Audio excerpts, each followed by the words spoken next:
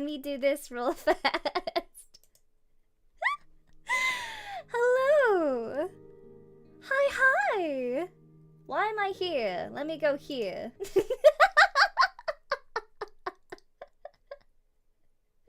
Well, there we go. That's where I was meant to be.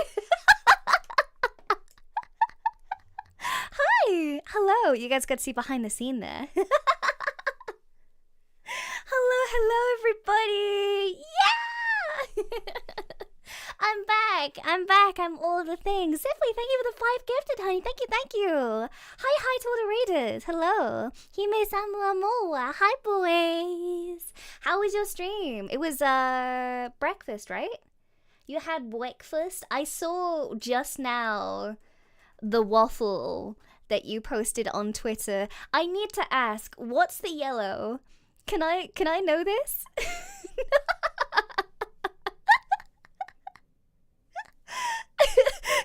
Can I know what the yellow is, please? I truly need to know that for my own sanity. Yellow whipped cream. Oh, thank God. I genuinely thought it was mustard. And thank you for the super, honey. Thank you, Princess Tags. Thank you, honey. Thank you. It's food coloring mixed with cream. Oh, thank God. I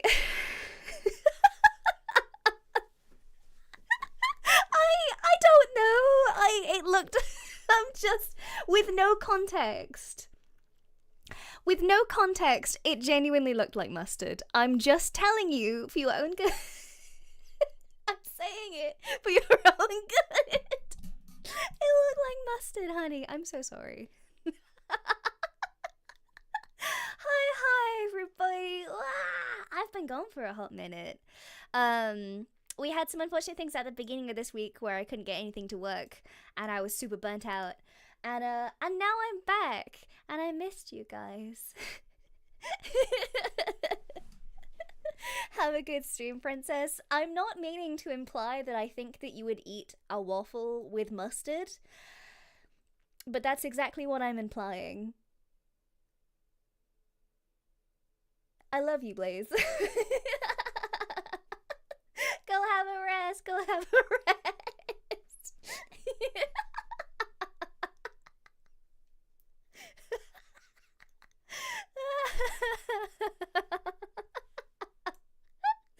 Oh my God, I'm so happy. Oh my goodness. Hello. Love you too. I missed you guys. Let me put some music on. Can I get some music, please? Yay! I missed you guys. I missed you guys so much. Oh my gosh, I've been working really hard to make some cool stuff, and everybody at EIEN knows the cool stuff that I've been making and things, but I can't share it with you guys just yet. I'm going to announce it very soon. I'm gonna announce it very soon. But I've been working really hard on it, and I burnt myself out making it. So we're a little eepy, a little tired on things. And Akashi, thank you for the 3 months, honey. Thank you. Well, hey. Welcome back, Amora. Thank you, honey. Welcome back to you too. Wow. We can be patient. I'm glad. I'm really glad. I worry about taking time off for like my health and things, but I really needed it. I feel a lot better. Oh my gosh, I feel so much better. Oh, so yeah, I've been working real hard, and I hope it's good. I'm gonna announce it very soon, so that you guys can see. But I worked hard, and hopefully it's good. As you can, well, yeah, no, you'll tell me. Luminium reserves are almost dry. Yeah, I enjoy streaming as well. It's healthy for me as well. Sometimes I need like a break, to just kind of like sit and do nothing. I had a break where I spent a couple hours reading and had a very lovely evening, which is really nice. And for everybody who doesn't follow me on Twitter, A, why, and B, I went outside today. I spent time in the sun because because Britain is getting sun now.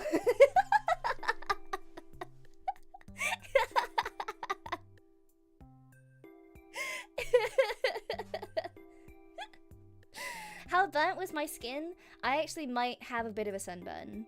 I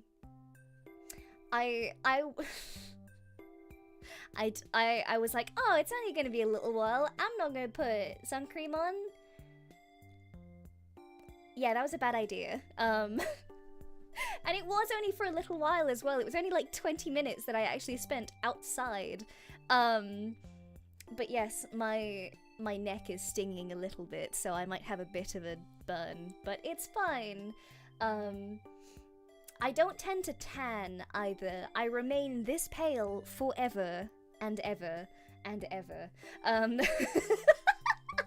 Whenever I like spend too much time in the sun, I just go like really lobster red, and then I peel, and then I'm still the same horrifically pale individual that I've always been.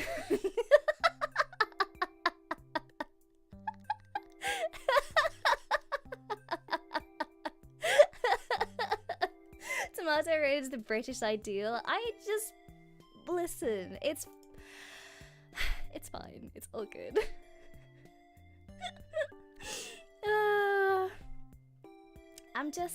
I'm very weak to the sun, okay? I'm the opposite. I am a vampire. There we go.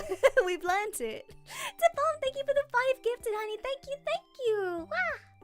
Mari's going pink and then her hair. I tend to go red is the thing. I don't even tend to go pink. I just become like bright red and then don't call me crispy. Don't call me crispy. That's so mean.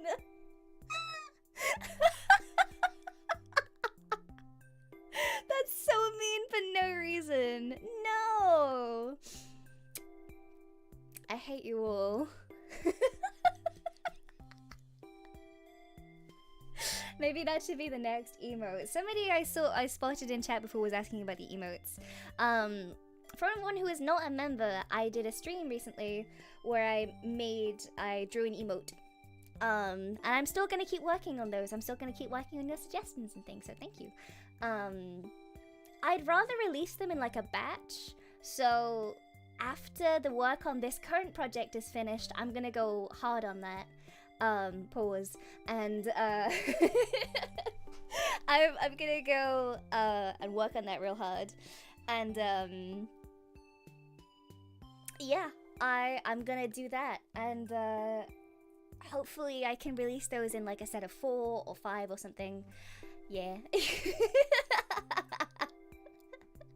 So yeah, that's my plans for that anyway, for anyone who is interested there. Yippee! Yeah, I want you guys to have cool stuff is the thing, and I'm getting help from Manitan to do more stuff. So you will, yeah, I don't know if you guys saw, I released a short yesterday, which was not edited by me. Oh my god. I have an editor now. We've commissioned an editor to help me out with shorts so that I can work on larger projects and stuff, instead of just making shorts all the time. Because shorts take a long time to do. Every short that I do takes me about like 4 hours if it's kind of, if it's like a regular short, sometimes more if it's more complicated. So having somebody there to help me out with that is good, because it means I can do more stuff, and that's my goal because I'm a horrific overworker.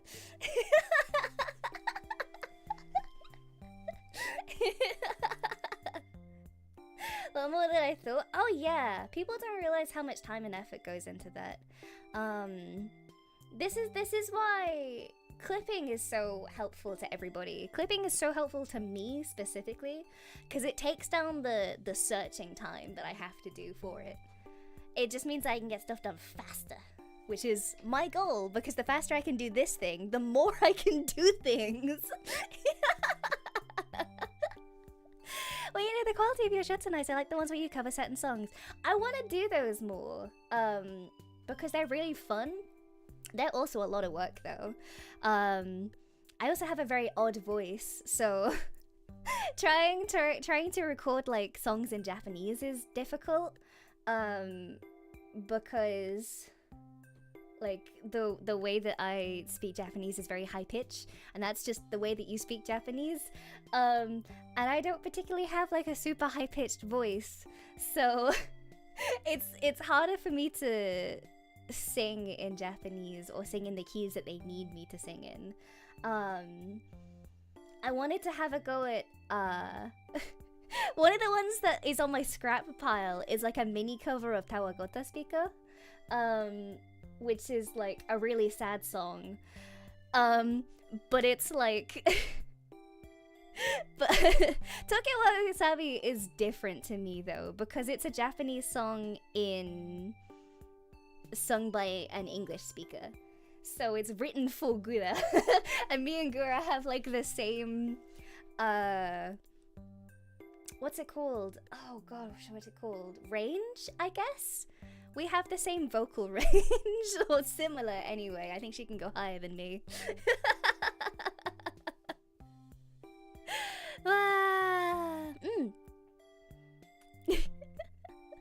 I did a couple in Japanese. What did I do? I did Happy Halloween. I did World Is Mine. I did Tokyo Wabi Sabi. And then I did... The most recent one is not a Japanese song. The most recent song that I did was a Panic at the Disco song that I saw was trending and was like, finally! Something in English!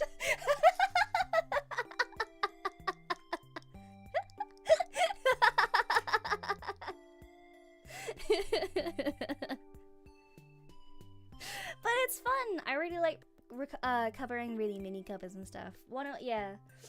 Tawagoto Speaker is on my rejects pile because I didn't realize how high pitched it was. Because it starts quite low and then it goes really high, and I'm like, uh-oh. This used to be in my range, now it is not.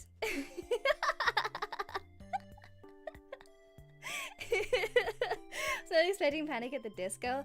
I want to do more weird covers, I think. I'm a goofy individual. I want to be goofy and showcase my goofiness a little more. Because I have many sides to me. Your princess has many sides, and I want to show all of them to you. Yeah. Yippee! Maybe I should put a thing out, actually. Maybe I should put a thing out. Actually, that's a good idea. I'm gonna put that out now. If I can do this now, actually. I'm gonna go onto my channel. I'm going to go to the community tab, and I'm gonna type in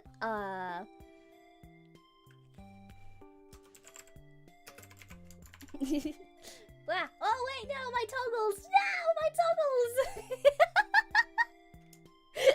I've got so many toggles.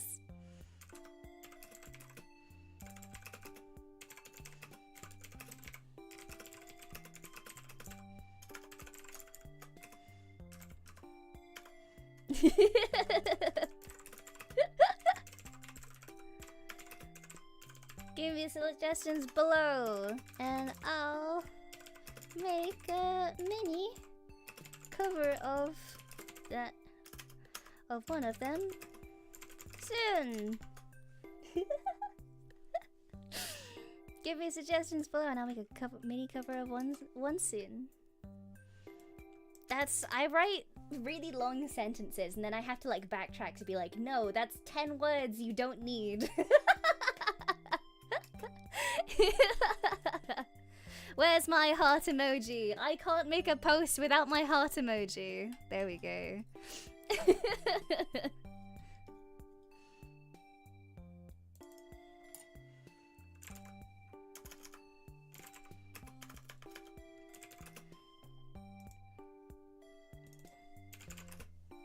you have a song you'd like me to cover, give me suggestions below and I'll make a re-cover of it soon. Yippee! There we go. There's that post. Give me... You just saw me type it live. There you go. That's an insight into how I type things.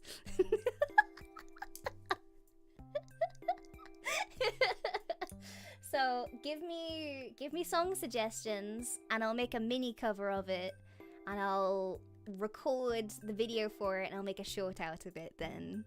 There you go. There's your chance. There is your chance to give me a song to cover and I'll do it. I promise.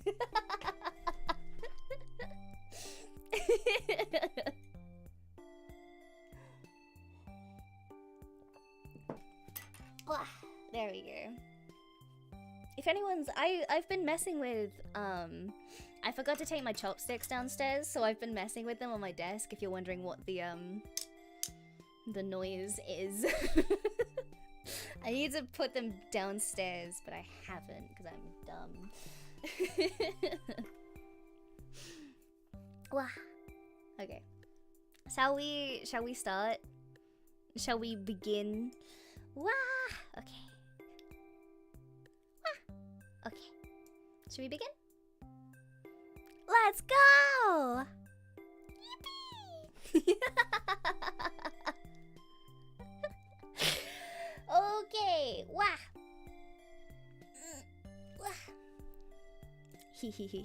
So, today, ladies and gentlemen,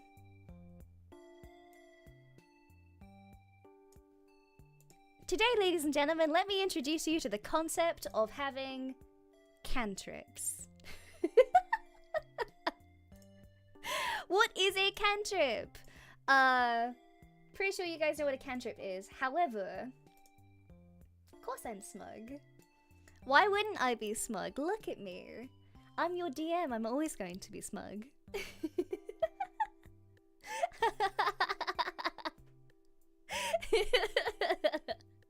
For anybody who does not know, a cantrip is a type of spell, specifically in DnD.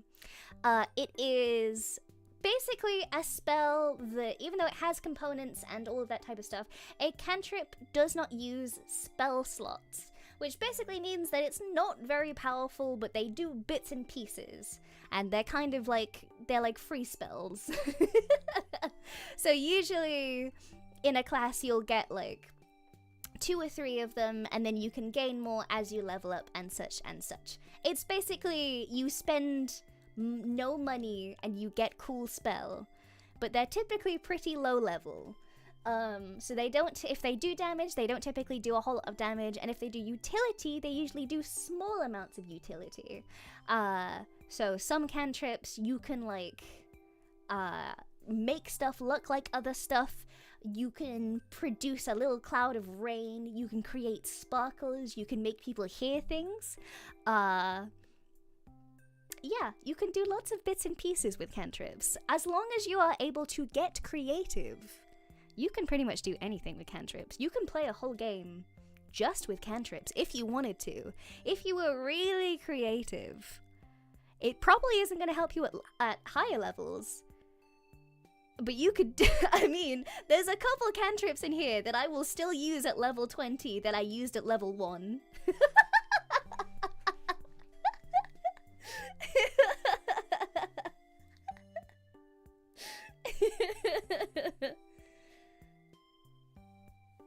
Not a lot of damage, looks at Eldritch Blast. Okay, well, we're ignoring Eldritch Blast for the moment. There is an outlier! Oh boy. Okay, so just for context, this is base level cantrips. I didn't include some of the new ones from Tasha's, and I didn't include any from Unearthed Arcana either.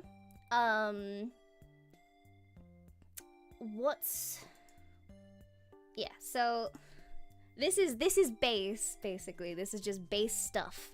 This is like if you started playing 5e when it first came out. this is pretty much what you'd have in terms of utility. UA stuff tends to be busted or awful anyway. Some UA stuff is great. I will stand by UA stuff being fantastic because that's where we got Blood Hunter from. No, not Blood Hunter. Oh, Artificer. That's where we got it from. If you say, I say Artificer, by the way. If you say Artificer, you're wrong. And I hate you. At least we don't have silvery barbs. Oh, good lord, silvery barbs. Whenever I run a game, I always have a rule that, like, in a party, only one player is allowed to take silvery barbs. And if they do take silvery barbs, then I can also take silvery barbs. And then chaos ensues.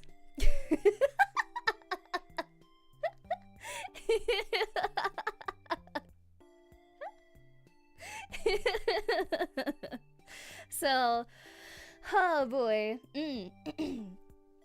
Let's see. I want to play a wizard. I really want to play a wizard is the thing. Because I'm a forever DM, I don't get the option to play very often. So I've mostly played clerics in the past at varying classes. But I want to play a wizard soon. I've gotten my taste for wizardhood. So I'd like to play it at some point or another soon. Perhaps I'll get the opportunity, but who knows? I want my wizarding. I want my hat.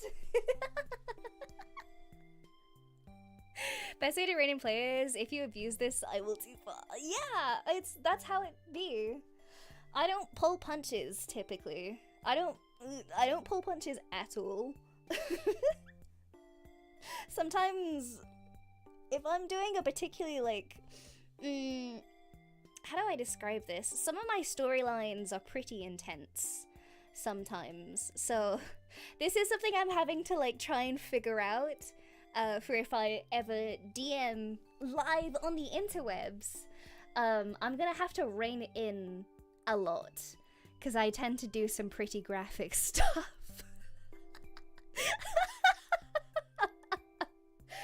It's to the point now where for some sessions I have to give trigger warnings to my players where I'm like, hey, this session includes this, and this. Let me know if you're not cool with that because I won't write it.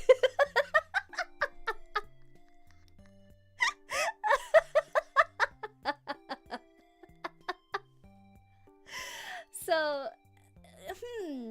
DMing is interesting, and yeah, I think if I ever DM live on stream, I'm gonna have to drag it down a little, just to make sure that it's okay. Can I give a mild example? Let's see. Okay, so one of the okay, so for anyone who's not okay with insects, maybe tune in afterwards. I'm gonna give a very sanitized explanation. So I DM'd a game 2 years ago. This was during one of the campaigns that I ran that ended about a year ago. So 2 years ago, near the beginning, there was a session in which my players had obtained an item. This item was a type of mushroom where if it was consumed, something would happen. And it was like a magical effect on a D100 roll, basically.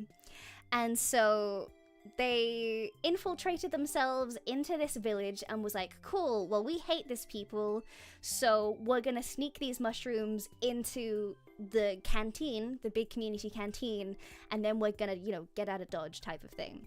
So they do that, and yeah, mushroom of many things. They do that, I roll it on the table, and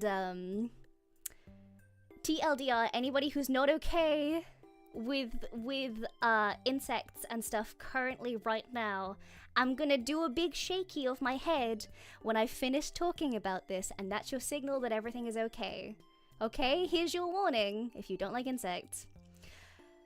basically, TLDR on this mushroom business, everybody who ate that soup in the canteen started vomiting live larvae.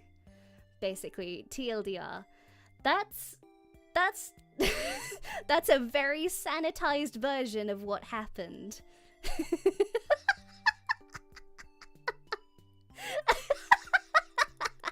Alright, I'm gonna shake you now. It's okay! You're all good! I've stopped talking about gross things!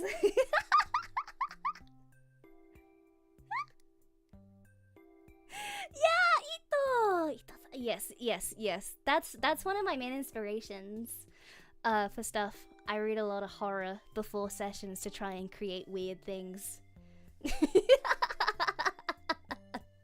So that's a very, very sanitized version of what went down during that session. And everything gets worse all of the time. So... But I love writing that. As cute and sweet as I am as a person, I always think it's interesting to create storylines of that caliber, because I'm like, huh, that's gross. I should write that.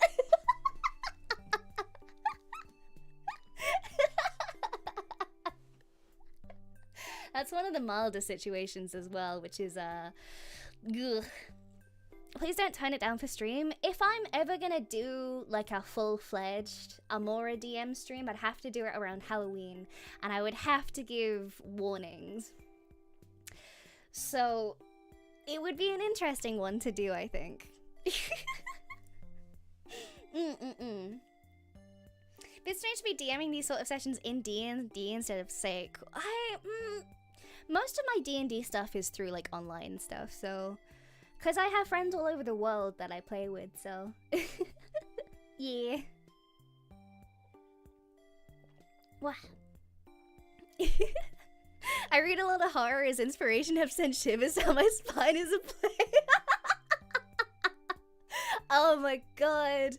If I could ever... My peak want as a DM... If I were to ever create an environment for D&D, my goal is to create the same vibe and environment as Skinamarink. Has anybody seen Skinamarink? Please tell me that somebody here has watched Skinamarink so they know the vibe. If I could... yeah, right? If I could DM a session that had the same... amount of like tenseness and vibe as Skinamarink, oh, that's my peak. I want that. I want to be able to get to that same level of writing. Why are you like this? Listen, my players are my skrunklies, and I want them to have character development, so I have horrible, horrible things happen to them so that they learn to be good people. That's always my goal. You're the type of DM to use a false Hydra, I see? Yes. Absolutely. Absolutely.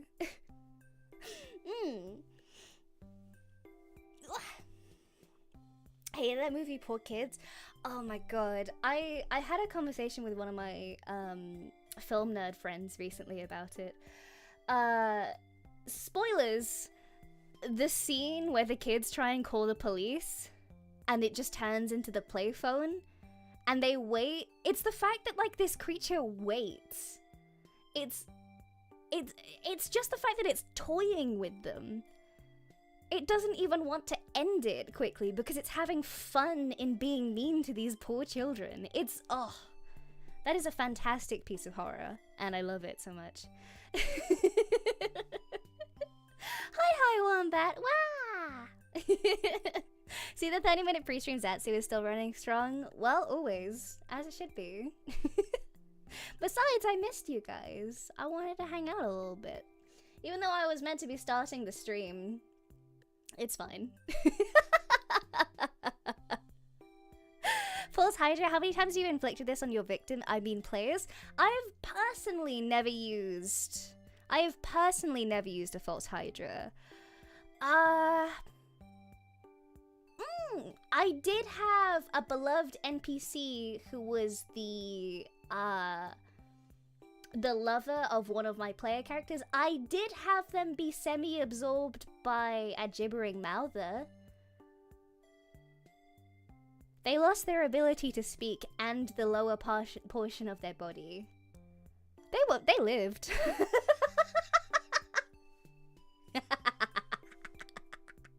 It was for character development. They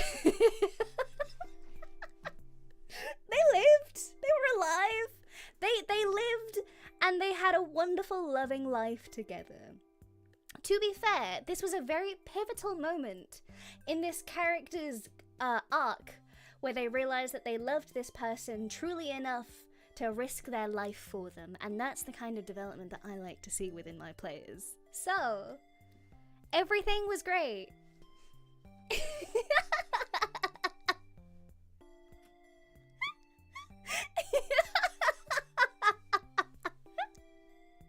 Character development, sure, Amora, sure. She ain't the DM, she's Jigsaw.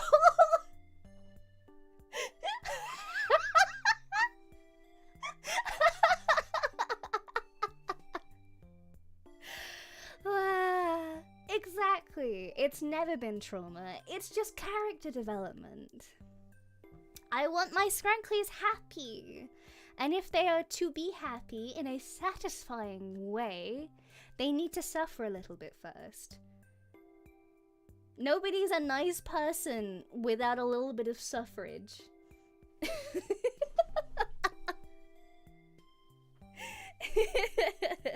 And since you're booking again, have you read Annihilation? Oh wait, is that what I think it is? Is it what I think it is?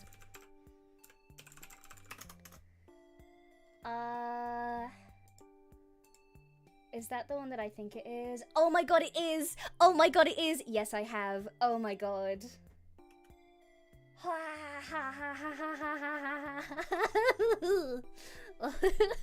Actually, unironically, Annihilation really freaked me out. There's something to do with like fungus and fungi that really gets me quite badly. That's my Achilles heel when it comes to horror. So The Last of Us really freaked me out. That's my Achilles heel when it comes to horror-y bits and pieces. Good. I don't like it. Bugs are my weakness. Yeah, most people don't like insects. I like insects as long as they're not messing with me. The second that they're messing with me, I'm like, no, this isn't cool.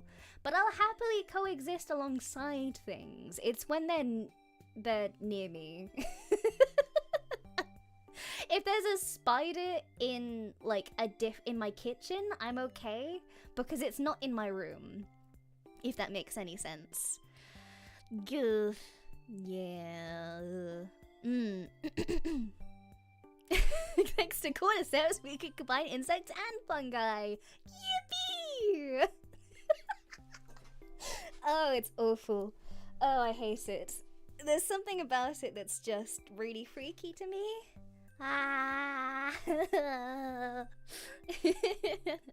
After binging some casual geographic, I'm not okay with butterflies now. Oh yeah, butterflies are kind of I think like they do some interesting stuff in order to like ensure their survival, and that's fair enough. I think like the thing saving them though is the fact that they don't have the capacity for evil. Whereas, I was talking about this the other day, dolphins have capacity for evil. They have the intelligence to be evil, and they use it for evil. Dolphins are evil, evil creatures. They look so adorable, but they're horrible.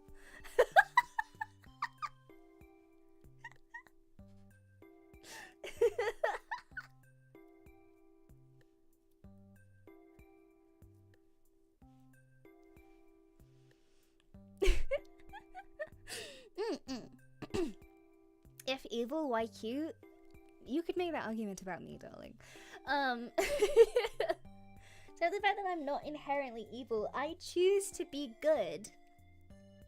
So, there we go. There is no choice in my brain to be evil, except for when I'm being a DM. That's the only time that I choose to be evil. What do butterflies do? Some species of butterfly are parasitic. So sometimes they will utilize other creatures to create more of themselves. And most butterflies will feed on things such as blood as well, if they have the chance to, because that's a survival technique. Yeah, it's really fascinating.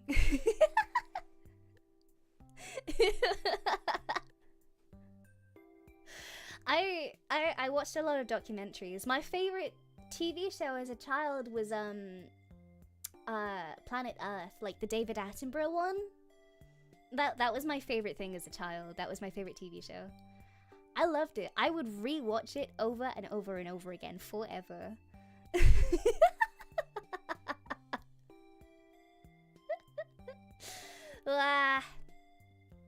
Like Discovery Channel? Yeah, except that I don't believe we had Discovery Channel when I was little.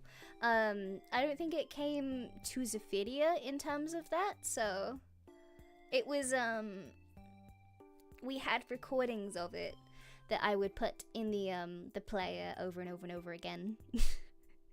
David Attenborough's voice lives rent-free in my head. Oh yeah, absolutely. You know how everybody has like one celebrity that if they ever see die, it's gonna be like the end of them? David Bowie was one of them. David Attenborough is another one. Time is going to stop for me when David Attenborough goes. Oh my gosh.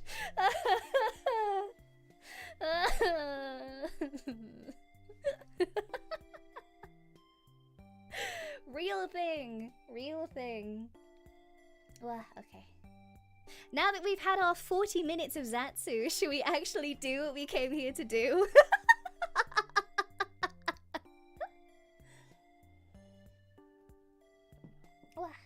Ready?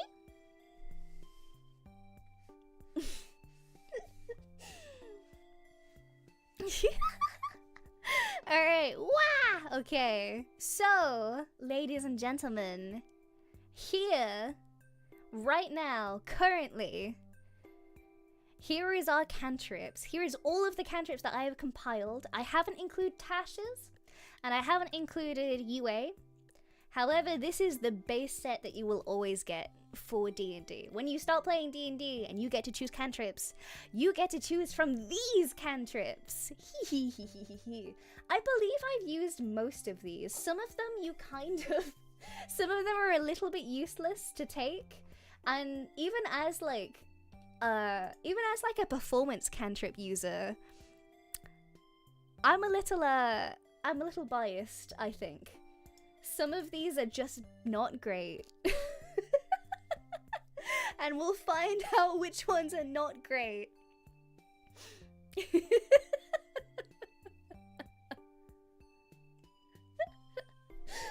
Alright, first one! I put all these I put all of these in alphabetical order. I don't know if you appreciate that, but I appreciate that. First one that we're going through is Acid Splash.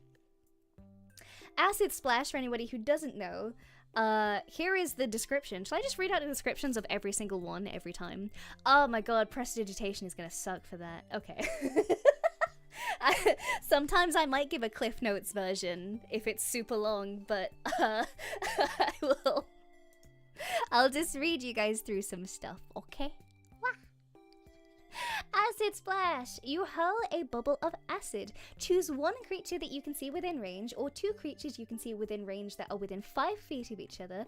A target must succeed on a dexterity saving throw or take 1d6 acid damage. Fun fact, you can higher levels this one. So when you reach 5th level, it becomes 2d6, 11th 3d6, 17th 4d6, and so on, which is interesting.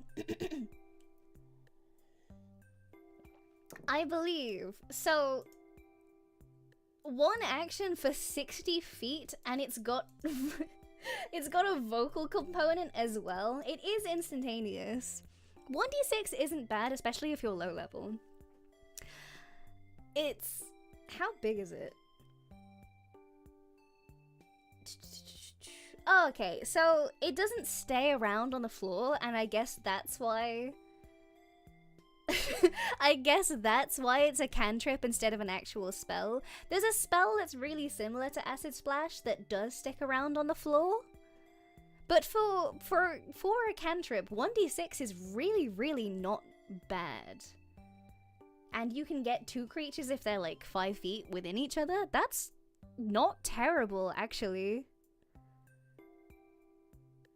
That's quite... the more I'm thinking about it, the more I'm thinking of the repercussions of taking it, and I kind of like it, actually.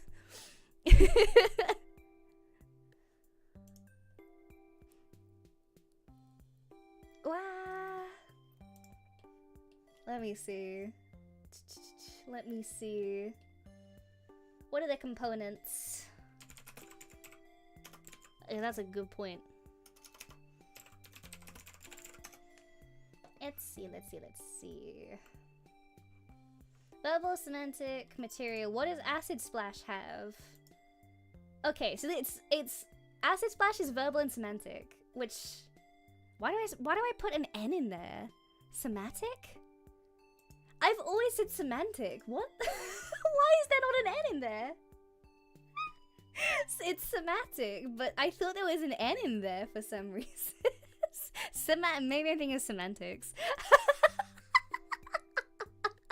I've always said semantics. Semantic. Oh my gosh. Semantic, apparently. Semantics. Wow. Oh no. I've been saying that wrong the whole time. Oh dear. That's not bad, but if you are silenced, you can't use it. You know what? That's not bad. I don't hate that, actually. Taserlight, thank you for the super, honey. Thank you, thank you. Can you imagine seeing a random dude 60 feet away from you raise their hand and there is immediately acid in your face? D&D is terrifying. I hate that as well. It's not even... oh, it's a dexterity roll. Okay. So if your opponent has good dexterity, you're kind of a little bit not great. However, that's not bad. For a low-level spell, I actually think that's quite good for a cantrip. I would probably put Acid Splash in A. I'm gonna place that right there. Look at that. Look at that little guy. Look at that little guy. He's so cute there. He's our first ranking, baby.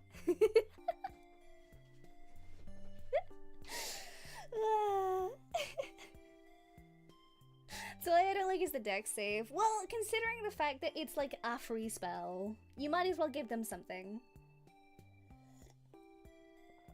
Wow. Alright, Blade Ward! Blade Ward, Blade Ward, Blade Ward, Blade Ward. I've never used Blade Ward. It's one of the ones that I never take for some reason, and I don't know why.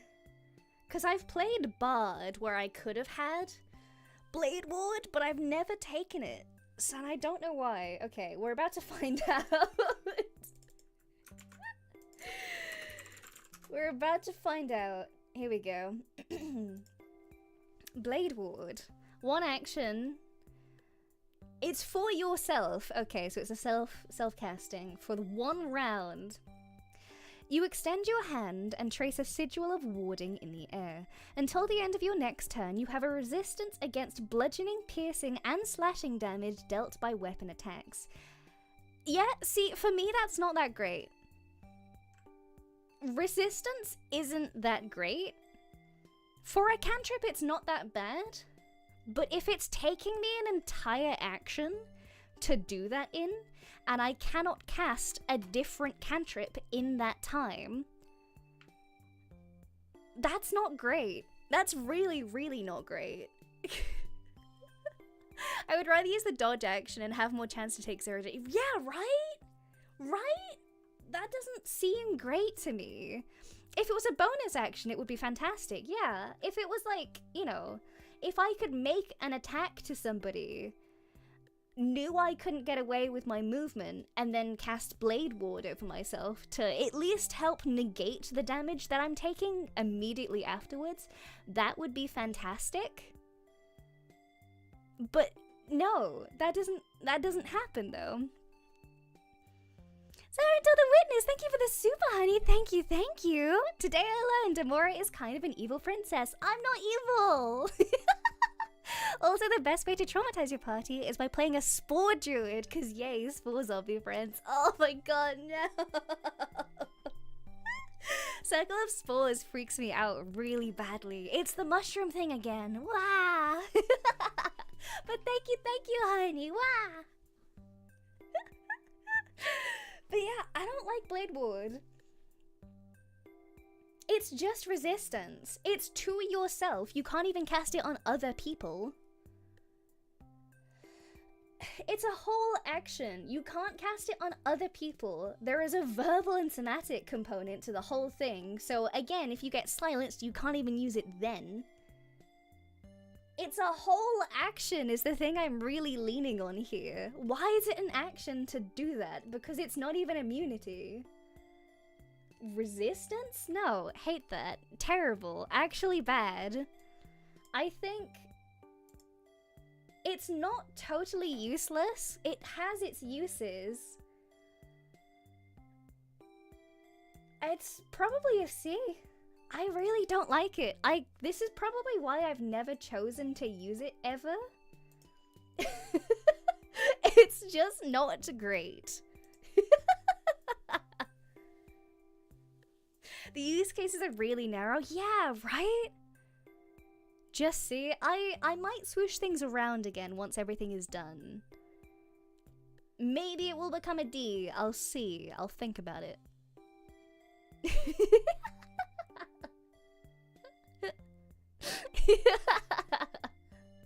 I think, like, if it could actively harm me, maybe Blade Ward would be a D. We'll think about it. Alright, next, Booming Blade. Woohoo! Waha! Okay. Booming Blade. You brandish the weapon used in the spell's casting and make a melee attack with it against one creature within 5 feet of you.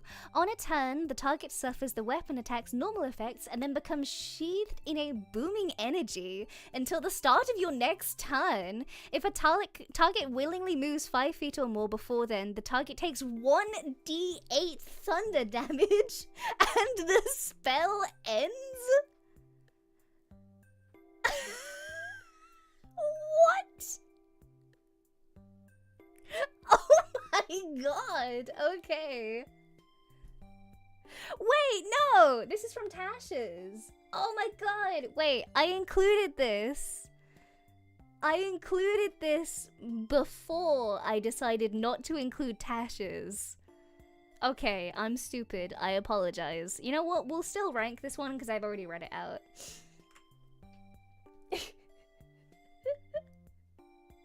It's an action. However, from this, you get not only an attack on everything, you also get the 1d8 thunder damage. If a target willingly moves 5 feet or more before then, the target...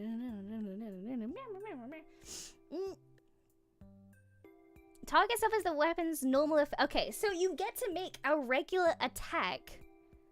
And then if they move before your next turn, they also take the 1d8. That's fantastic. That's actually fantastic. You do have to do the melee attack. But that's so good. Who can take this? Artificer, Sorcerer, Warlock, and Wizard. Good lord. Yeah, no wonder. If you gave this to, like... If you gave this to a... can you imagine having a... Oh god, Warlock. Oh god, Warlock having this would be so OP. Oh my god. Oh my god. Warlock having this would be so OP.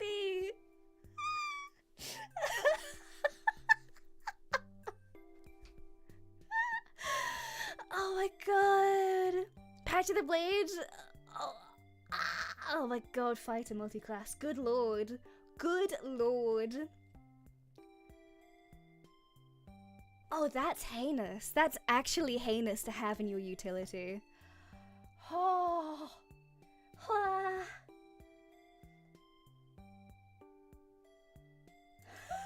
My god. Do you want to know what the material component is for this? You need a somatic and a material component. Do you want to know what the material component is for this? I was thinking it was gonna have to be like, oh, you embed something in like the hilt of your weapon or something. Or like maybe it's like a bottle of lightning or a wire or something. That makes sense. No, the only material that you need for this thing to work is a melee weapon worth at least 1 silver piece. 1 silver piece is all you need. That's a knife. That is a dagger. What? Oh my god. Oh my god.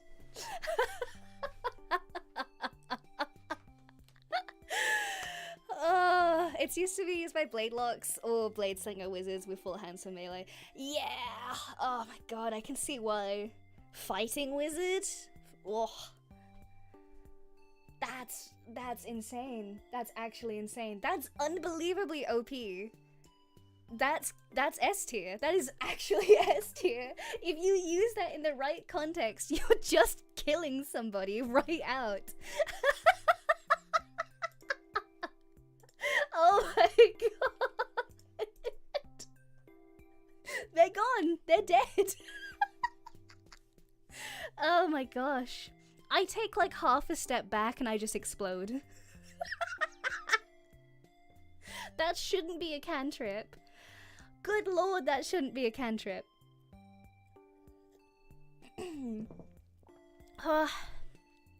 Okay, next. Chill touch. I love chill touch.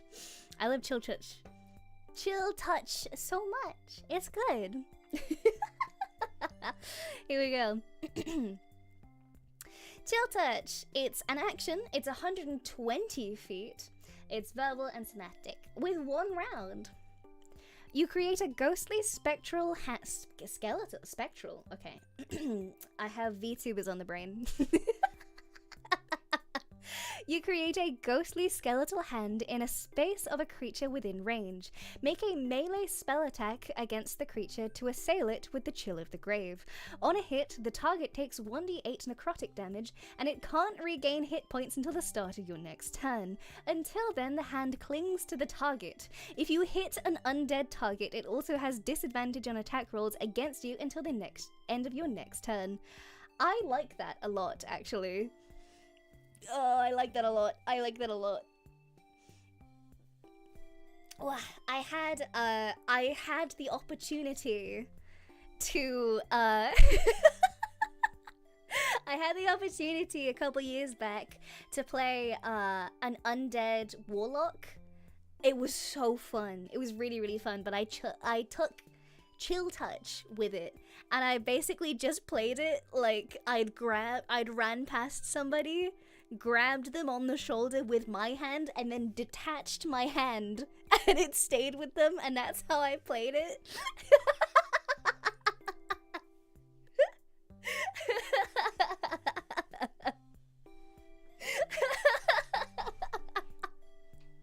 That's how I used to do it. And yeah, really funny. That was the way that I played it. Oh my god. Yeah, you can cast this for 120 feet, which is insane. 120 feet is a long space. It's a really long space. Oh, like that's... Forgive me if I'm wrong. Firebolt is also 120 feet, right? I'm pretty much... Right, yeah, right? It's just, that's insane. Yeah, that's a long space for you to be able to cast this in. Can you imagine me playing that character and I like pull my hand off and just like yeet?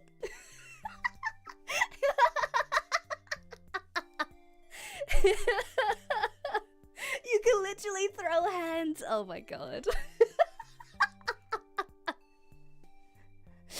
Oh my god. Okay.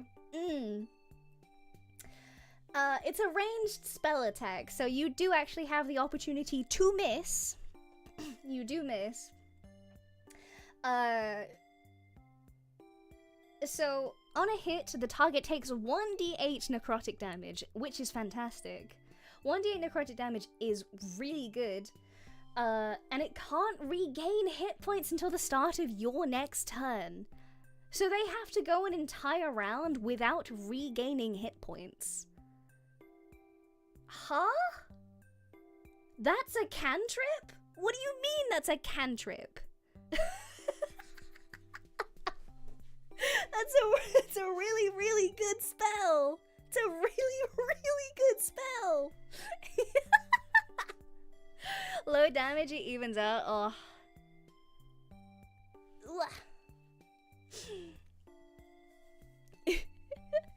Slow damage, it evens out. 1d8 at low level. That's good though. Having a 1d8 at your disposal at level 2? That's real good. That's really good. That's really, really good. What's longsword damage again? Well, longsword is 1d6 plus 2, I want to say? Longsword damage, 5e. What is it? Oh, 1d8, okay. No, it is 1d8. Alright, I was wrong, I was incorrect. Plus strength, or 1d2 if not two-handed. Yes, okay, you're right. You are correct. Whasha! I like that though. That's really good. That's really, really good. Just having the ability to have that at such like a low level is really good. It does increase through level, which is nice. Alright, next, control flames.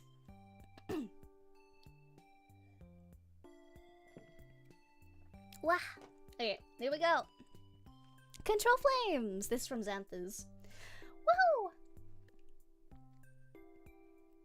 Wah, okay. Sunburn, thank you for the sip, honey. Thank you, thank you. Cute alien princess lost, give me life. Wah! Thank you, honey. Next, control flames. Do not burn down my chat, please.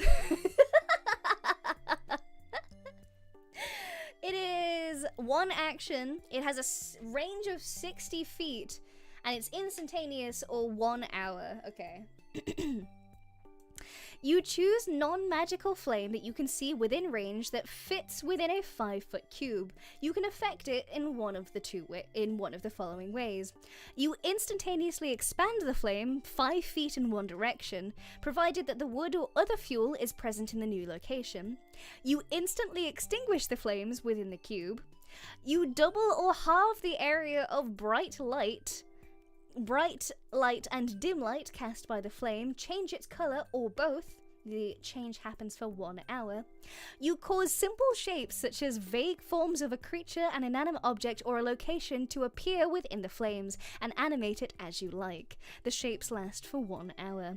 If you cast this spell multiple times, you can have up to 3 of its non-instantaneous effects effective at a time, and you can dismiss such as an effect as an action. Can you think of the lore abilities that you can have from using this? Why did you set fire to my chat?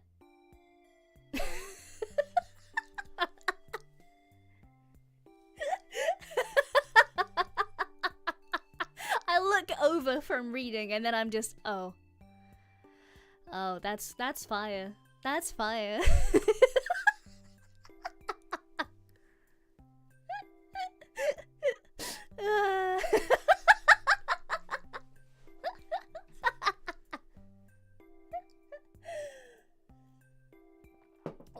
Okay. I love this, actually. The lore abilities of using this is so good. Can you imagine a player using this to reveal the story of their backstory? Can you imagine, like, yeah, my parents were killed, and they just like whoosh whoosh, and they like showcase like their storytelling in the fire with like all different colors and things? What? I love that. I love that so much. I really like the storytelling ability of this. I really like it. I think utility-wise, if you're going to use it outside of roleplay concepts, you could probably like, if there's like a bunch of torches or something, or if you're trying to sneak past somebody, you can just like whoosh whoosh and like extinguish the torches and flames and stuff. But outside of roleplay and sneaking purposes, if you're about during the day, it's not very useful. I'm gonna give it an A, I think, in terms of actual usability. I like that a lot, though. I should probably take that. When I play a wizard, I would probably use that.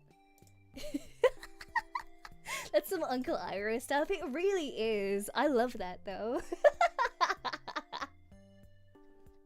I love story stuff, okay? It's my favorite thing ever.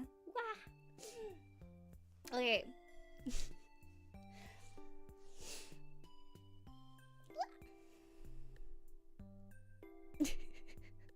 Control flame is good if your DM/campaign setting is good at including a lot of extra details. Yeah! I think for me, because I prioritize story over like mechanics and rules, that's fantastic for me. I'm the type of DM where if you describe something that sounds cool, I might just let you get away with it because of how cool it is. Santa the Witness, thank you for the super, honey. I set fire to this super chat, Amora. No! My cantrip! Yeah, it's like, this is the thing though, where another rule that I tend to play with, because I think that it's tedious and kind of annoying to play with, is that unless it's a really expensive spell, like, unless it's, like, Revivify. If it's Revivify or something similar or akin to that type of thing, Dimension Door, etc., etc., I will do away with components. I do not care for you to roleplay going shopping for components every 5 minutes. You just have those components, unless it's, like, a really expensive spell that you will need for some kind of story plotline. Like, you're good. You don't you don't have to do that. Playing with components and role-playing that out is so tedious and so annoying to do. I don't care to roleplay with you specifically about you buying 5 owl feathers because you need it for one specific spell. I don't care that you have like a you know, just in your bag, if you look into your bag, you're gonna have a crystal bead, you're gonna have some chalk, you're gonna have a bone. It's all good.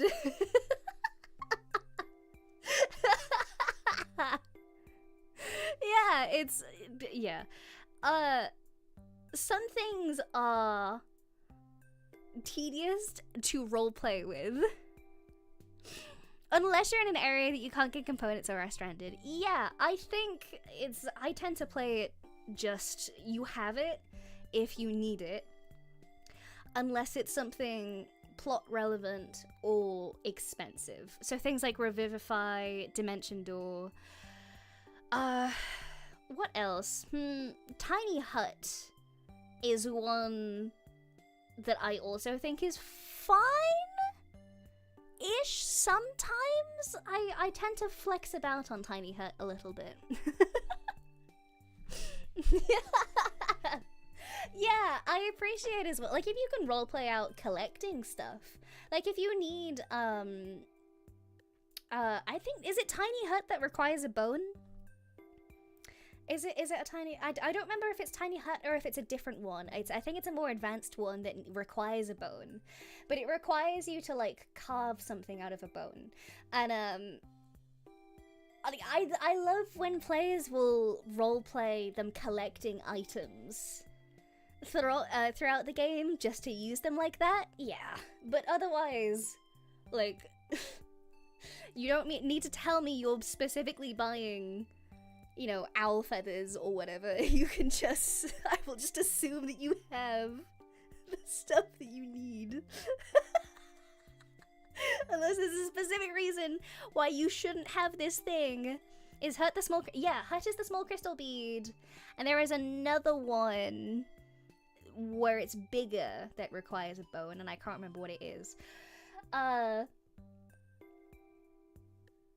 yes. Am I thinking of the mansion? I'm thinking of mansion. Yeah, is it... correct me if I'm wrong, it's the one where you carve... mansion, you have to carve a small door out of bone, right? And then it gets consumed at the end of the spell. I like that. I think that's cool, because if you're exploring enough, you will have ample bones. You will just have bones everywhere.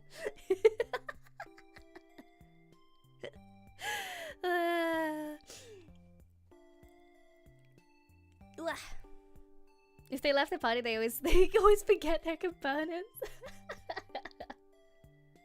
I don't know. I like it. I think that components are kind of tedious, so I tend to play without them.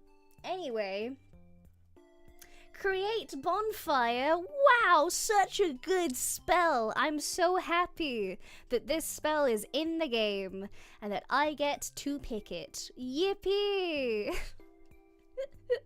60 feet, 1 action, concentration up to a minute. You create a bonfire on the ground that you can see within range. Until the spell ends, the bonfire fills a 5-foot cube.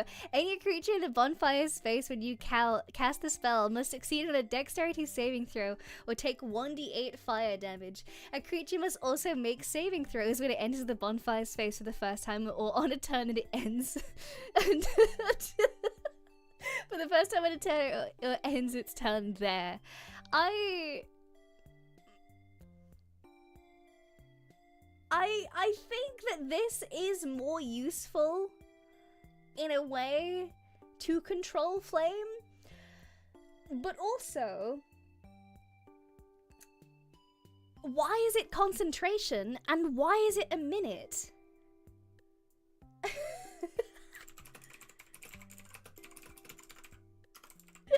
Why is it a whole minute? Do you guys know how many rounds is in a minute? That's 10 rounds.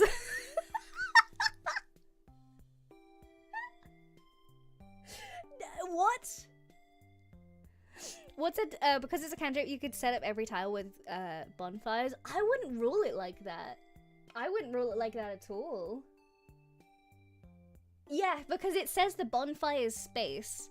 So you can't cast more than one. You can have one bonfire that is a 5 feet within 60 feet, and it's concentration. So you just have one bonfire that you can't move or get rid of. You've made one guy a little bit toasty, and that's it. Doc, thank you for the super, honey. Thank you.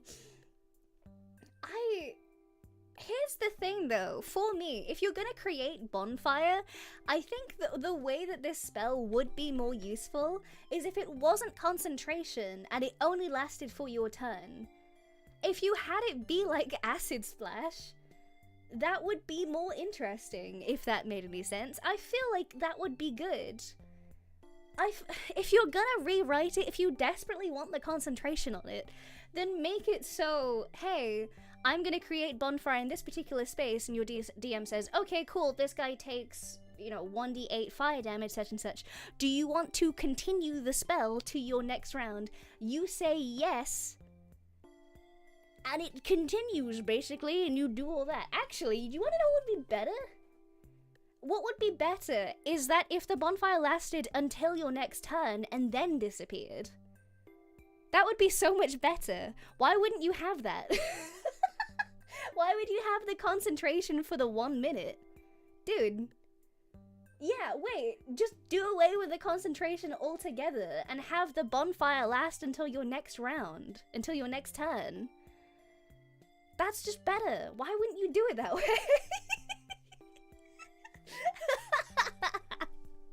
That's so much simpler. Oh my god, yeah. So, unnecessarily tedious with not a lot of utility on it, really. The minute is unnecessarily long, especially for the fact that if you're battling people, if you're battling like bandits or something, and they're like, "Hey John, there's a fire there," and you're like, "Oh yeah, thanks James. I'm gonna not step into this fire." Yeah, that's like, there you go. It is awkwardly too long and too short. Yeah, it's just badly made. If you want a spell that does something for the same thing, you should basically just have it be, get rid of the 1 minute, get rid of the concentration, have it be an action if you really want it to be, but create the bonfire in the 5 foot space wherever you want it for, and have it last until your next turn. Done. Done. Yeah, you're fine, dude. What the heck? Okay. Create bonfire. I really don't like it. I don't actually see any use in it at all. It does damage, but it's just really annoying mechanics-wise. That's a D. Why? It's badly written. Terrible. I hate it.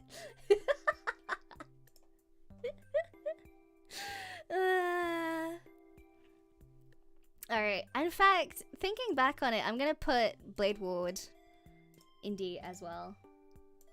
Yeah. Just bad. Okay, dancing lights! Yippee! Wah. Let's go. Wah. Okay, dancing lights! I actually like dancing lights a lot because it's helpful. One action, 120 feet, concentration up to a minute, takes everything. It takes vocal, it takes somatic, it takes material. You create up to 4 torch-sized lights within range, making them appear as torches, lanterns, or glowing orbs that hover in the air for the duration. You can also combine the 4 lights into one glowing, vaguely humanoid form of medium size, whichever form you choose. Each light sheds dim light in a 10-foot radius. As a bonus action on your turn, you can move the lights up to 60 feet to a new spot within range. A light must be within 20 feet of another light created by this spell, and the light winks out if it exceeds the spell's range. I really like that. I really like that. It's just nice to have basically the light cantrip but movable. That's just portable light, baby. It's great. Especially if you're dungeon delving.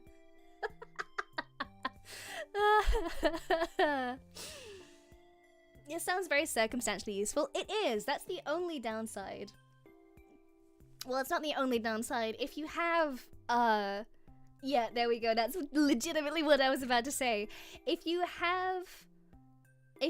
very circumstantial, and if you have players who have dark vision, you're kind of done. Unless you create specifically a monster that doesn't like the light, and so they utilize the... I've done this before in one of my one-shots, where I've had a monster that was afraid of the light, so they utilize dancing lights to corner it. Which is very clever, and I like that a lot. I prefer the creativity of that. Yeah, creating the humanoid shape is really fun. I've never had anybody use that, though, is the main thing. However, I like it still. Dancing lights is circumstantial. It's okay, but it has that utility.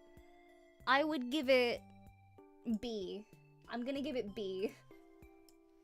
I'm gonna give it B because you wanna know what we're gonna do here? I'm gonna immediately go and pull up the light cantrip, and I'm gonna contrast and compare the light cantrip to the dancing lights cantrip because they both do a very similar thing but in a different way.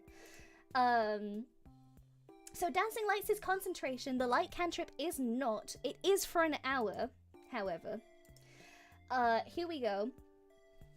So the light cantrip does actually have to utilize touch. You touch one object that is no larger than 10 feet in any dimension. Until the spell ends, the object sheds bright light in a 20-foot radius and a dim light in another for an additional 20. The light can be colored as you like. Completely covering the object with something opaque blocks the light, and the spell ends if you cast it again or dismiss it as an action. If you target an object held or worn by a hostile creature, that creature must succeed on a dexterity saving throw to avoid the spell.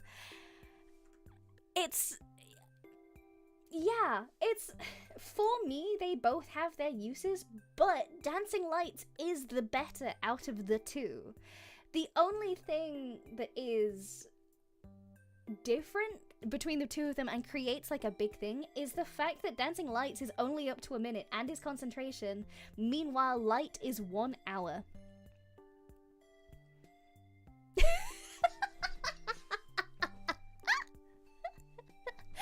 What's a cantrip? A cantrip is basically just a very, very low level spell that you can cast without anything. You don't have to use a spell slot or anything, you just cast the spell. It's a free spell, basically. For me, Dancing Lights has more use than Light for the fact that they have that range. Light is kind of more difficult to be creative with. I still think the Dancing Lights is better, but not by much. For me, the light cantrip is a C. Yay!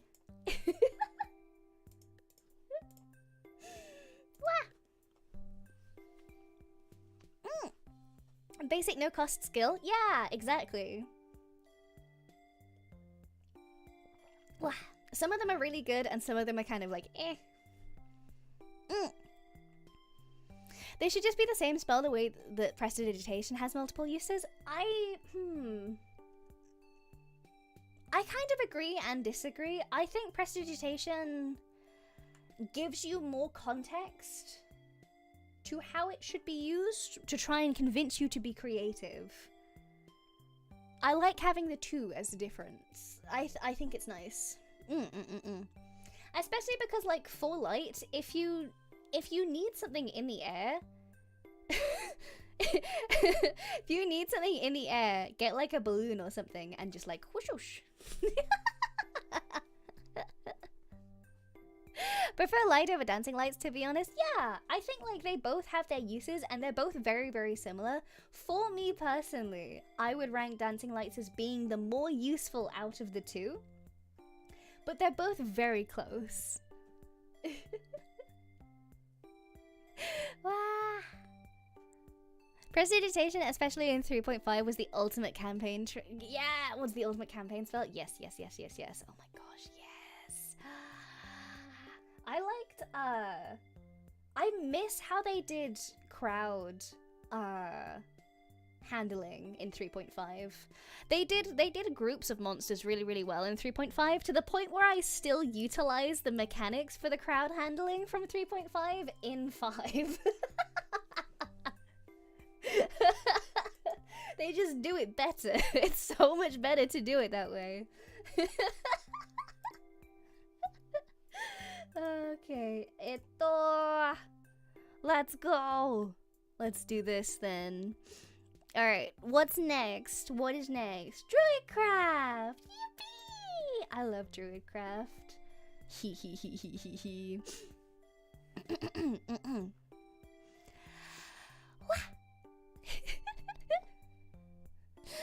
Druidcraft is one action. It's 30 feet. It's instantaneous. It takes vocal and somatic components. Whispering to the spirits of nature, you create one of the following effects within range. You create a tiny, harmless sensory effect that predicts what the weather will be at your location within the next 24 hours. This effect will manifest as a golden orb for clear skies, a cloud for rain, falling snowflakes for snow, and so on. This effect persists for 1 round.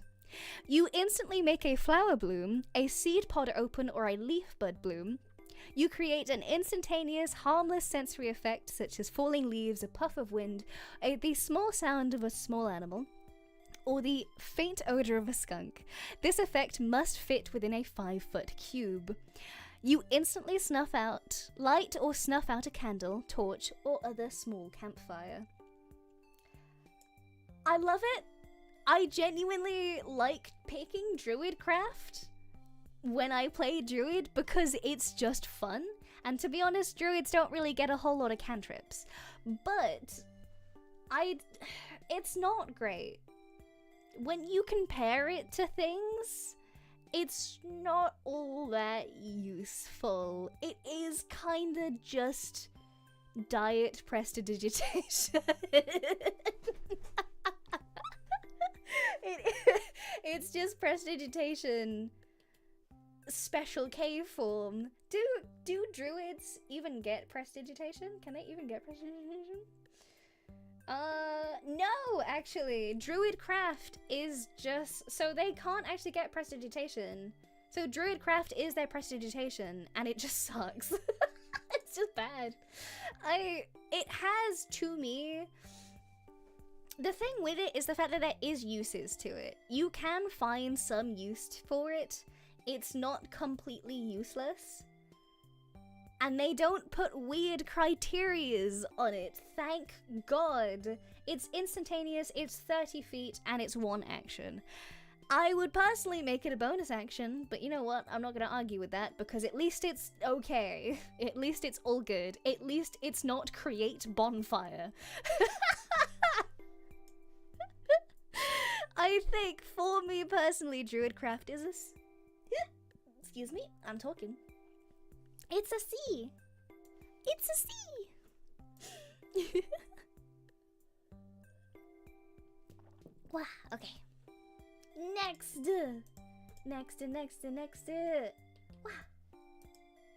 Ladies and gentlemen, the best cantrip in the game. The greatest cantrip ever. Eldritch Blast.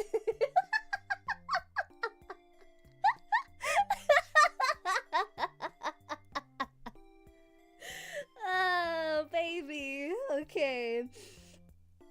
Eldritch Blast. Oh my gosh. Okay.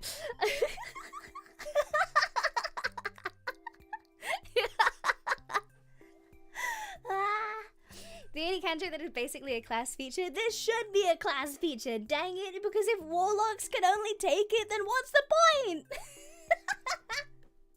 I feel the same way about Druidcraft. Anyway. Wow. Eldritch Blast, evocation, yes baby. It is 1 action. It is 120 feet. Good lord. It has vocal and somatic components, and it's instantaneous. A beam of crackling energy streaks towards a creature within range. Make a ranged spell attack against the target. On a hit, the target takes 1d10 force damage. 1d10 force damage for a cantrip? For an instantaneous cantrip at 120 feet. Do you want to know who deserves it, though? Do you want to know who actually genuinely deserves it so much? Warlocks. Because playing a warlock is the worst bit of torture that I could ever imagine. You can't do anything as a warlock. You have like 2 spell slots for every spell. You cannot do anything ever. Low level, you have no utility. You can do nothing. Eldritch Blast is the only thing that you can do, basically. And you know what? You deserve that right. You deserve it. It's probably your only opportunity to offer anything of value to your party. So do you know what? You take that Eldritch Blast and you shoot people with it. Warlocks are archers with extra steps. Warlocks are archers with daddy issues, is the thing that they are. If they had a good relationship with their father, they wouldn't need a magical sugar daddy to get all of their powers. But you know what? That's something you're not ready to hear.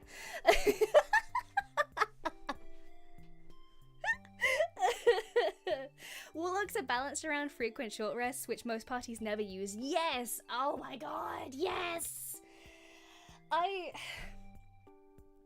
Warlocks deserve Eldritch Blast.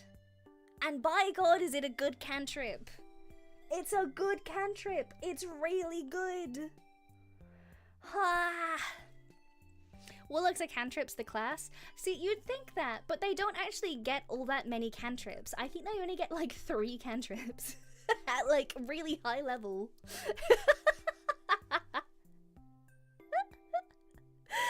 Pony boy, thank you for the 3 months, honey. So anyways, I started Eldritch Blasting. That's really good, actually. That's really good. Oh my gosh. Well, it's really, you just cast a single cantrip, which is the best damn action in the game. Not gonna lie, I love the vibe of cantrip. I love the vibe of Warlock. I love it so much. One of my favorite characters to think about of mine at the moment is a character of mine called Myrtle, and they should have that vibe, but they're not a warlock because it just sucks to play as. I want the vibe of having some like weird horrific being giving me my powers. I want that really badly. Why does warlock suck to play? Please.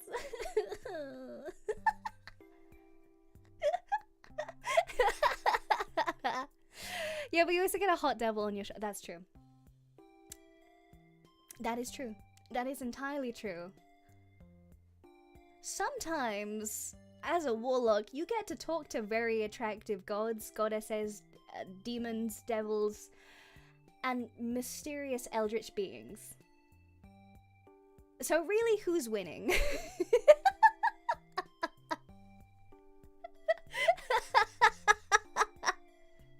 I want Warlock to not suck mechanically, because being in a fight where everybody around you is doing a crazy amount of damage, meanwhile you're sat there being Eldritch Blast, Eldritch Blast, Eldritch Blast.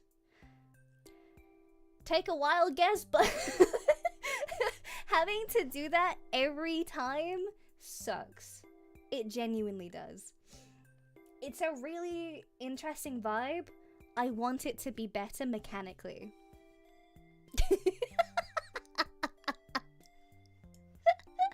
So I love it. For me, it's not an S tier because you only get it as Eldritch. It's your one good thing. It's your one good thing, and it should just be inherent to your class. Next.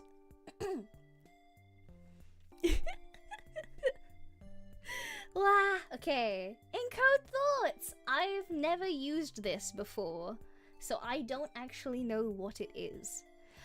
It is 1 action, it's on yourself, it's a somatic component, oh hey. It's for 8 hours? Okay, good lord, okay.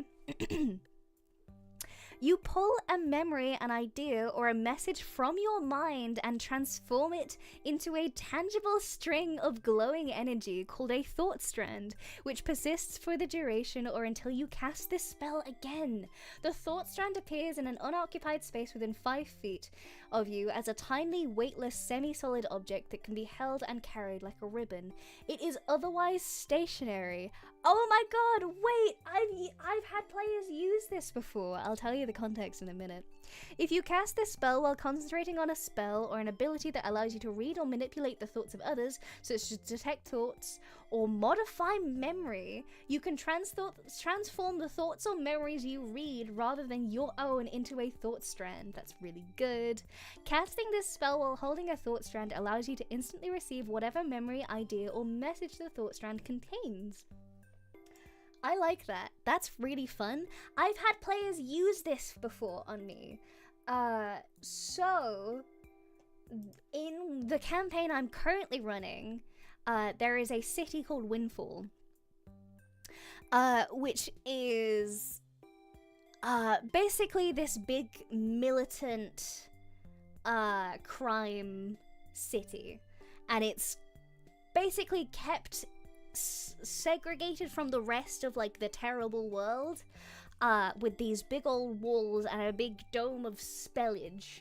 And in order to keep all of their little things secret and things, this particular place has this particular dome. Basically, the second you enter into it, you're completely fine, but the second that you leave, all of your memories of the time that you spent within that particular dome are erased.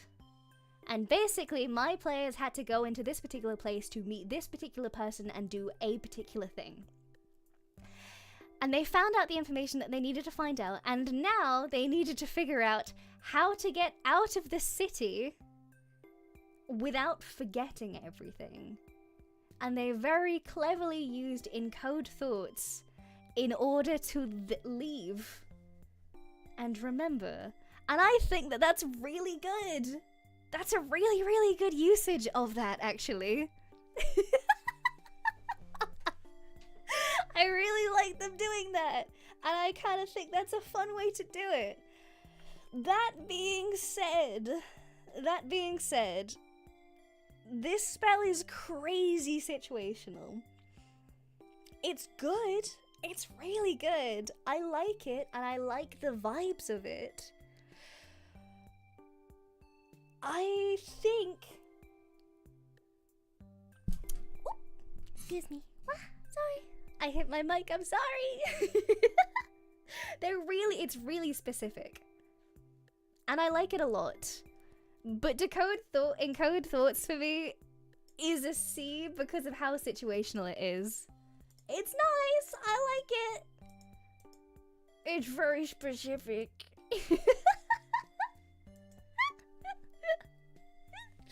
It's amazing in the 1 in 100 scenario that it might be useful in. Oh yeah, absolutely. I think the player of mine that actually used it, I think the reason that they actually got it was because of I think it was like a class feature or something along those lines. I think it was a subclass feature. Sometimes you get spells with subclasses, and I think Encode Thoughts was one of those. So maybe. I'm speaking a lot and my throat's kind of going a little bit. I'm gonna read this one and then I'm gonna take a little break to go get some water. Wah! Alright. Next. Yippee! Okay. Firebolt, baby! Firebolt! Okay. I love Firebolt so much. Okay. It is one action. It is 120 feet. It has vocal and somatic components, and it is instantaneous. You hurl a mote of fire at a creature or object within range. Make a ranged spell attack against the target. On a hit, the target takes 1d10 fire damage, and a flammable object hit by this spell ignites if it isn't being worn or carried. That's fantastic. That's really good. That's really good. for good reason. I like that it's an action, but it's a good action to take. Oh, it's such a good action to take. And the fact that it can ignite stuff, mwah, delicious. Absolutely delicious. If you're fighting somebody and they have like a barrel of alcohol that you can just wachoo,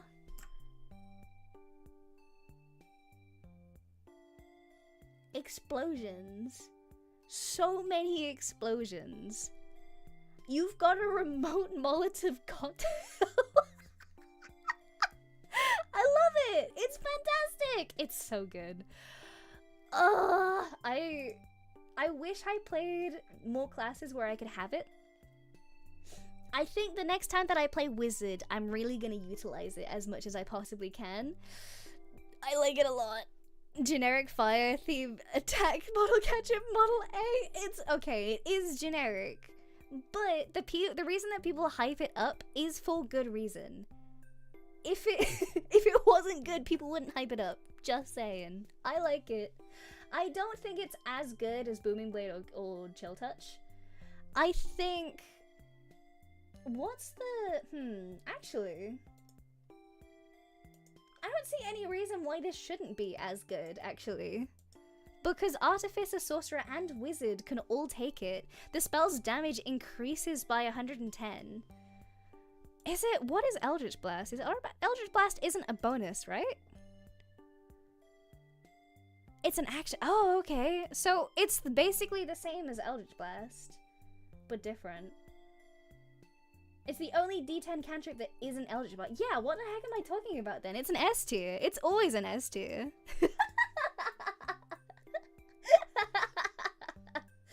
Yippee! Okay then, shall we... Now that we've got all that sorted, I am gonna take a little break, because my throat's a little sore. I've been talking for 2 hours. I'm gonna take a little break. I'm gonna go get some water. I'm probably gonna go get a snack or something as well. Maybe like a throat sweet or something along those lines. And I will see you guys in a couple minutes, if that's okay with you guys. Yippee! Alright, I will see you guys very, very soon. Thank you, thank you! See you soon. Wah!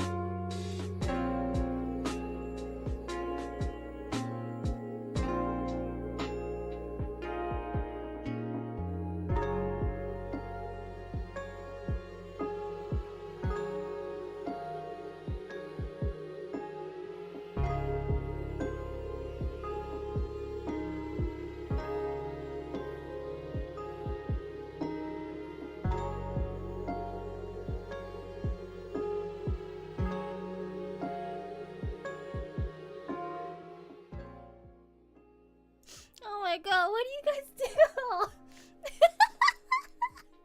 What did you do?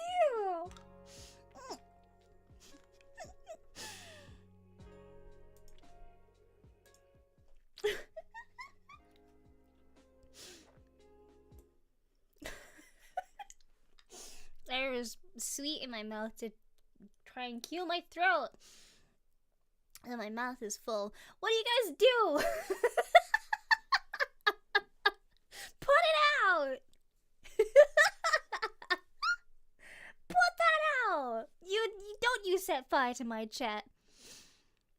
And here I thought you were luminotes, not rubies.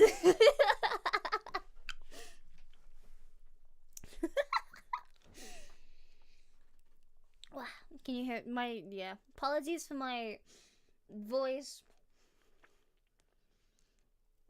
I hope this will be soothing on my throat, actually. It's kind of good. It's like cherry menthol, I think. I don't know, but they're kind of a lot bigger than I thought they would be. So instead of it just being like a little sweet, it's kind of encompassing the entirety of my mouth. Whoops. Wow. Shall I get to thanking you guys? Hang on. Wow.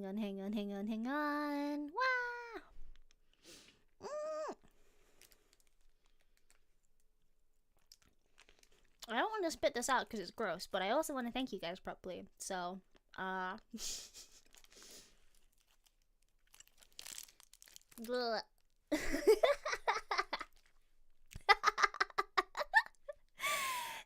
thank you for the super honey. Thank you. Doc, thank you for the super honey. Control Flames, awesome. No! Map, thank you for the super honey. Mimas, thank you for the super. Donnie the Tiger, thank you for the super. Wild Nexus, thank you for the super. And thank you for the super. Thank you. Wah! Stop setting fire to my chat. I don't need that fire. No! I also lied. I didn't get water. I got I got carbonated beverage of the sugary kind. It's actually cream soda. I can say the name of that one because it's not a brand. It's a type of drink. Has anybody else had cream soda before? We're trying to crispy you up. I'm not crispy. I don't want to be crispy. I don't want to be crispy.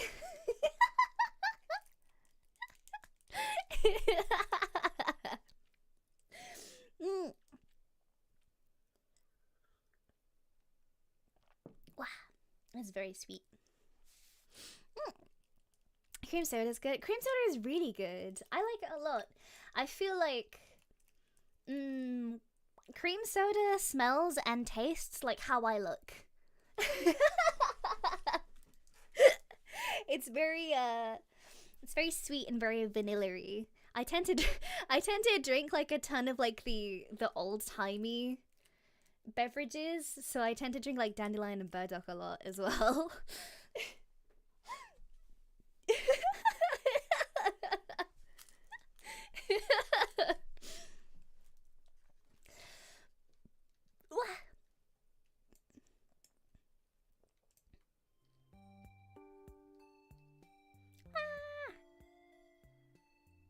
Cream soda and grape soda are my favorites. Yeah, I like that too. It's real good. They're really tasty. The old-timey ones are just kind of like good. They do taste very medicine-y, but I kind of like it, if that makes any sense. I don't know how else to describe it. If I had sarsaparilla, that's pretty old time. I've never had that. I've thought about trying to get a bunch of like, you know how I did like the candy taste test? I've thought about trying to get like a bunch of very odd like sodas and trying to do that and just seeing just seeing what they taste like. Maybe I'll try and find some weird ones and do that. Alright, should we get back to it? Let's go! Wah! Okay. What do we have next? Friends! Where's my friends? There you are. Yippee! That float is also very good. Oh wait, I haven't had an ice cream float in years.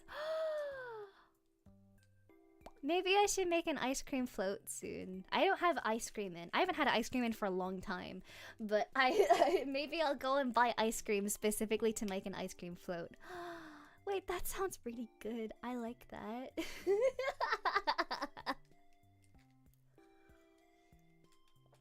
All right, here we go. Friends.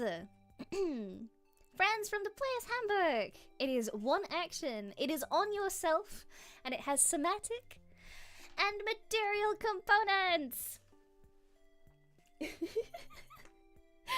For the duration, it's concentration. For the duration, you have advantage on all charisma checks directed at one creature of your choice that isn't hostile towards you. When the spell ends, the creature realizes that you used magic to influence its moods and becomes hostile towards you. A creature prone to violence might attack you. Another creature might seek retribution in other ways at the DM's discretion, depending on the nature of your interaction with it. So it's a concentration for a minute. You have 1 minute to be nice to this person and get whatever information or allegiance from it as you like. Yes. It's a temporary friend. I don't think... Friends is like diet suggestion. For anybody who is aware of the suggest spell, Friends is just a diet version of this, basically. So suggestion you can order them about. Friends you can be like, hey man, you should do this thing because we're buddies, and then they can make the discretion as to whether or not they actually do it. Friends is interesting. The fact that no matter what, they become hostile towards you at the end of the spell, I don't like that. And when I DM, I tend to get rid of it because I don't think it's fun or fair to just do that. Because I'm like, huh? Why? Huh? Like, yeah, you know. But like, I don't know. I feel like some people would have different reactions, you know?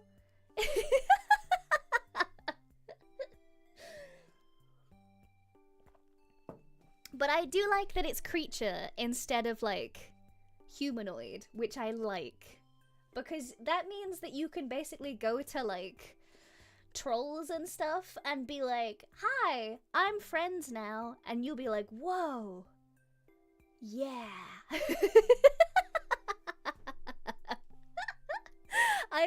I prefer that, actually. Oh, yeah, I always try and make them feel bad about it as well. Like, whoa, I've never had a friend before. Like, oh, buddy. Yeah, it's just persuasion check. It's charisma check, technically. It's just a charisma check with extra steps. So I kind of like it, but it's not great. I think Friends is more useful than Druidcraft, admittedly. So I'm gonna put Friends in B.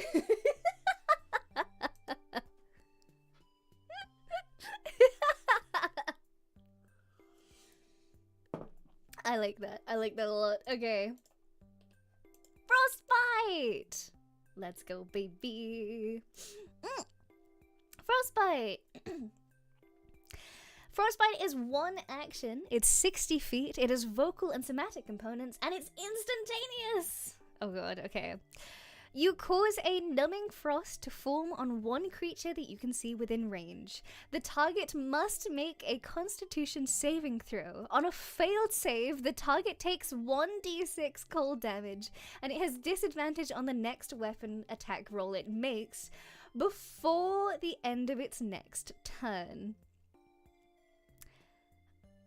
Frostbite is just you give somebody frostbite.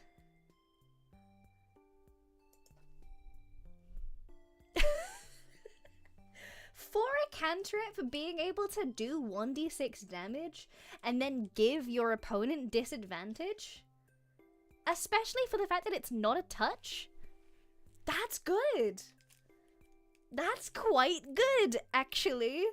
I like that a lot. Good against melee combatants, I guess? Yeah, I like that, though. Oh, actually, it doesn't matter, though. Here's the thing. It doesn't matter against melee components because it's 60 feet for you to cast on it, and the weapon attack roll it makes on its next turn doesn't have to be a melee attack. It can be any. It's just the next weapon attack. So you don't even need to be near this person to cast that on them. That's really good, actually. Being able to do damage to them and then give them disadvantage is really good for a cantrip. That's really, really good. That's an acid splash, I think. Is that better than acid splash? I think that might be better than acid splash. Oh, I don't want to give it S. It might be an S, though. Oh no, this might be an S. Oh no. It's gonna be an S, isn't it? Oh no. There we go. Yep, there we go. Frostbite, baby. Always good. Okay, next. Guidance. I love guidance. I love guidance. I love guidance. I love guidance. I love guidance. I love guidance. It's so good. Guidance is the one that I always pick if I possibly can because hee-hoo, cleric. I'm a cleric player forever. Acid Splash is one of the only cantrips that can't be twinned. Yes. Yeah, that's true. Guidance, baby! I love guidance. It's so good. One action, touch, vs. concentration up to a minute. You touch one willing creature. Once before the spell ends, the target can roll a d4 and add the number rolled to one ability check of its choice. It can roll the die before or after making the ability check. The spell then ends. This is just bardic inspiration for people who aren't bards, and I love it. It's just good. The only thing that's pulling it down is the fact that it's touch.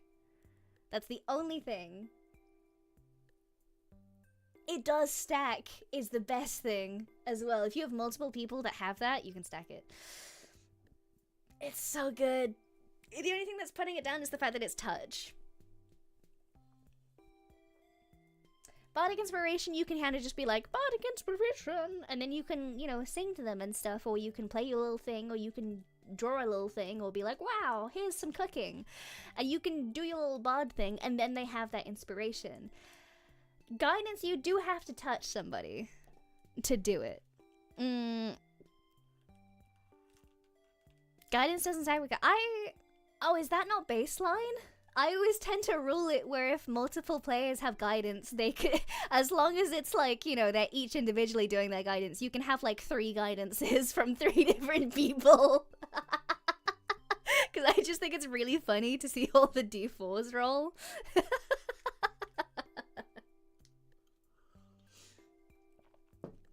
It's also even worse if you have 3 guidances from people and they still fail. That's amazing. I love it. That's why I tend to do it. It's so good. I love guidance so much.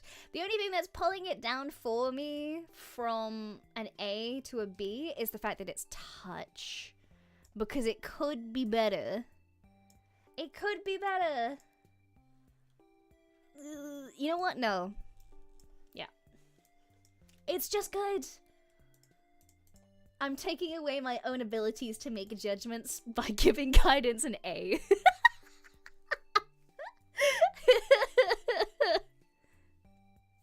I love the visual of 3 people putting their hands on the back of the rogue to make a lockpick call. Oh yeah, absolutely. It's moral support, the spell.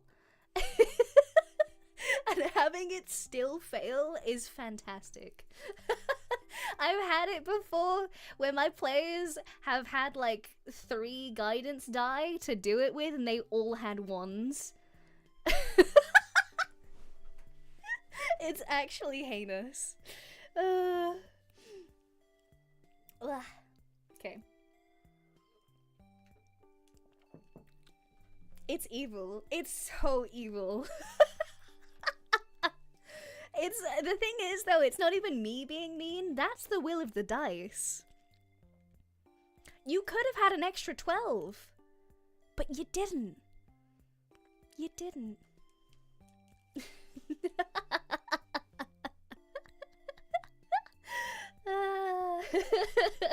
Okay, next. Gust! Yippee! I've used Gust a couple times. 1 action, 30 feet vs instantaneous. Yippee! You seize the air and compel it to create one of the following effects at a point you can see within range. 1 medium or smaller creature that you choose must succeed on a strength saving throw or be pushed up to 5 feet away from you. You create a small blast of air capable of moving 1 object that is neither held nor carried and that weighs no more than 5 pounds. The object is pushed up to 10 feet away from you, if it isn't pushed with enough force to cause damage. You create a harmless sensory effect using air, such as causing leaves to rustle, wind to slam shutters shut, or your clothing to ripple in a breeze. I had a friend who would continuously use the Gust cantrip to make their cape blow dramatically in the wind whenever they went on a very dramatic monologue. And I just think it's really funny to have the mental image of that, because it's a verbal component, and every time that they had to do it, they had to say Gust and then fly the thing in the breeze.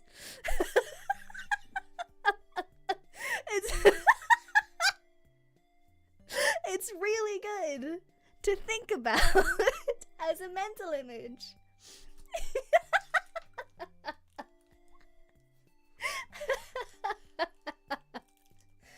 I like Gust. It is a little situational, admittedly. I have used it personally before to help somebody up off of a cliff. We had a situation where we fell during a rock slide. And we made a bunch of rolls to see if we were able to save ourselves. One of our players wasn't able to save themselves properly, and they were hanging on by their fingertips to this big, large, cavernous expanse. They were holding onto a cliff edge, basically. And at the last second, I used Gust to give them a little extra boost to be able to pull themselves up. I gave them advantage, basically, on the strength check by using Gust. Thank God. So I like Gust. It's a little situational, but if you're creative with it, it's okay.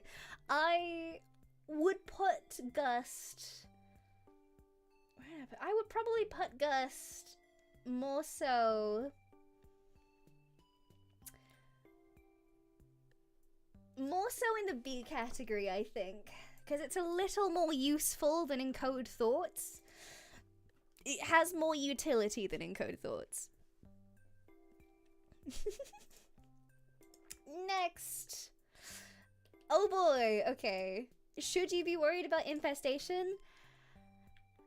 I'm gonna read it and then you'll decide.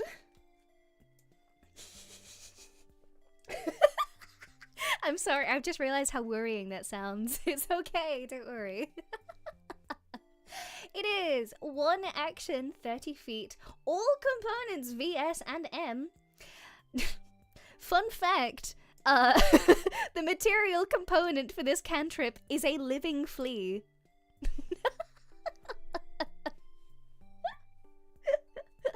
And it's instantaneous. You cause a cloud of mites, fleas, and other parasites to appear momentarily on one creature you can see within range. The target must succeed on a Constitution saving throw or take 1d6 poison damage and move 5 feet in a random direction it can move in. Its speed is at least 5 feet. Roll a d4 for the direction, 1 north, 2 south, 3 east, 4 west. This movement does not provoke opportunity attacks, and if the direction rolled is blocked, the target doesn't move.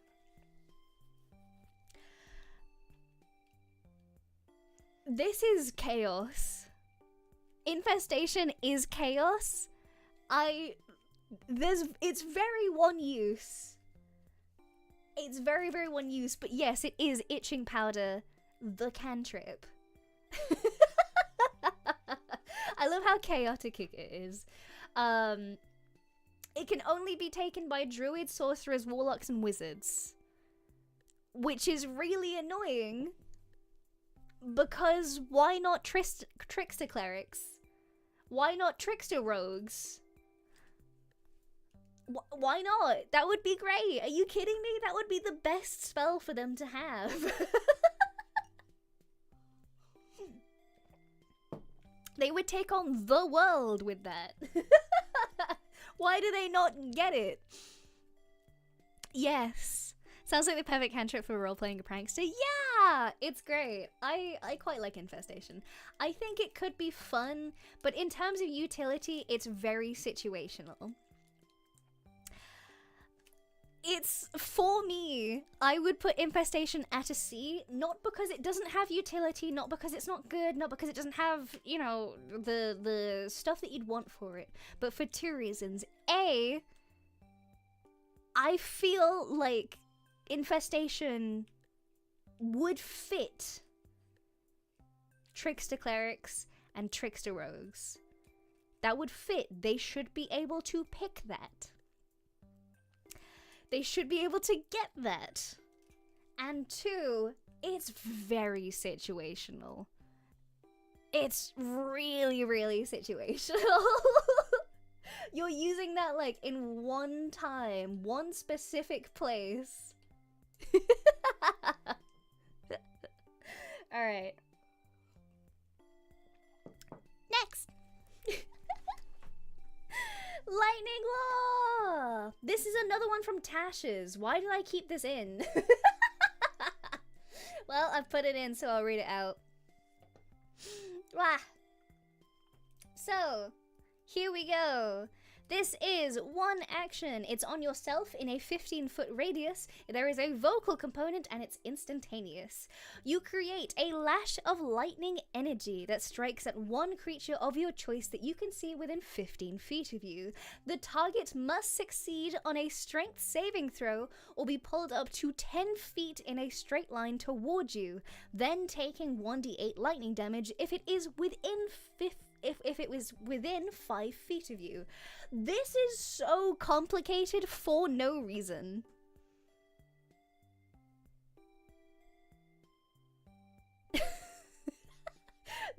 Why is this complicated in the way that it is?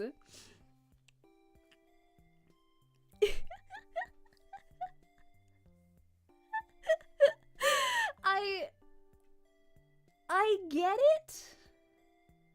I understand it. Unless you're a melee spellcaster, unless you are like a blade wizard or something along those lines, you're gonna need somebody else near you for that to be as effective as possible. You're gonna need like your barbarian or your fighter or somebody else that is going to be capable of making those attacks immediately after you.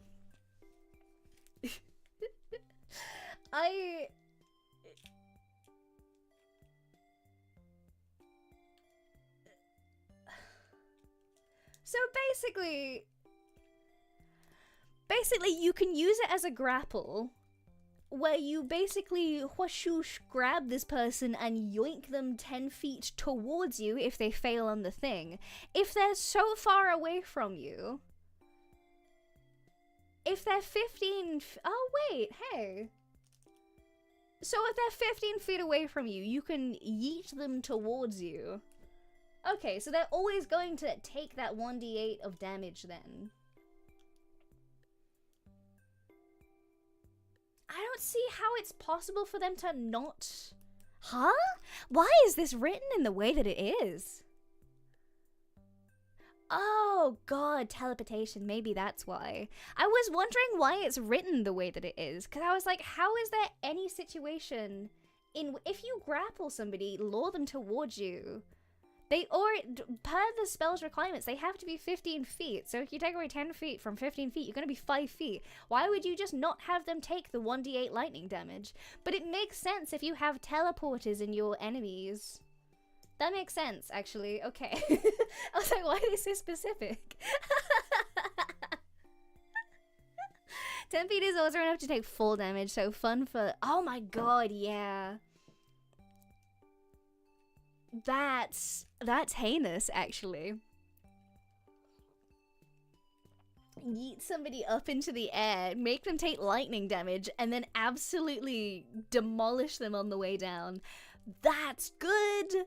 That's really fun, actually, if you're a flying race. Oh, winged tieflings and ASMRs, my love. Did you hear that? I say ASMRs as like a joke, but I didn't mean to say ASMRs as a joke then. I meant to say ASMR. Whoops.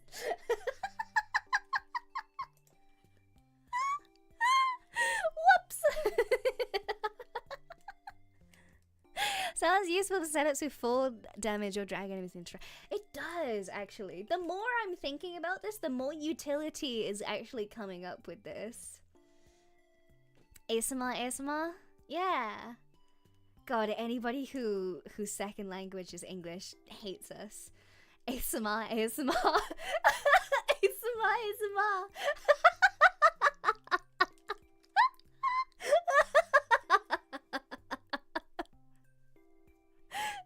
That's awful. Oh, I apologize. Okay. The more that I'm thinking about this, the more utility it actually seems to have. I'm not mad at it, actually. The more I'm thinking about it, the more I'm like, huh. Yeah, you could use this. No comprehension for you. What do you mean? I'm comprehending right now. What do you mean? I've never comprehended harder than right now. Lightning Law. If you use Lightning Law badly, then not great. But if you utilize it creatively, fantastic. I'm gonna put it in B tier because it's kind of the same as Gust, where it's situational, but if you use it creatively enough, it could really help you out. Okay.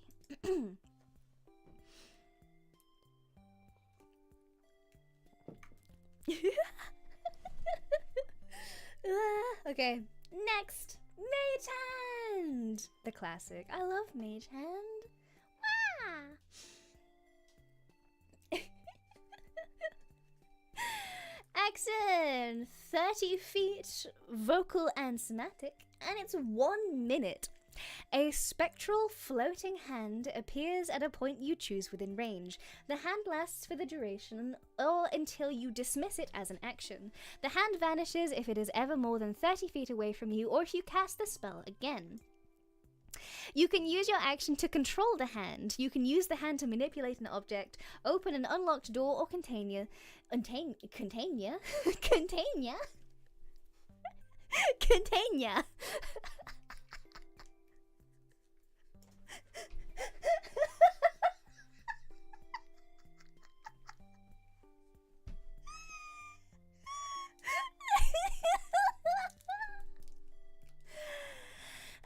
Whoops. Stow or retrieve an item from an open container or pour the contents out of a vial. You can move the hand up to 30 feet each time you use it. The hand cannot attack, activate magical items, or carry more than 10 pounds. Continue.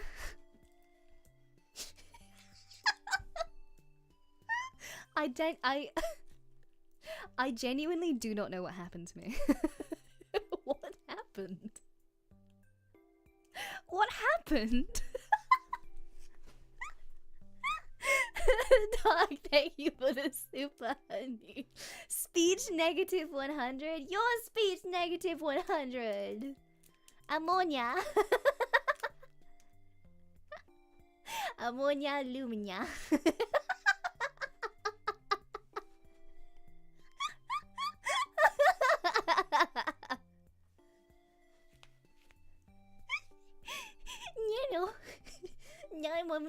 Ammonia Lumina.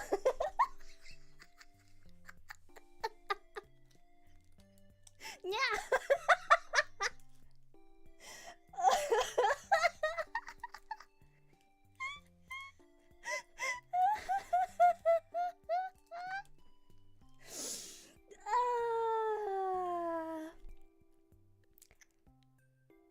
Whoops.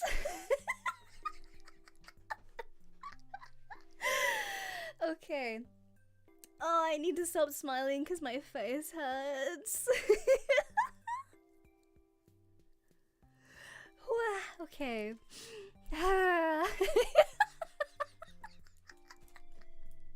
Whoops. Okay. I'm still laughing about it.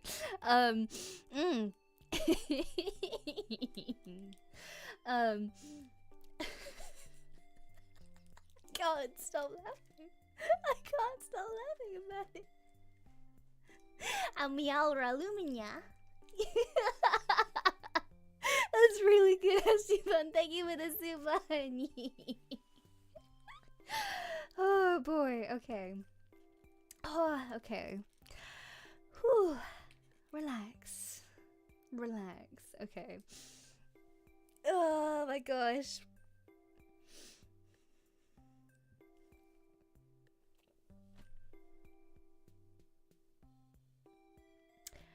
I don't know what happened to me then. Okay, next. Back to Mage Hand. I love Mage Hand so much. Mage Hand is just useful in general. There is just so much use to it. It's 1 minute. It's 30 feet could be better. 30 feet could be better. I didn't realize it was 1 minute. So do I even want to bring this up? Because I'm gonna get a comment about it at least one time. You know the meme of like, could you use Mage Hand for that? So going by these rules, yes. But a minute?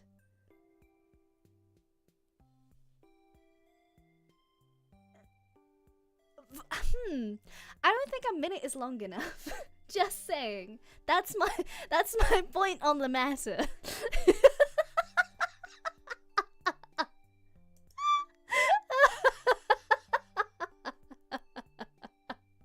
So cantrip, you recast it? I mean, I guess so, but like, we're moving on. For some people, that's just the right amount of time.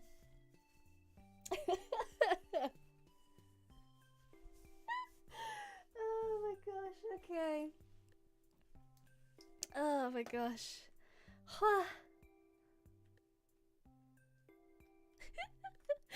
Oh boy. Mage Hand! How do I feel about Mage Hand? I like Mage Hand. It's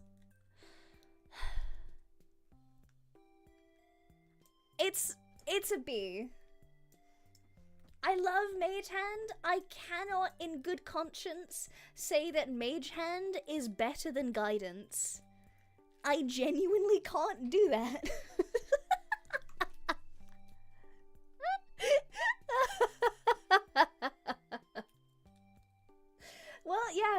doesn't take concentration. That's true. I'm gonna get comments about it anyway, so I might as well. Anyway.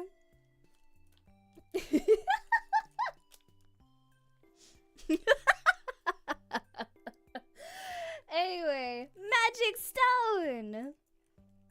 Magic Stone. I've used Magic Stone before. I've done that. I played a druid a few times. Okay. One bonus action. It is touch. It is vocal and somatic. It is 1 minute. You touch 1 to 3 pebbles and imbue them with magic. You or someone else can make a ranged spell attack with one of the pebbles by throwing it or hurling it with a sling. If thrown, it has a range of 60 feet.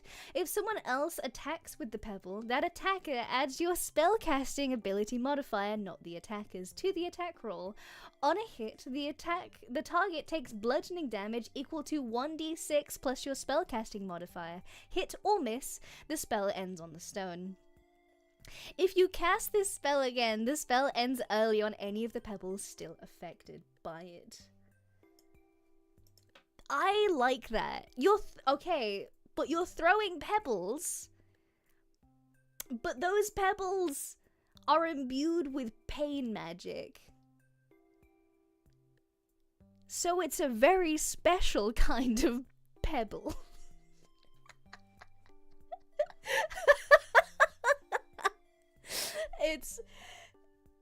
I think Shillelagh's better, actually. Ranged or not, I genuinely think Shillelagh's better. Supercharging a pebble into a... It doesn't explode, though.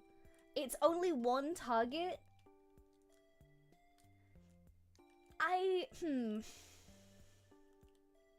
Early level, it's okay. I like the fact that it's a bonus.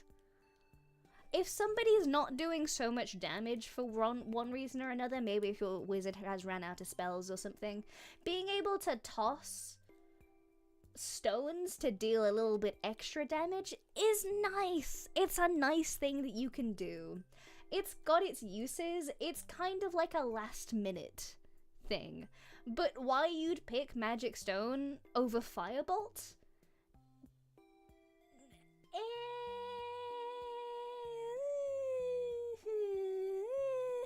Not great. Not all that good. Yeah. Bonus just an activate action to throw. Well, yeah, because that's an attack. If you're... Yeah, you can't just, like, have the thing. It's an action. But, like... I don't know where to put Magic Stone, not gonna lie. I think... Because I like it. It's got its uses. It's just not great. I think I'm putting it in C. Because let's be honest, it's not as bad as create Bonfire. Where if you create flame, your enemies just have the option not to burn themselves. Yeah.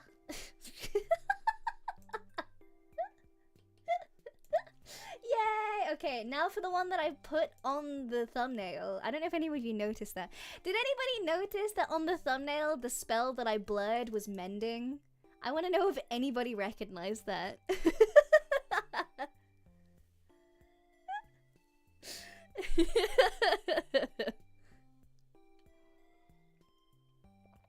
Yeah! I thought I'd get more mad people at that, actually. I thought I'd get more people coming in to be like, no! Mending is great! Which I agree. I like mending. I really like mending. I use mending personally more so as I use it more for roleplay and little touches than I actually use it as a spell. Like, I tend to use it as, like, I'll use mending and I'll use prestidigitation as roleplay stuffs. So I'll describe it as, like, I'm waking up in the morning, and 'cause we're, like, you know, mid-dungeon party type of thing. I'll roleplay it as I'm, you know, fixing the wrinkles in my clothing type of thing. That's more of a prestidigitation thing. But even still, I'll use it more as like a roleplay thing than I'll use it as an actual utility thing, because it's not really all that useful. At bare minimum, it's very situational is the thing. So here it is. Mending! It is 1 minute. It is a touch spell. It uses all components, vocal, somatic, and material. And it's instantaneous. This spell repairs a single break or tear in an object you touch, such as a broken chain link, 2 halves of a broken key, a torn cloak, or a leaking wineskin. As long as the break or tear is no larger than 1 foot in any dimension, you mend it, leaving no trace of any former damage. This spell can physically repair a magic item or construct, but the spell cannot restore magic to such an object. I think it's interesting. I've had players utilize mending to commit mail fraud.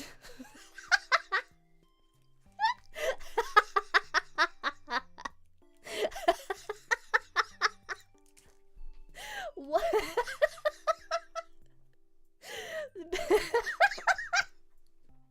I didn't realize how terrible that sentence would be until I said it out loud.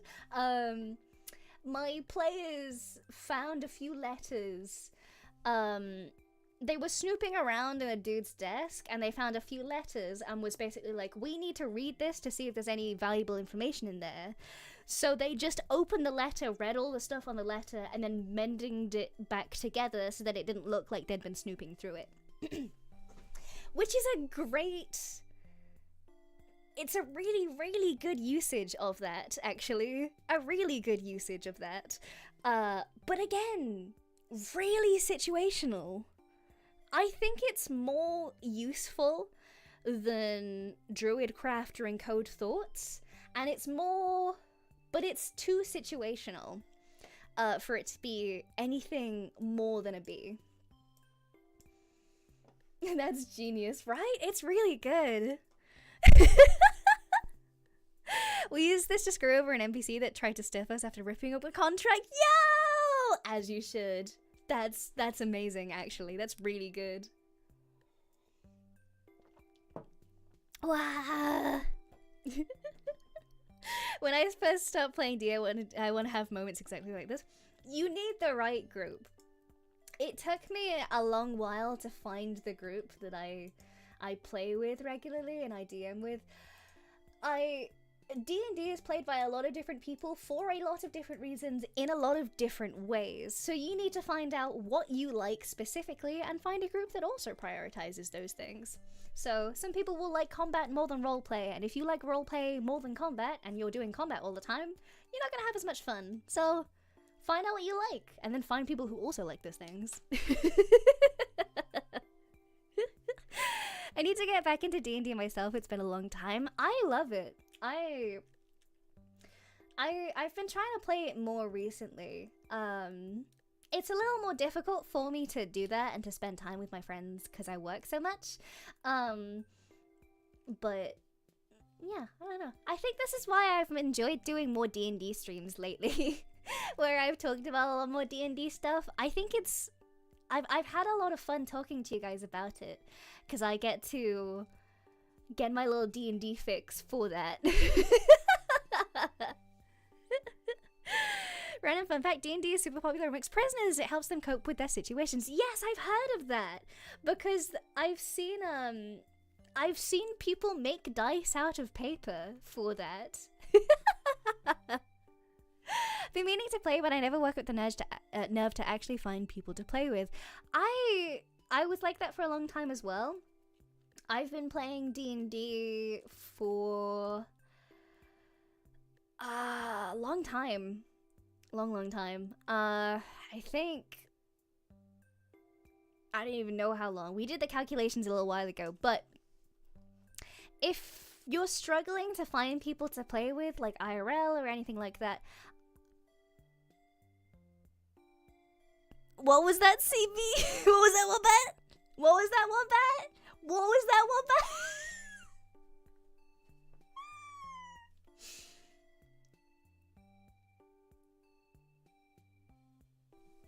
Roll 20, everybody. It's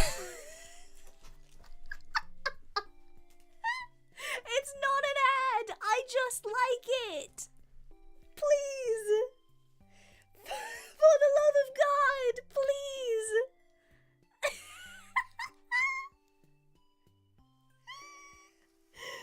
Oh my God, please. Don't call me out like that.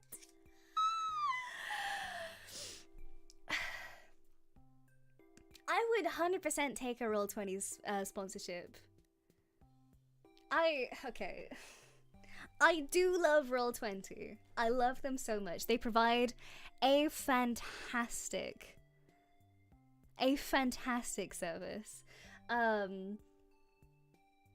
It is genuinely how I met my friends. It's how I met my friends to play D&D with. That it's through Roll20. People have games running all of the time, and they have beginner games running as well. They have people who just sit there and will make games specifically for the purpose of teaching other people how to play, and it's free. Like, what? Why wouldn't you? Okay, I'm done with my ad segment. I'm done with my ad segment now. Are you happy? It's a good service.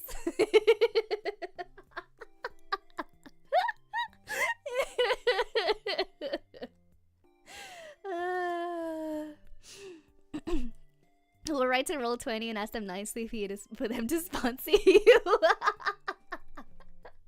Maybe I should DM Mana-chan and be like, hey, Roll20, please. Maybe I'll bully them into emailing them. Doc, thank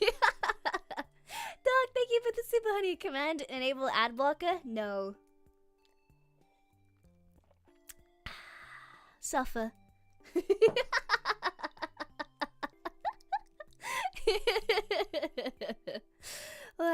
Okay.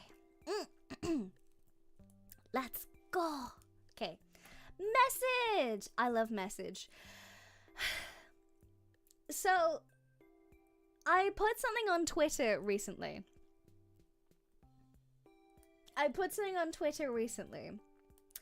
Where I spoke about the sending spell. So, here's the thing. Here we go. So, this is mending. 1 action, 120 feet, all components, and it's 1 round. You point your finger towards a creature within range and whisper a message. The target, and only the target, hears the message, and you can reply in a whisper that only you can hear. You can cast this spell through solid objects if you are familiar with the target and know it is beyond the barrier. Magical silence, 1 foot of stone, or 1 inch of common metal, thin sheet of lead, or 3 feet of wood blocks. The spell doesn't have to follow a straight line and can travel freely around corners or through openings. I want message. I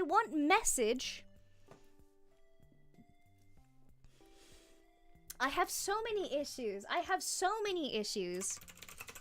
Let me read you out the sending spell. Let me read you this. Okay, so sending is a 3rd level evocation? Are you kidding me? 3rd level evocation that only bards, clerics, and wizards can have. Sending is 1 action, the range is unlimited, and it targets a creature of which you are familiar with, and only a creature that you are familiar with. You send a short message of 25 words or less to a creature with which you are familiar.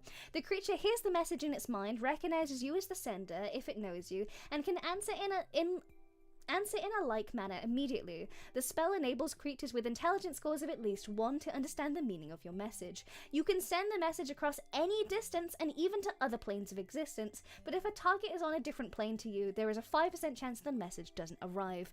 Are you kidding me? You should combine them! You should combine them. The sending spell should be the cantrip. And do you want to know what it shouldn't have? It shouldn't have the 25-word limit.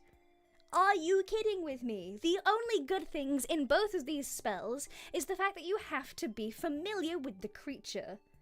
If you're going to have a cantrip that does basically the same thing as sending with the good bits, and then have the sending with the actual good bit be a 3rd level evocation that only 3 classes can have? No. Just no! No! The sending spell should be a cantrip. There should be no word limit. No. There should be no word limit and there should be no distance.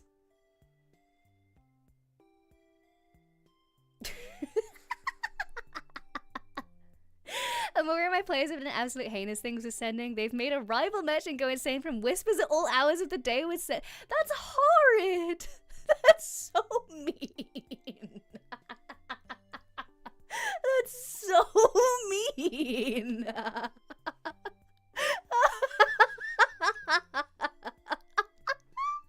Okay, I have to. I actually have to write that down because that's really good, actually. Oh my god.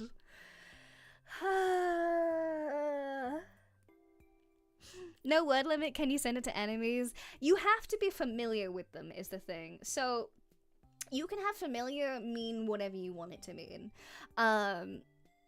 For me, I would put familiar and allied in the same kind of bracket.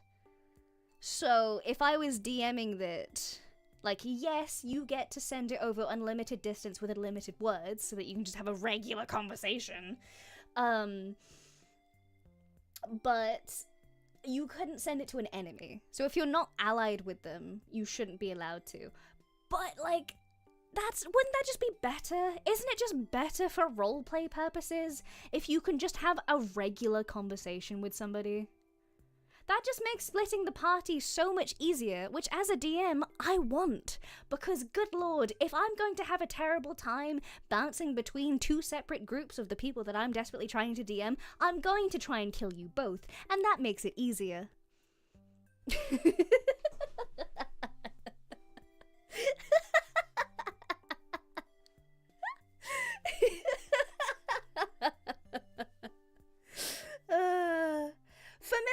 Familiar means that you have to know their name and you have to know what they look like. That's kind of the bare minimum that you need to know for familiar, at least to my knowledge. I don't think knowing their name is really needed necessarily. I think it helps. I think it helps your role. But like, I want to have an actual conversation through sending. I don't want to have to like sit there and count on my fingies what I'm saying in every single word that I'm saying, because I always start every sending with like, hi, my name, oh wait, no, wait, hang on, and then it's gone. That's the end of my message.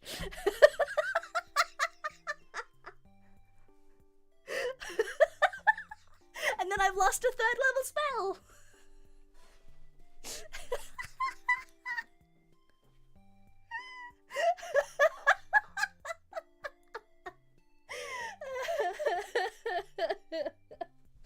So, needless to say, I have issues with message. It's useful. I just don't like it. I think it needs to be better. Needs to be better. It needs to be better. It needs to be so much better. Please, it would just make everything better if we just did it the way that I wanted it to be done.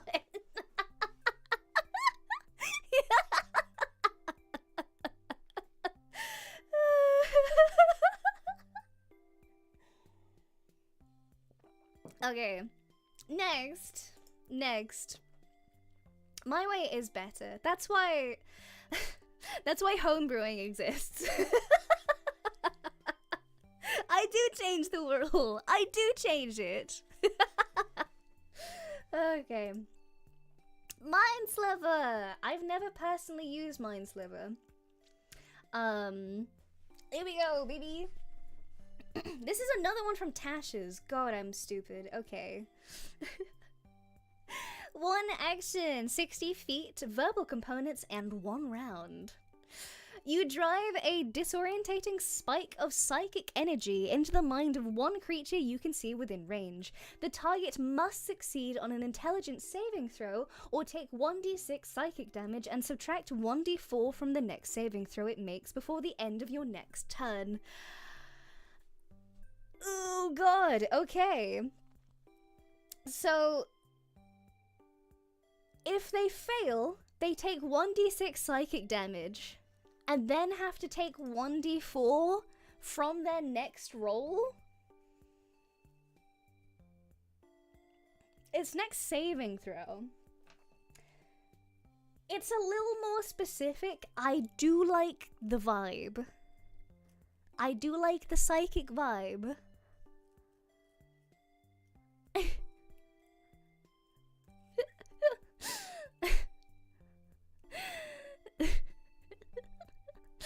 It's guidance, but I guess it kind of is. It's the opposite to guidance. You're kind of being mean, rather. It lasts until after your next turn, does it? No, it doesn't.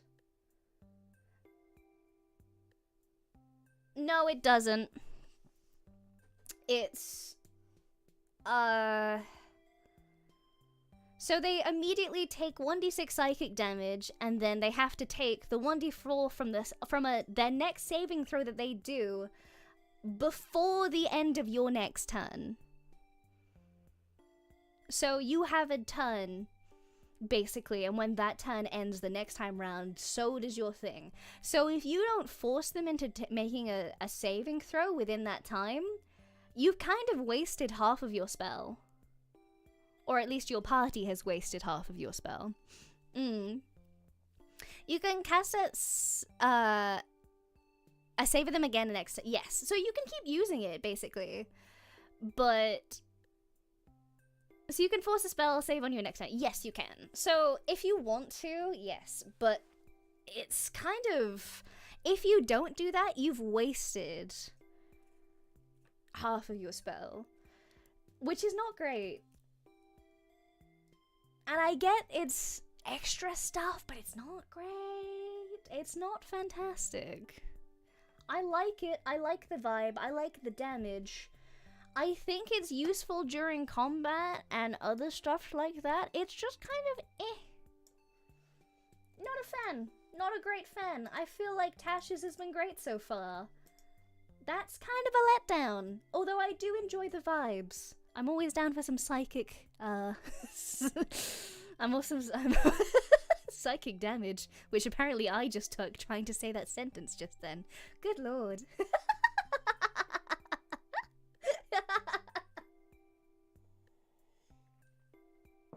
Wow, okay. Gosh, okay.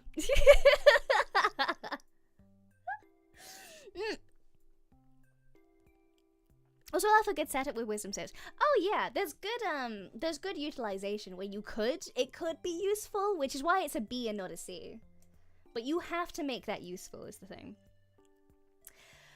Oh god, this is a long one. Okay, Minor Illusion. Yippee! I love Minor Illusion. I love Minor Illusion. I love Minor Illusion. Ah! Okay. 1 action, 30 feet. Somatic and material components, you need a bit of fleece, and it's for 1 minute. You create a sound or an image of an object within range that lasts for the duration. The illusion also ends if you dismiss it as an action or cast the spell again. If you create a sound, its volume can range from a whisper to a scream. It can be your voice, someone else's voice, a lion's roar, a beating of drums, or any other sound that you choose. The sound continues unabated throughout the duration, or you can make discrete sounds at different times before the spell ends. You can create... If you create an image of an object, such as a chair, muddy footprints, or a small chest, it must be no larger than a 5-foot cube. The image cannot create sound, light, smell, or any other sensory effect. Physical interaction with the image reveals it to be an illusion because things can pass through it. If a creature uses its action to examine the sound or image, the creature can determine that it is an illusion with a successful intelligence check against your spell save DC. If a creature discerns the illusion for what it is, the illusion becomes faint to the creature. I like that a lot. If you utilize minor illusion with something like Druidcraft, if you have somebody that you can combine that with to make that more convincing, roleplay opportunities are fantastic. Oh, it's so good. I love minor illusion so much. Especially, there's been times where I've had parties had to use it for different things. So one party I had to try and steal something from a museum, and they had rotations of guards coming around to check that the item that they were trying to steal was still there, basically. And they'd gone through, they'd gotten the item, they'd not set off any alarms type of thing, but before they could get out, the guard rotation happened again, and the way that they made sure to not set an alarm was by minor illusioning the item, the gem that they were stealing, into the place where it was stolen. So they just illusioned it so that the dude walking past would glance in, see it was there, and then leave. That's good! That's really good! Minor illusion and thaumaturgy is terrifying. I love that, actually. The combination opportunities for this particular spell, really good. I like it a lot. I think for me personally, minor illusion is an A tier spell. I really, really, really like minor illusion. It's just got a lot of utility to it. Wow. It's good. I like it.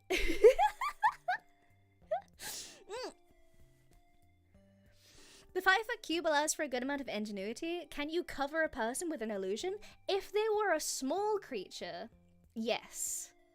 If they were like a halfling or a gnome, I would say yes. If they really wanted to, absolutely yes, they could do that. I would allow that personally as a DM.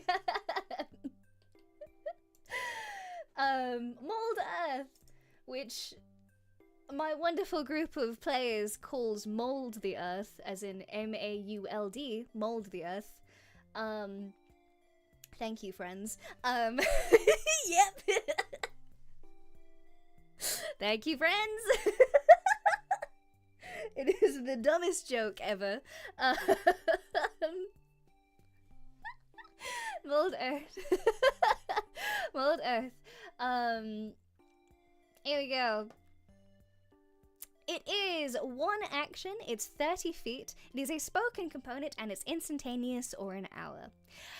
You choose a portion of dirt or stone that you can see within range that fits within a 5-foot cube. You manipulate it in one of the following ways. If you target an area of loose earth, you can instantaneously excavate it, move it along the ground, and deposit it up to 5 feet away. This movement doesn't have enough force to cause damage. Imagine grave robbing. You cause shapes, colors, or both to appear on the dirt or stone, spelling out words, creating images, or shaping patterns. The change lasts for an hour. Imagine scaring people who work at a graveyard. If the dirt or stone you target is on the ground, you can cause it to become difficult terrain. Alternatively, you can cause the ground to become normal terrain if it is already difficult terrain. This change lasts for 1 hour. Imagine trying to stop people running away from the graveyard. If you cast this spell multiple times, you can have no more than 2 of its non-instantaneous effects active at the same time, and you can dismiss such an effect as an action.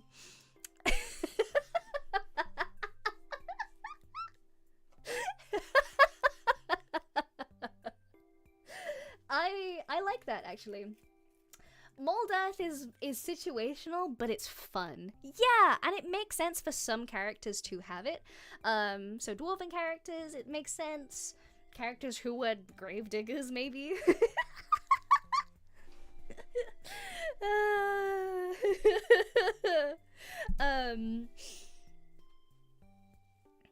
Yeah, I love it. Wow.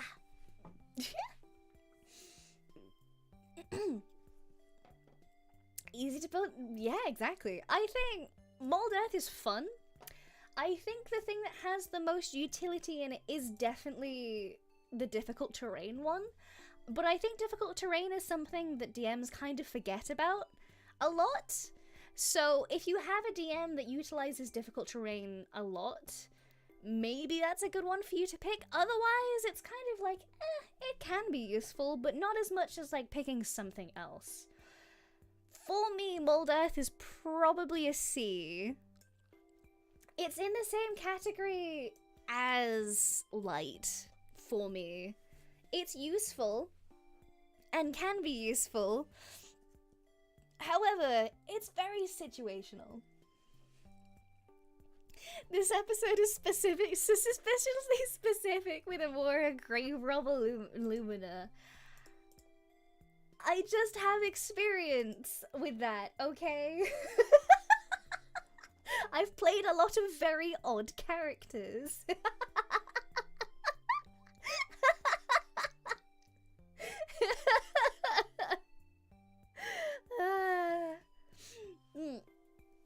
Okay, poison spray! Poison spray! Let's go, baby! 1 action, 10 feet, vocal and somatic components. Instantaneous. You extend your hand towards a creature you can see within range and project a puff of noxious gas from your palm. The creature must succeed on a Constitution saving throw or take 1d12 poison damage. Let's break this down. You can give somebody on an unsuccessful roll, you can have a creature take 1d12 poison damage. It goes up at higher levels, by the way. The problem is that it's 10 feet. That's the issue. This would be an S tier cantrip if it was more than 10 feet.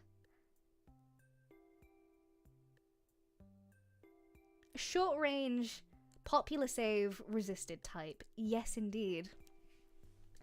There's a lot of things that can go wrong with this. Taking it, it's very high risk, high reward type of thing. If it pays off for you, you can get off a lot of damage, and at low levels, that's fantastic.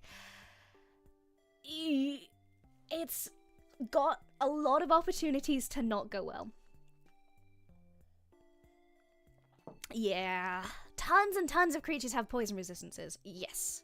Or immunities, yeah. It's one of those where, like, if it had a lot, it would be great.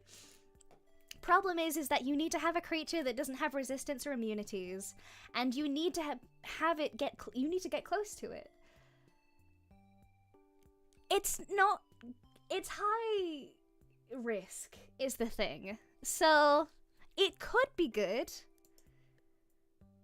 It could be better, is the thing. It's well balanced in that sense, I think.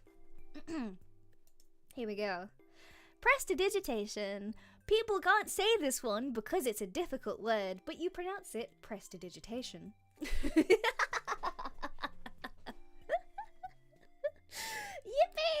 This one's a long one because there's a lot of things to it.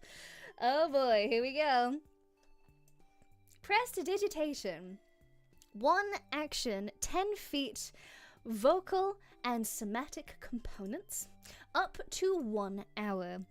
This spell is a minor magical trick that novice spellcasters use for practice. You create one of the following magical effects within range. You create an instantaneous harmless sensory effect, such as a shower of sparks, a puff of wind, faint musical notes, or an odd odor.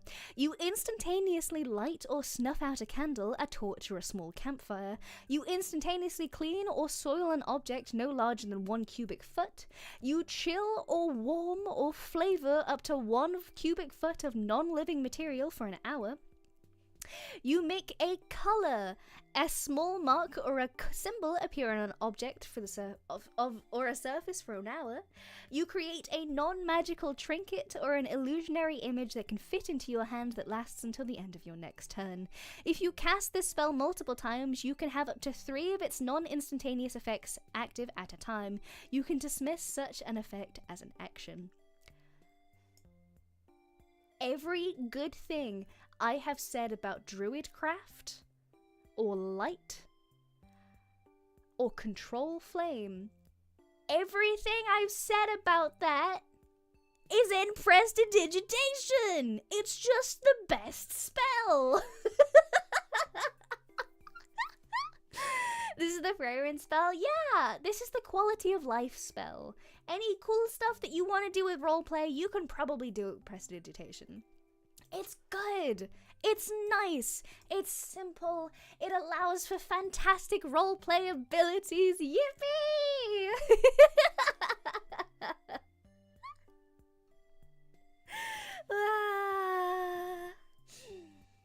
This is the best thing for a diet. Everything tastes like chocolate or pizza. Oh yeah. Oh yeah, it does. Absolutely. Oh. Okay.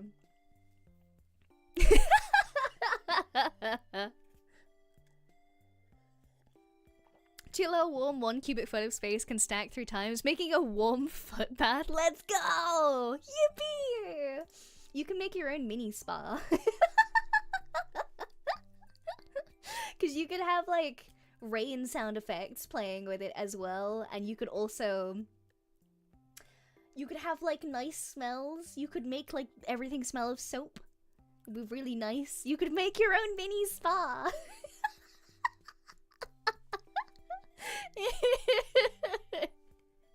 Free relaxation. I'm gonna have to write that down because that's really good. Oh my gosh, okay. Wow. We have a few left actually. Woo! Okay. Primal Savagery. What a great name! I've never used this actually. Is it because it's... Oh, it's a druid only. I see. 1 action on yourself, somatic components, and instantaneous. You channel primal magic to cause your teeth or fingernails to sharpen, ready to deliver a corrosive attack. Make a melee spell attack against 1 creature within 5 feet of you. On a hit, the target takes 1d10 acid damage. After you make the attack, your teeth or fingernails return to normal. That's really good. I like the vibe of that a lot. Don't call... Okay. I was so excited. I was like, wow, this sounds like such a great spell. I should take this next time I make a character. Only for you guys in my chat to be like, ah yes, the furry spell. I hate you. I was so excited for a few moments.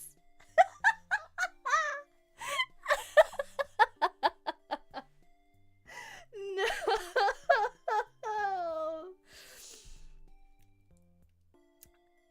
Awful. Awful.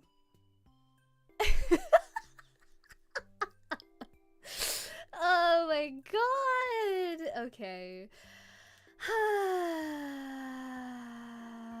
I like it. I really like it. I mean, after Ponymore, I'm not sure I have any defense. What do you mean? What do you mean by that? How come I'm the one that gets the furry allegations, yet Minnie gets to roam around free?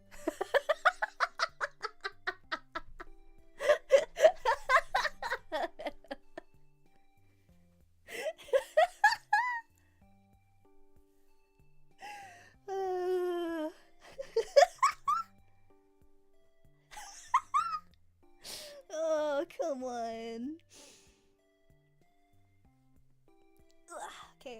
That's my hair tied up. Ow!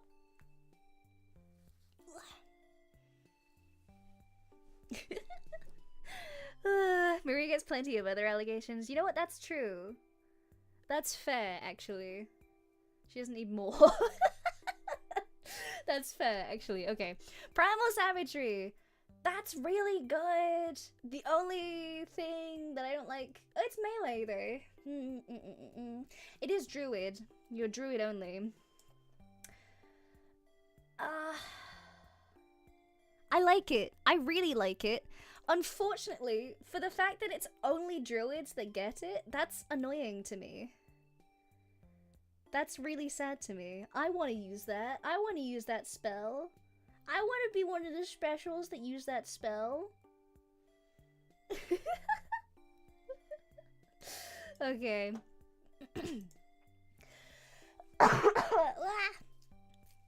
I need to eat more of my throat sweet because my throat hurt again.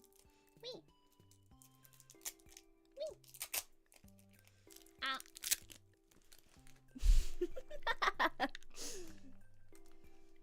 What are the next one that we have? Is it Produce Flame? It is Produce Flame. Woo!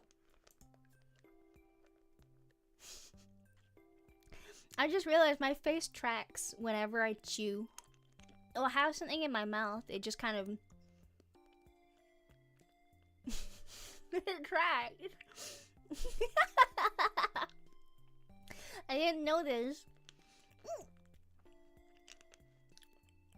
Shillelagh is also just better if you have a magical weapon. Yeah, but like cool. But it looks cool. I play a lot of feral characters, so I feel like that would be a good vibe. I have a character who is like, I play a character who's a 14-year-old lab experiment that escaped called Alfie. So I feel like Primal Savagery would be a really good spell for him to have, but it's only for druids, and Alfie's a blood hunter, and I'm like, no. Oh my god! No, he's a failed lab experiment. He's not a furry. Stop this.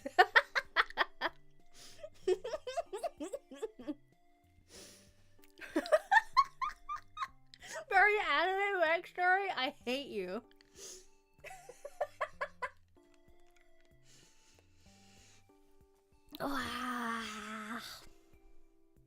You guys suck. I really liked Alfie, actually. Alfie was just a weird character. I got to be weird. It was great. Especially because Alfie was like my first, I'd played about 3 clerics in a row in other stuff, and so Alfie was the one that broke the cycle on that. So I was like, cool, I'm just gonna be weird for this one.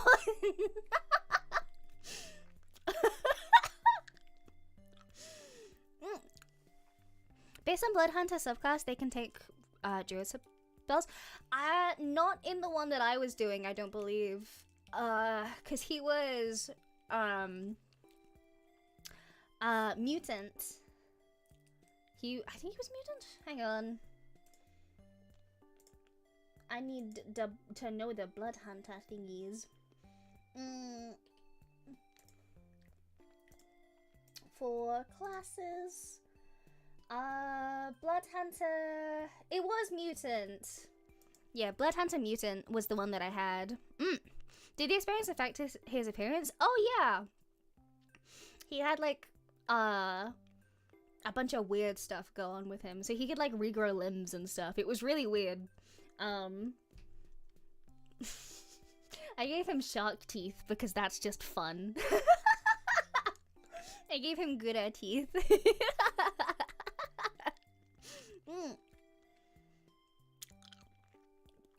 Wow.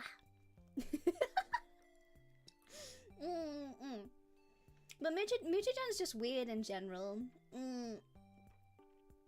I like the idea that he was just kind of, that's where like the lab thing came from, because I was like, oh man, what if I just have a character, because I read through Order of the Mutant. This is right when Blood Hunter like became a thing. So Alfie was just weird with it.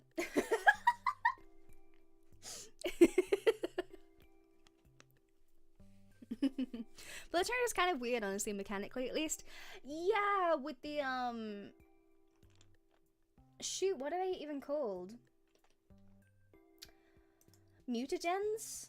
Stuffs? It's definitely odd. I like it though, in like a weird way. Because I think it's really interesting to try and come up with stuff. Yeah. It's been a long time since I've played. I'm gonna have to relearn Blood Hunter, I think, for it. Because I'm planning on playing another Blood Hunter at some point. I'm planning on playing Profane Soul at some point or another. So that's gonna be interesting to learn about again. I'm kind of not looking forward to it, admittedly. Oh, okay. Okay. Okay. My throat is soothed. I can continue talking to you all. Wah.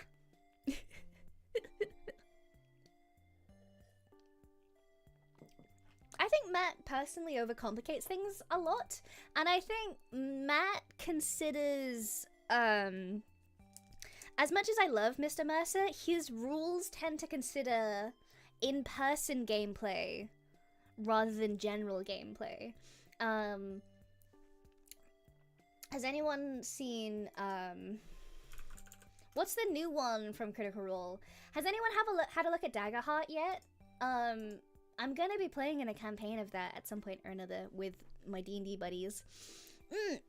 And Daggerheart is really, really fun. It looks fantastic. We're in the beta for it.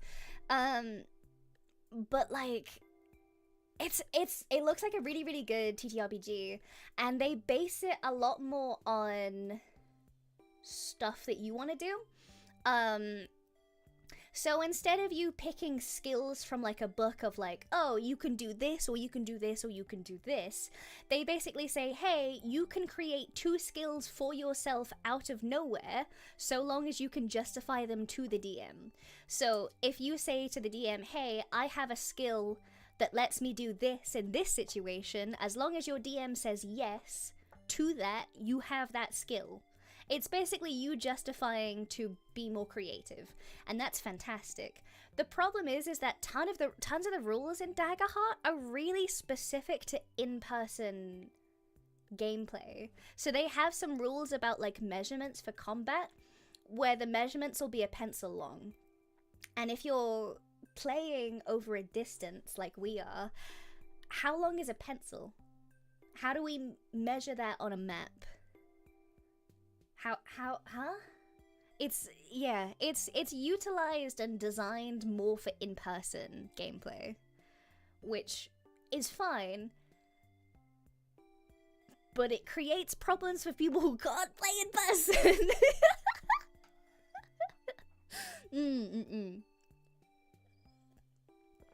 It also tends to undershoot the power level. They're mostly super weak mechanically. Yeah, I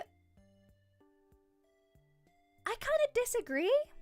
I think Blood Hunter is plenty swooshy. I think because they expect you to have like items and stuff. Yeah. I think everybody's meant to be pretty low level anyway. Yeah, there's some interesting stuff with that. It doesn't specify any of like the pencil lengths or anything like that. I think it's just meant to be so you can do it quickly type of thing. So you don't have to sit there and do mathematics to do the thing. You can just be like, I have a pencil here it's this length type of thing. It works for in person, but it's definitely harder to do it when you're doing it digitally or not in person. Yeah, it's difficult. Anyway, produce flame! Yippee! Wow. One action on yourself. It is vocal and somatic, and 10 minutes. A flickering flame appears in your hand. The flame remains there for the duration and harms neither you nor your equipment.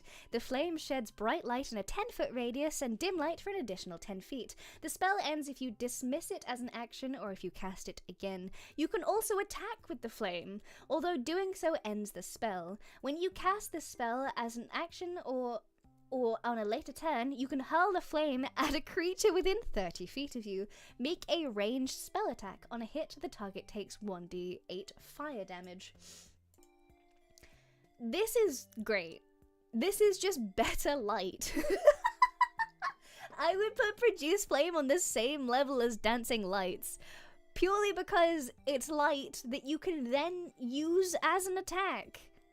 That's just fun, right?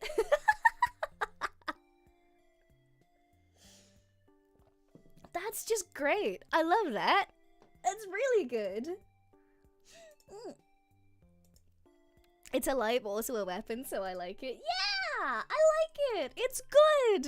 What do you mean? That's exactly what it should be. I have nothing else to say to defend myself other than, like, I'm right. I am correct. All right. Ray of Frost! One action, 60 feet, vocal and somatic components, instantaneous. A frigid beam of blue-white light streaks towards a creature within range. Make a ranged spell attack against the target. On a hit, it takes 1d8 cold damage, and its speed is reduced by 10 feet until the start of your next turn.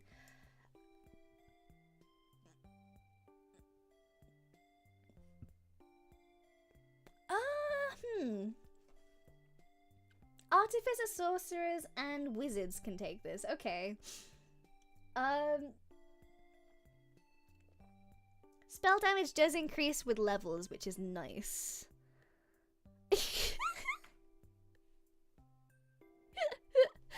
It's,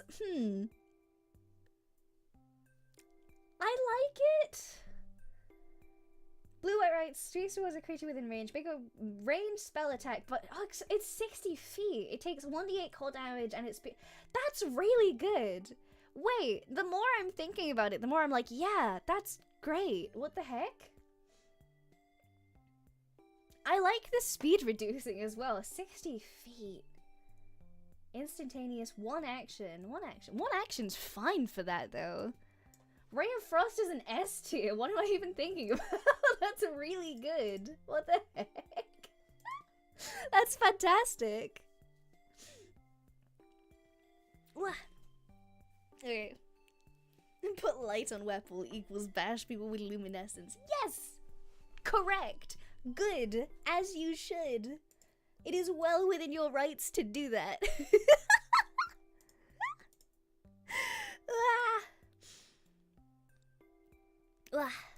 You get better range and better damage, but if you need that speed reduction, you'll be hard-pressed to find it anywhere else. Yeah, true. That's a really good bit, though. Wow.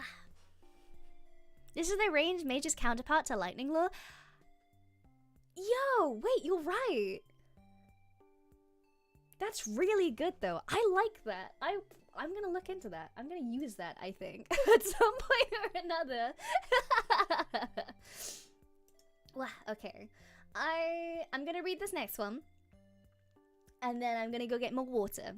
I'm gonna take another break. Okay, ready? Let's go.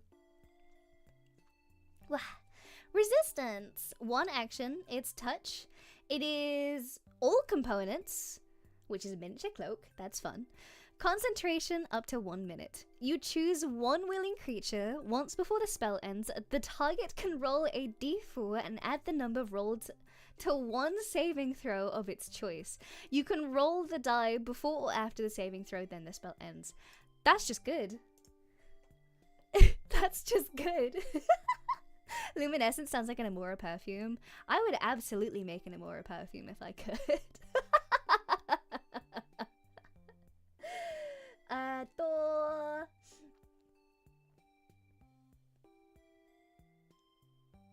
So it's touch. But it's resistant. That's so good. It's just... So that's bardic inspiration. Again. That's just guidance.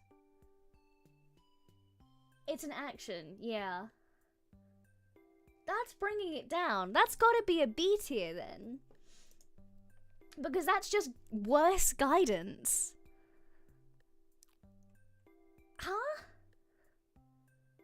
It's defensive guidance, yeah. I mean, I like it. It's definitely useful. But that's gotta be a B, right? Guidance is only skills? Oh, so that's why. Okay. Well, that makes sense, but that's gotta be a B because it's worse. Because you've gotta be next to somebody is the thing. So unless you do it right at the beginning of the round where you like put your hand on somebody's shoulder or something, you're probably not gonna get very close to the other person very often. I'm gonna move it down actually.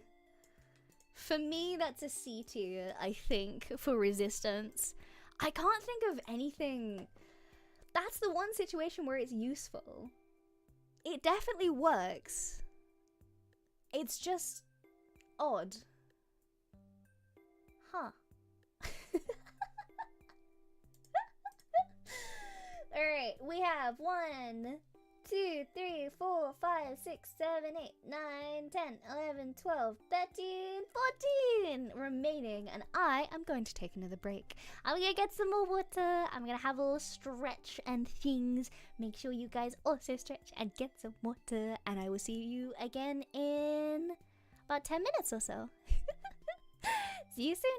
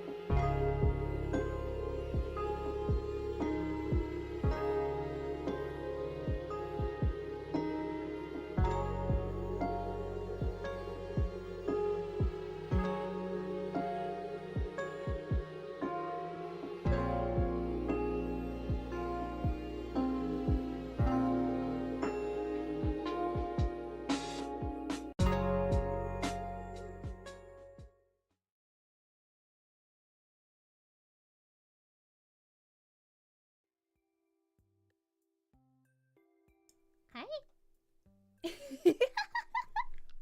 Hi, hi. Hello, I'm back.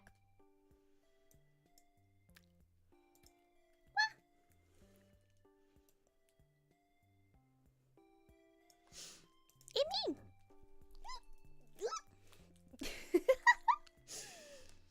Wah. I'm eating more of the sweet so that I can have a good, silky, smooth voice.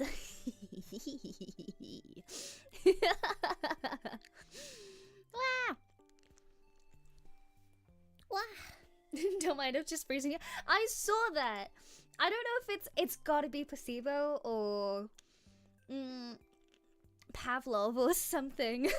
But I got real cold when I went to go get us some more water. And so I put a hoodie on before I came back. So maybe you guys perceive, like, is it it's more Pavlov, right? It's gotta be, you Pavloved me into getting cold.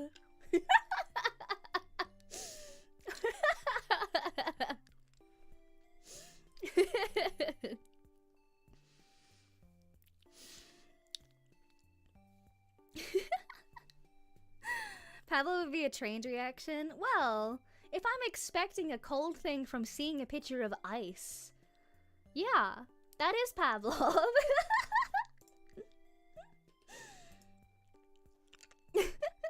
Alright, let me thank everybody, please. Everybody, thank you for the super chats! Zipley, Map, Doc! I cast Frostbite now. Freeze the chat. No! And CBT Wombat, Gabriel Koenig, and Tom Williams. Thank you for the supers! Thank you! Wow! Wow.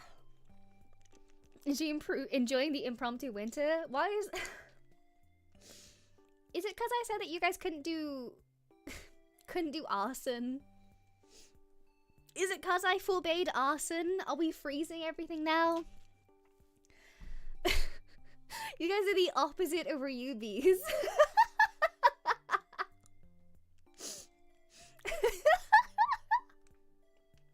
This is just more fuel to like the shipping fire.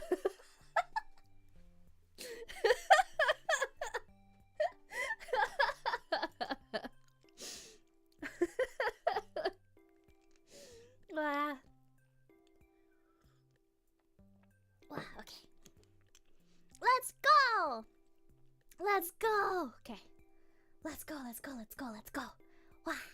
Believe me, that's more chill than Ryubi's, clearly. Was that a pun? Was that a pun?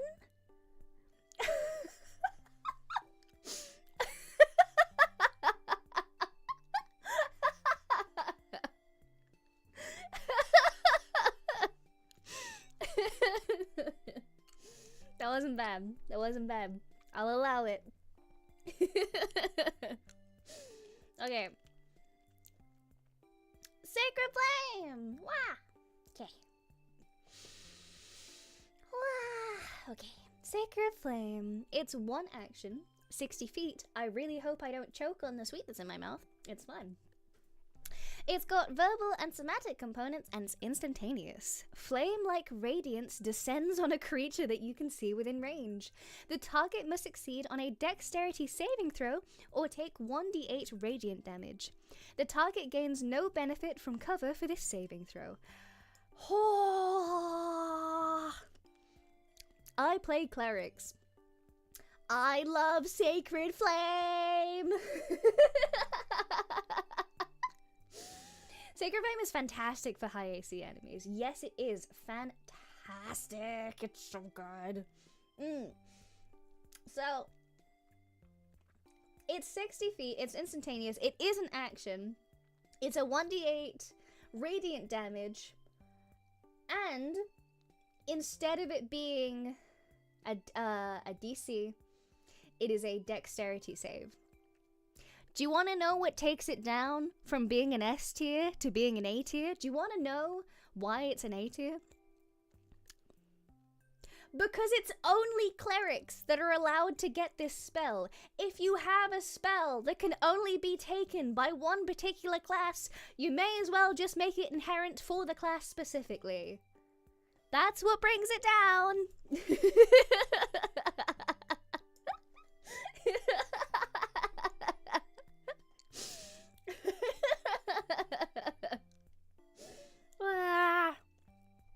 Paladin can take...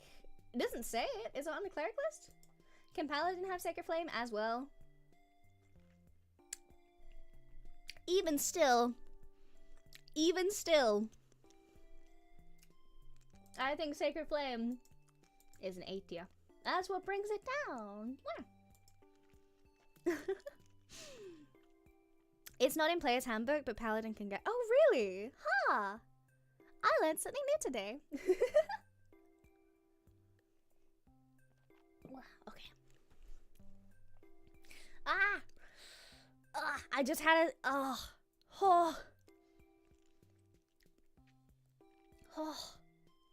I just had a sip of water while eating a menthol sweet for my throat. The sip of cold water that I just took, whoa, that was the crispest sip of,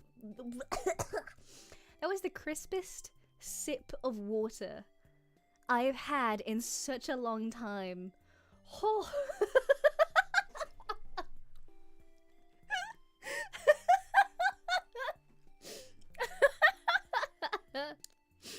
Whoa. It was Ray of Frost down my throat. Oh my gosh, okay. Let me do it again, hang on.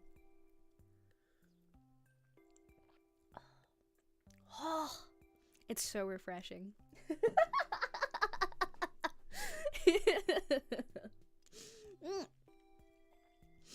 Here we go.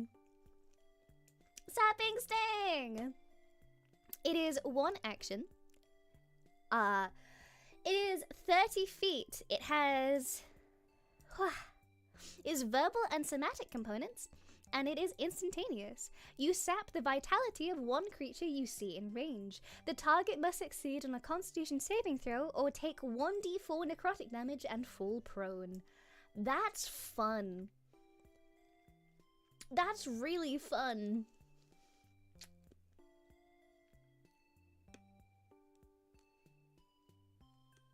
That's...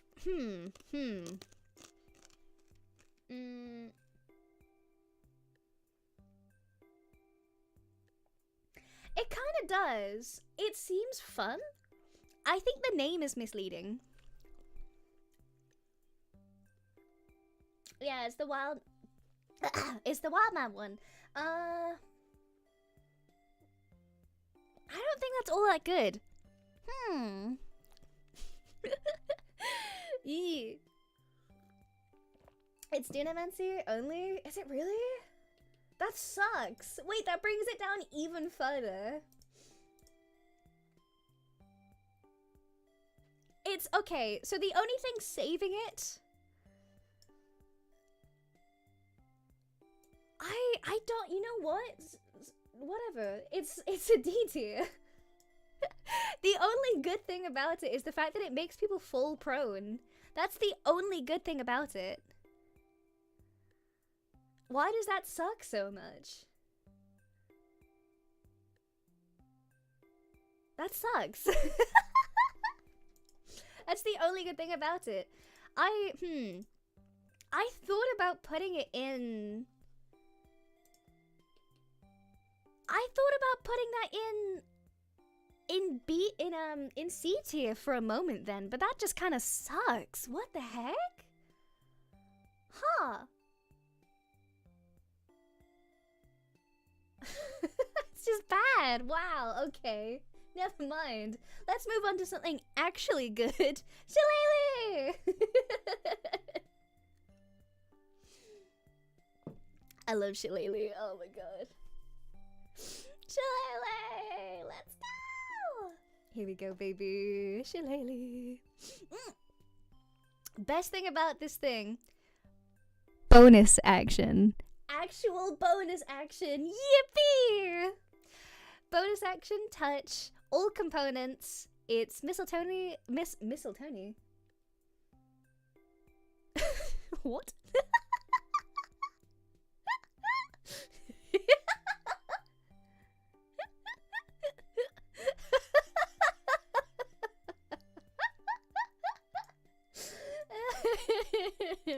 Oh, I'm sorry. Wait, did that hurt? I'm so sorry. I know, I'm so sorry. I was intending to do the funny mic. I didn't think it would hurt. I'm so sorry. Oh, I didn't mean to do that. I'm sorry. I was trying to be funny. I will make sure not to do that again. So, all components and duration is for 1 minute. The wood of a club or quarterstaff you are holding is imbued with nature's power. For the duration, you can use your spellcasting ability instead of strength for the attack and damage rolls of melee attacks using that weapon. And the weapon's damage die becomes a d8.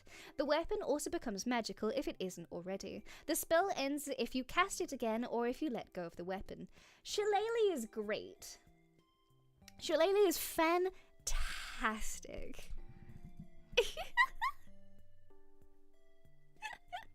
Shillelagh is fantastic. No, wait. I'm like having a great time reading out Shillelagh. I look back to my chat. The first thing I see is, yes, it hurts. Please do it again. You guys just want me to be mean to you. Do we need to talk about something, Luminauts? Do we need to question this, huh? Why do you want me to be mean to you?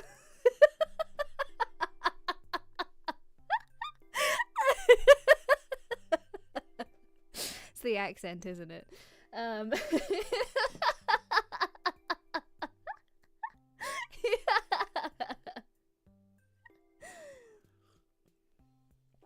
There's something about a British person being mean to you. It's the accent. It's very soothing.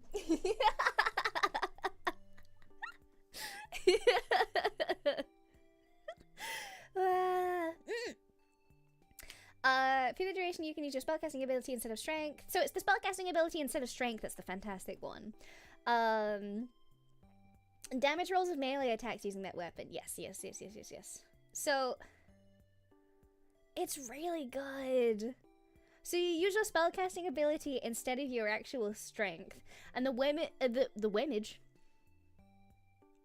I combined weapon and damage in my head, in my throat, and it came out as wemage.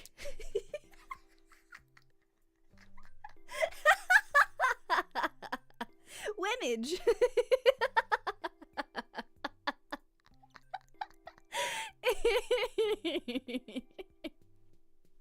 Man, I love wemage.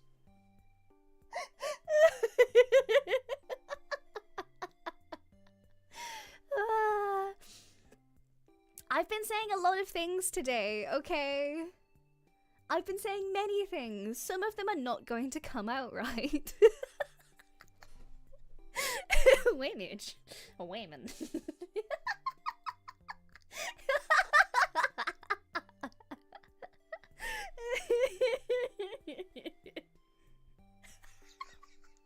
Doc, thank you for the super hashtag respect whamage.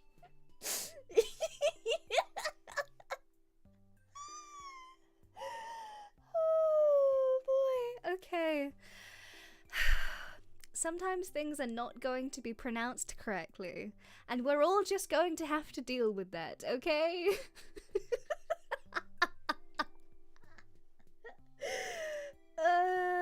Boy. I'm putting Shillelagh in A. It's in A now. Okay.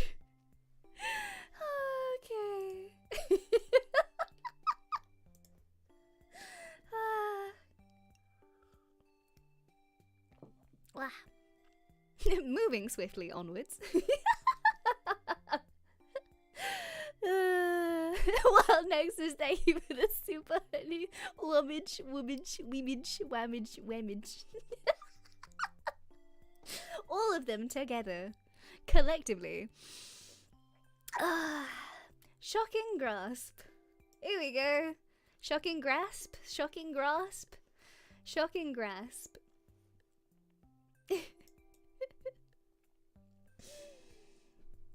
Ah, my goodness. Okay. Okay. Oh, calm down. Calm down. Okay. One action, touch, vocal and somatic vocal and somatic components, instantaneous. Lightning springs from your hand to deliver a shock to a creature you may try to touch. Make a melee spell attack against the target. You have advantage on the attack roll if the target is wearing armor made of metal. On a hit, the target takes 1d8 lightning damage, and it can't take reactions until the start of its next turn. I like Shocking Grasp. I like it. It's not very useful. Okay, first of all, it's a touch. It's a lot of damage, but it's a touch. The take reactions is kind of big because that's great. But it doesn't help. It's not great. So unless you're going to play, like, you know, sword wizard, getting close is a really difficult thing to do, and it's not a very good thing to do on the whole, typically. Shocking Grasp is not great. That's the damage.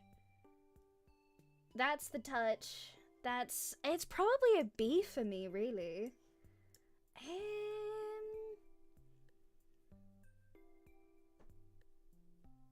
Yeah, B is probably fair. Because the reactions bump it up from a C. Yes. Sounds like a command grab from a fighting game. I guess it kind of does. I like it though. I think it's fun. It's good for warlocks. Warlocks don't get it, is the thing. It's only artificer, sorcerer, and wizard that can get this, which is, that's why I'm annoying with it.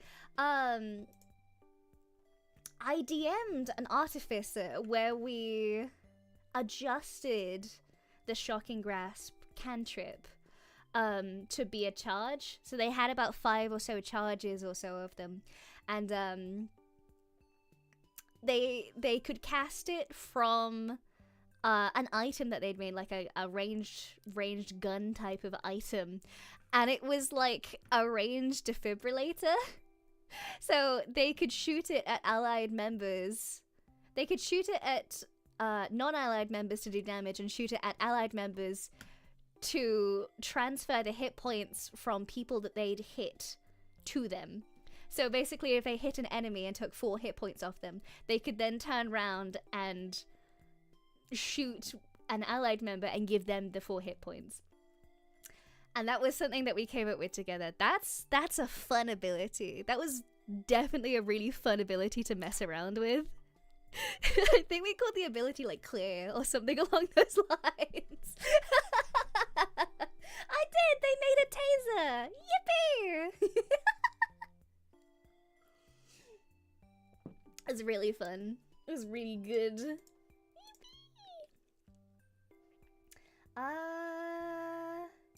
Alrighty. Shape water! Wah! Yeah!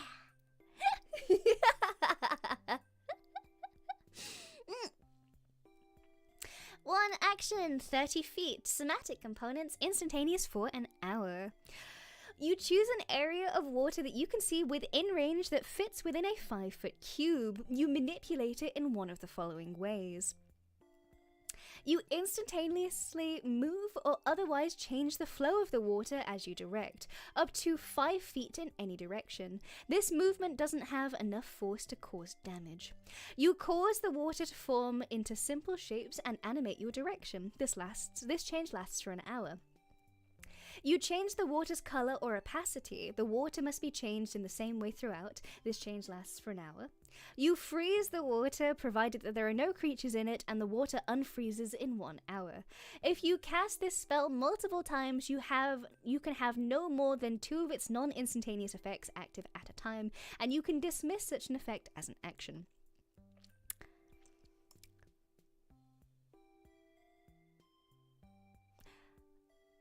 I don't know about you guys.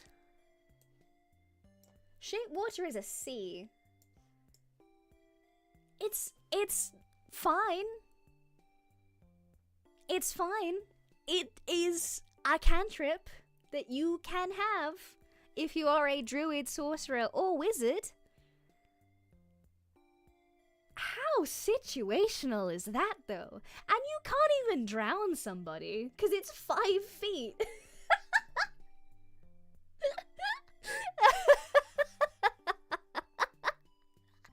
You can make iced coffee? You can indeed make ice.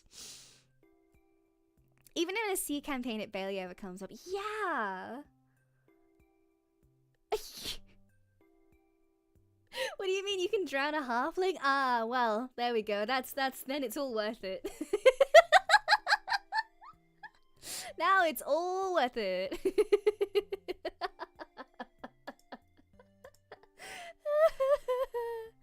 Oh my gosh, okay.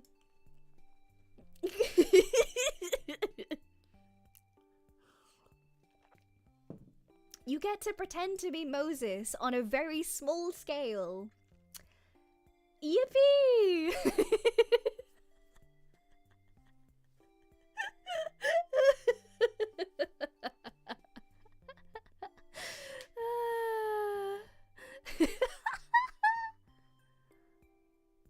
Okay. Next. Oh, okay, this is one of the best ones. This is one of the best ones. 1 action, spare the dying. Touch, vocal, and somatic components instantaneous. You touch a living creature that has 0 hit points. The creature becomes stable, and this effect has no effect on undead or constructs. The amount of times after a battle in low levels that I have had to spare the dying. Everybody. This spell has single-handedly, and that's a pun, spared the lives of pretty much every player I have ever known. It's fantastic. The only thing... In fact, do you know what? I would forgive it. The only thing that I was going to say is the fact that it's a touch spell. But considering the fact that there is not many other things that do it, Spare the Dying is an S tier spell.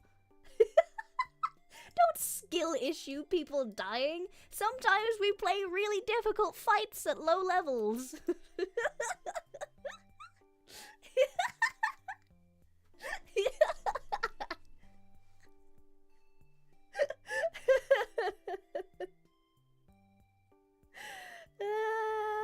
Okay.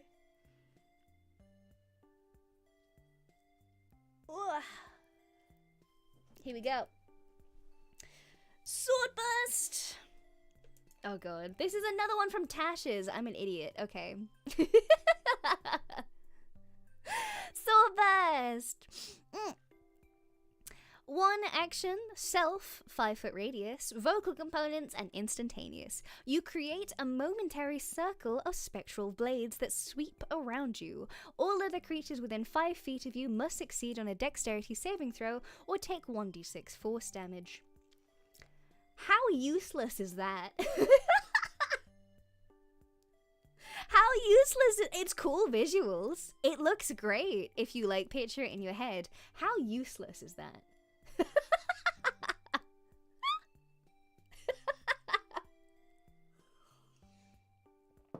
It looks fantastic. The mental image is crisp, but huh?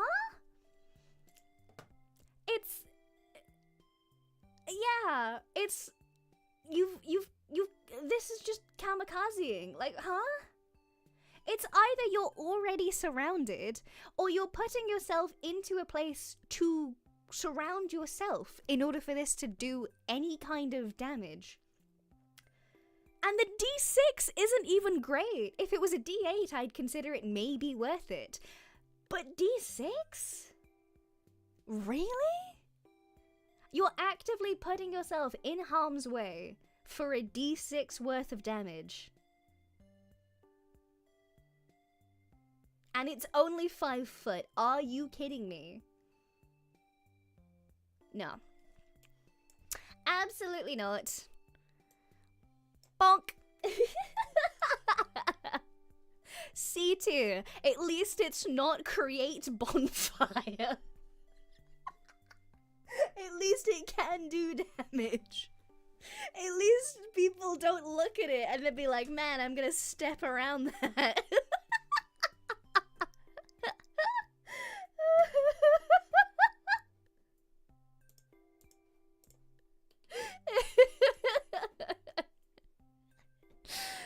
Okay, here we go. Thaumaturgy! I love thaumaturgy. Thaumaturgy's my scrunkly. I love them. They also have a lot of specifics in thaumaturgy. Here we go.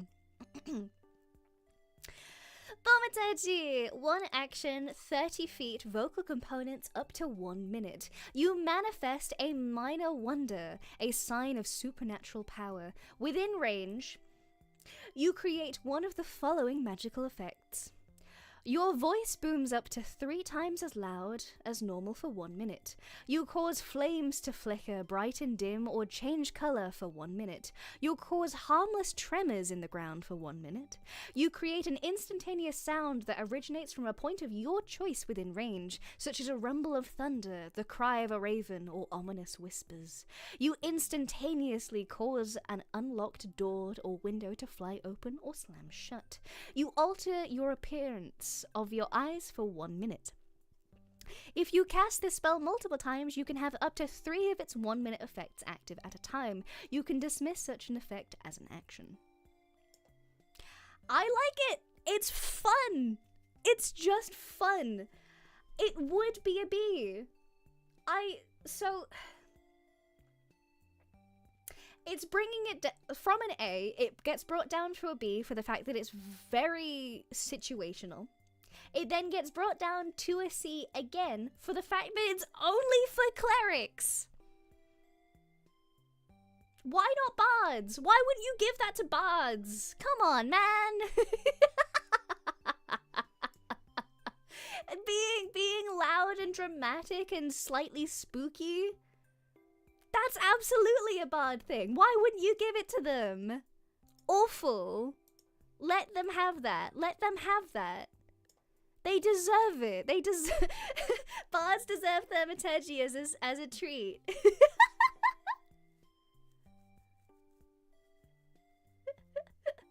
Several bard colleges do actually have this on a spell list, actually, so books do solve it. Oh, do they really? Oh, thank God.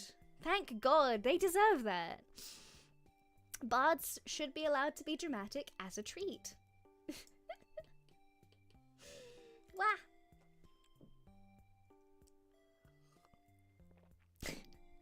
I was a grave cleric that always used it to open doors. We were never sneaky. Okay, please tell me that you like slammed it open, because the first thing that you have to say when you do that is boom, baby. That's the first thing you have to say every time. To the point where it annoys your party, you have to do it. It's in your contract.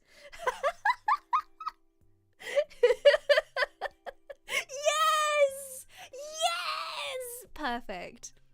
Perfect. Perfect.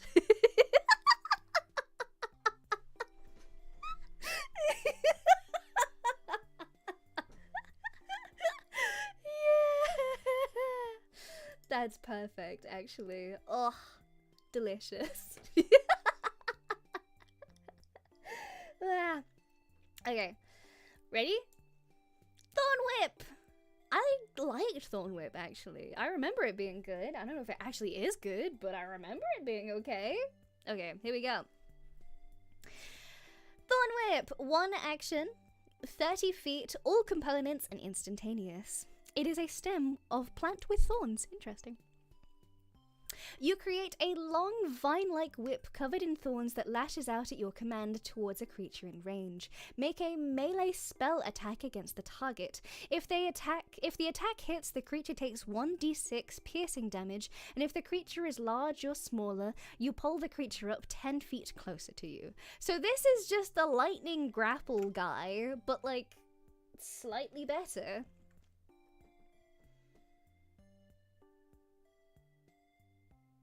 Yeah, so that's slightly better.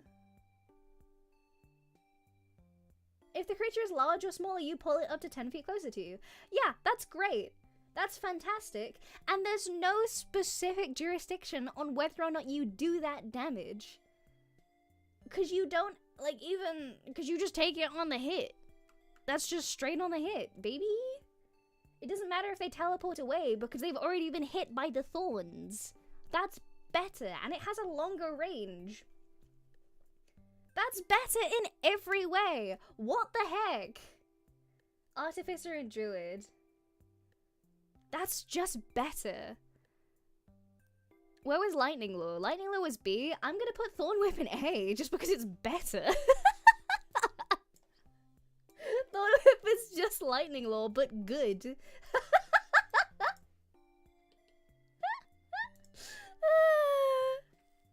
Use it on allies too to get them out of danger, win less damage. Oh yeah! Wait, that's really good actually. That's a good creative use of it. That would be fantastic. Ah. Okay, next. Thunderclap! Casting time, 1 action, range is self, 5-foot radius, somatic components, and instantaneous. You create a loud burst of thunderous sound, which can be heard 100 feet away. Each creature other than you within 5 feet of you must make a constitution saving throw. On a failed save, the creature takes 1d6 thunder damage. I don't mind that, necessarily. I think it could be better.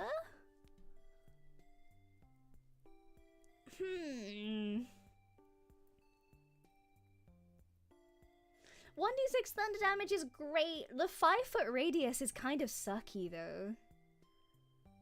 And you've also just alerted everybody to your presence.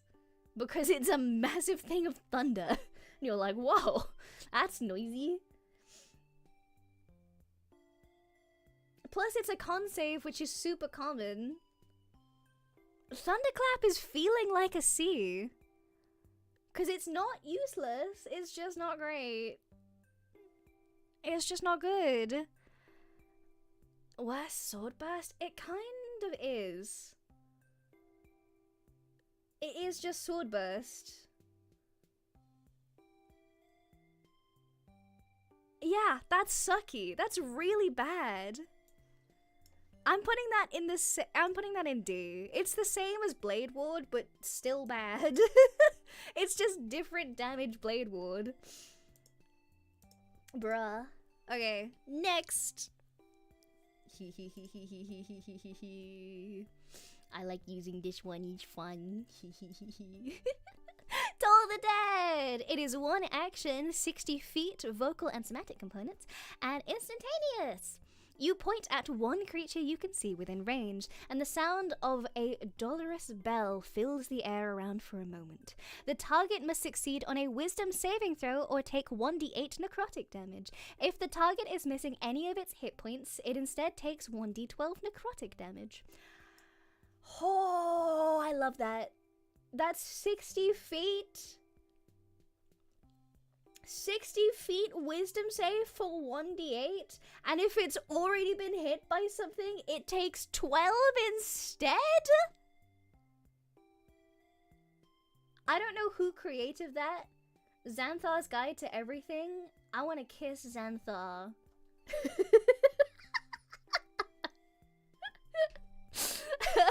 Whoever invented that.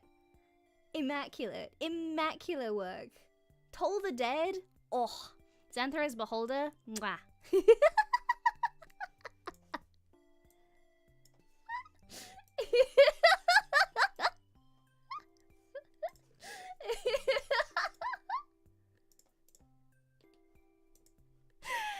I like that you questioned that for a moment as if I wouldn't. You tested me.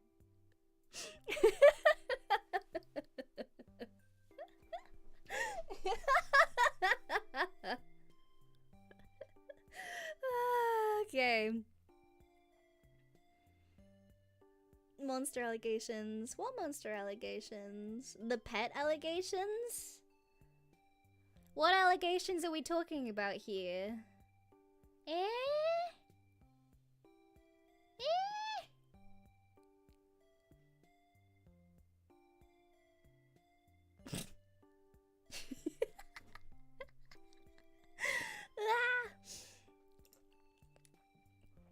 Okay. Next.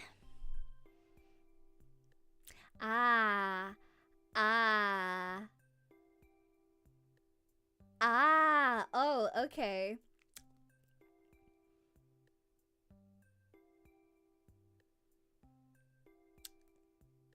Well, we have a tag for that. Anyway.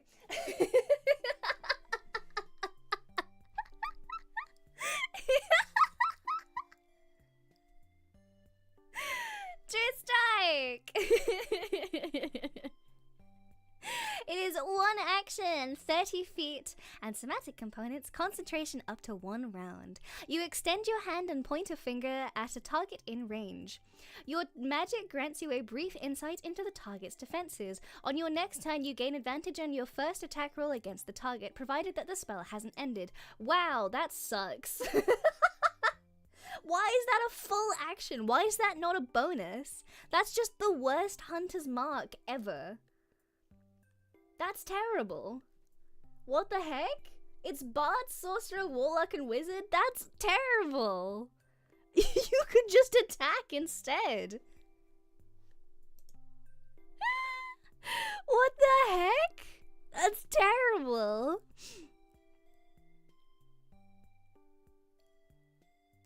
Dude. That should be a bonus action. Why is that not a bonus action? True Strike. More like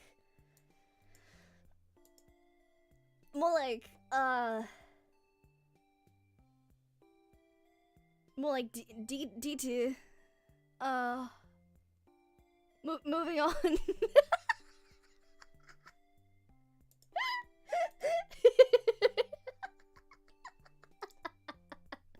And now, time for the spell that I would absolutely fail, as you just saw.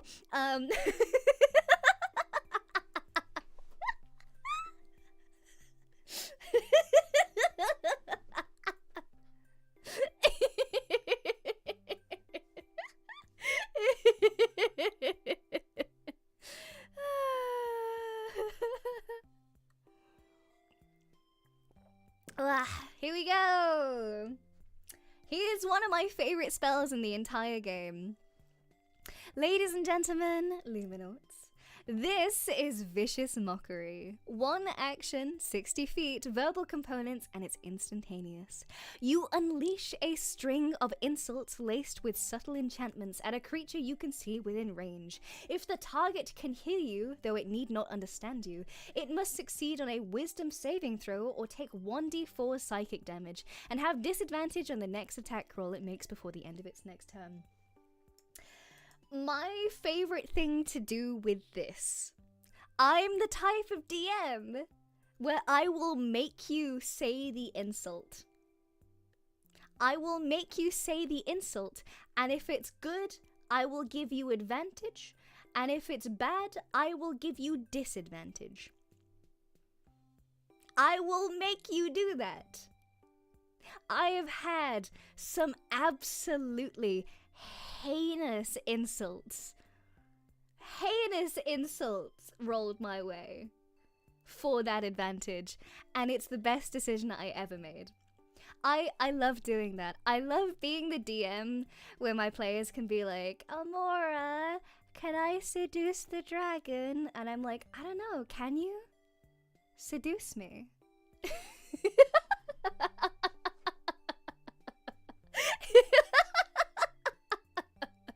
It's my favorite thing. Matt, thank you for the super high. Vicious mockery. I'm not gonna insult you.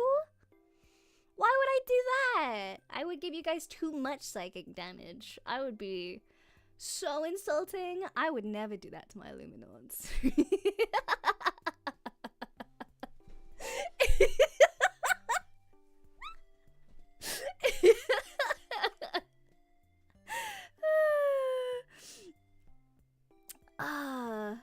I think, like, what was one I had when I was, I was playing a very timid goblin character called Seven. At one point or another, she was very timid, she was very nervous, she had anxiety to the max. And during a fight that we had at some point or another, one of the other players that I was playing with, made... I can't remember what it was specifically, but they rolled successfully to secretly drug her. They basically spiked her drink. And, the potion or something or other that it was, made her, like, really violent and really angry and really scary. And, so there's a line from that where I just got to be really crazy and really scary, where I'm like running dead straight towards the person who's my enemy, like scrambling on all fours, like terrifying goblin, all teeth and snarling, and they like turn around as they're like running away and they just see this horrific beast. I cast Vicious Mockery, and forgive me for swearing, the line was, I fucked your mother and I'll do the same to your god. And that guy died.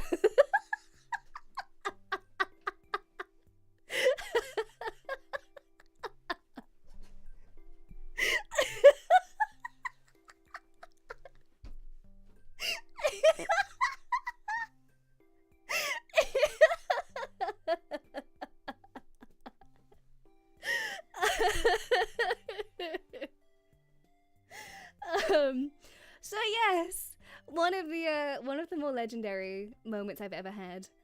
Yeah, very, very out of character for this particular character. And it would have never happened if they hadn't have gotten spiked. So there we go. She was a great character. She was a really, really great character. She was best friends with another player character who was playing a bear called Brutus. And I asked my friend about this character. I was like, why a bear?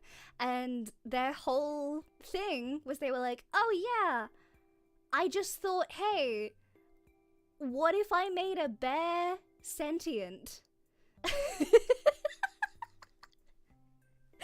And I was like, oh, cool. Well, I can't argue with that. So they had a really, really cute friendship. It was very nice. And at the end of the campaign, they went off to go live in the woods together as, like, friends, and it was super nice. So,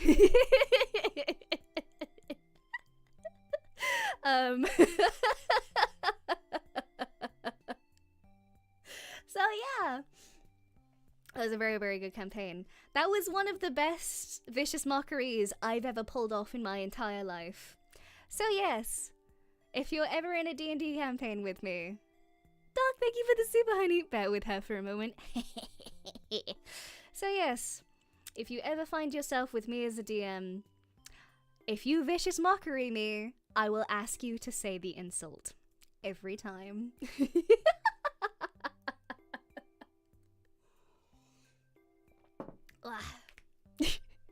I dread the day that, like, one of the things that, like, my party consistently does... One of the things my party consistently will do, where they'll say, hey Amora, after they do something weird or like whatever, they'll be like, hey Amora, can I roll to do a backflip? One of these days, I really hope it's one very specific player because they've never done it before. But because I tend to ask people to do it, if they say they can do it, is ask this particular player to do it if they ask to do a backflip, because they actually can do a backflip, and I just think it would be really funny if we were all around a table together and they look at me and they go, "Hey Amora, can I roll to do a backflip?" And I go, "I don't know, can you do a backflip?" I just want it to be a moment in the game where they actually get up and do a backflip. I just think that would be really funny.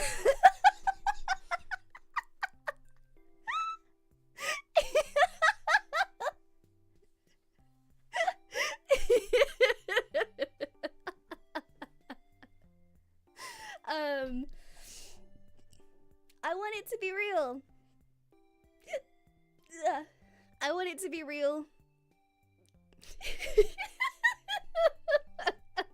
Forget theater of the mind and always go for theater of the body. Yeah. I love Vicious Mockery. Damage wise, it's not great, but roleplay wise, it's fun and it's a bonus action. Oh no, it is an action. What the heck? I always play it as a bonus action. I always play it as a bonus action. What the heck? Why is it an action? Okay, well, you know, even still, I think Vicious Mockery is... I'm gonna pull it down to a B. Vicious Mockery is a B. Okay, and finally, a spell I've never personally used from Xanthars. Here we go. This is Word of Radiance. 1 action, 5 feet. Vocal and material components, which is a holy symbol. Instantaneous, you utter a divine word, and burning radiance erupts upon you. Each creature of your choice that you can see within range, 5 feet, must succeed on a Constitution saving throw or take 1d6 radiant damage. Wow, that sucks. Wowzers, that sucks. That's terrible. Wow, that's just bad. Huh, okay. So, it's only for clerics, it's 5 feet, and it's only 1d6. Word of Radiance sucks. Why do they all suck? That's bad! Oh my gosh. That might be it.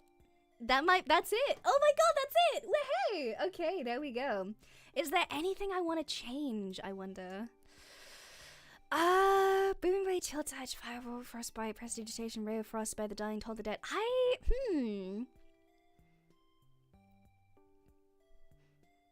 don't think I want to change anything, actually. I think if I lower myself here, hi guys. Let me, hi.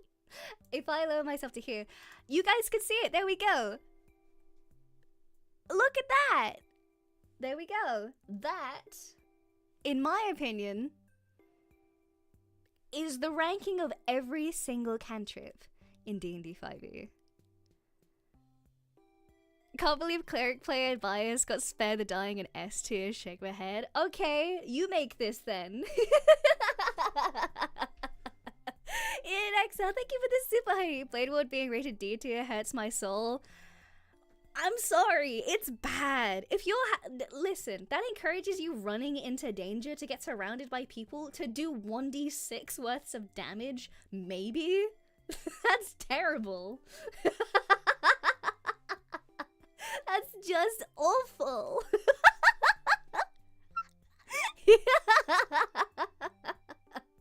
That's just bad. What do you mean? Oh my gosh.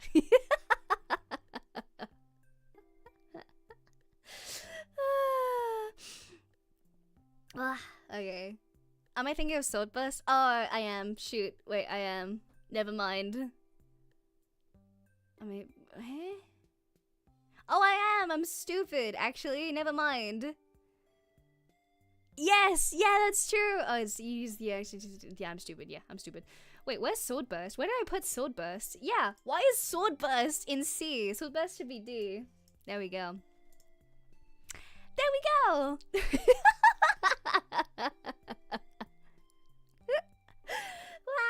Okay, there we go. Yippee! That's my final rating. That is my final rating. Vicious Mockery being solo is a mockery. It's a really, really fun spell to do. That's the only thing saving it. Because a 1d6 isn't great. And it's a maybe, which isn't great. It's not great. I wanted it to be better. It's the fact that it's fun is saving it. This is fun, entertaining, and informative. Yippee! I will save and download it. And I'll put it on the Discord. I'll also put it on Twitter as well. So you guys can yell at me in the replies, yell at me on the Twitter, whatever. Thank you for coming, everybody. I had a lot of fun. This is really good. I've wanted to do something like this for like a minute, so I'm glad that I got the chance to do it, and I'm really glad that I got the chance to hang out with you guys. I really enjoyed it. Yeah. Final things I'm gonna say is projects that I'm working on currently are gonna be released real soon. And finally, if you have a song that you want me to sing, like maybe the chorus of, or like a little snippet of, if you have a song that you'd like to hear me sing, I have a community post currently on this channel that you guys should go and suggest stuff under. So if you guys want to hear me sing something very special, put that under there, because I'm taking suggestions. Alright. I'm gonna leave it there. So thank you for coming, everybody. I appreciate it. I am gonna go ahead and raid into... Who am I gonna raid into? I'm gonna raid into Kiki. She's not currently live. She's not currently live. She will be. Actually, you know what? She's live in about 30 minutes. She's live in about 30 minutes. It's her graduation stream. I'm gonna be staying up to watch it anyway. Do you guys want to just Zatsu for 30 minutes?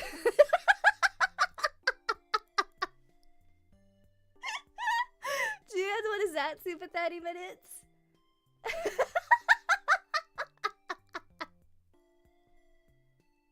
Should we just do that?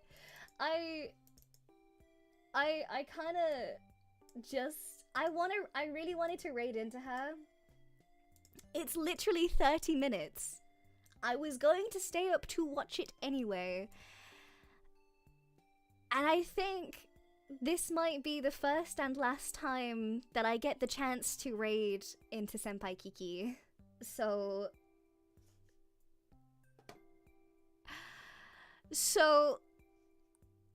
I'm going to stay for another 30 minutes and hang out with you guys for a bit, if that's okay with all of you.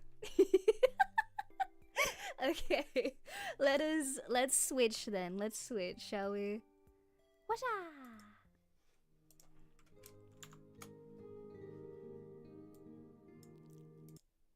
Whee! Hi! Where'd you disappear to? Where are you? There you are!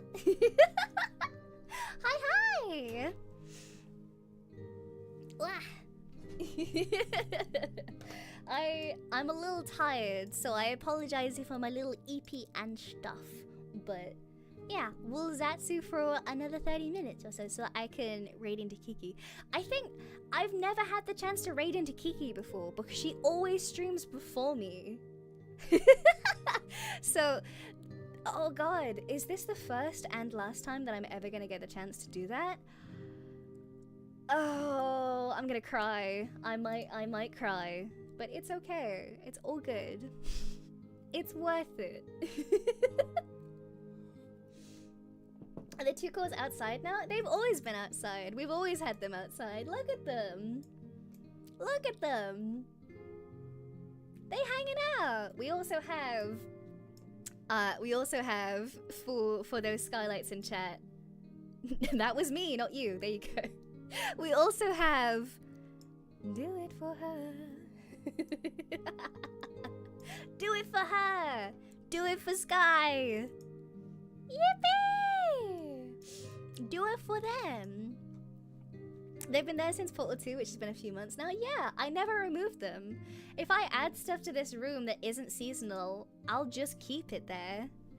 So that's why Sky's there. Sky will just remain until the end of time. Is there a screenshot of just the background? Because I had an art idea involving the room. I don't know, actually. That's a good question. I don't know if I'm allowed to share the actual high quality bits of the assets. I do not know if I can share that. Who knows? I do not know if I can share that. We had a MIDI for the tree on Christmas. Yeah, it's my MIDI tree, my MIDI Christmas tree. If Sky is your mom, is Blaze your aunt? Blaze is not my aunt. Blaze is my weird friend whom I have some relation to in some capacity, apparently. Me and Blaze are not related, not lore-wise or others. No. No.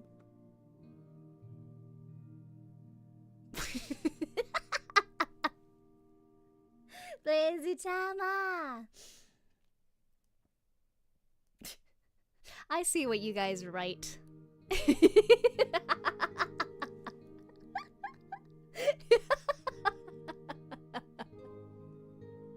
Very confusing family tree. Oh yes. Oh yes.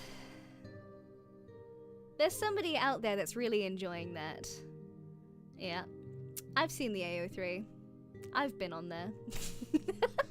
I've read the fanfiction of me on there.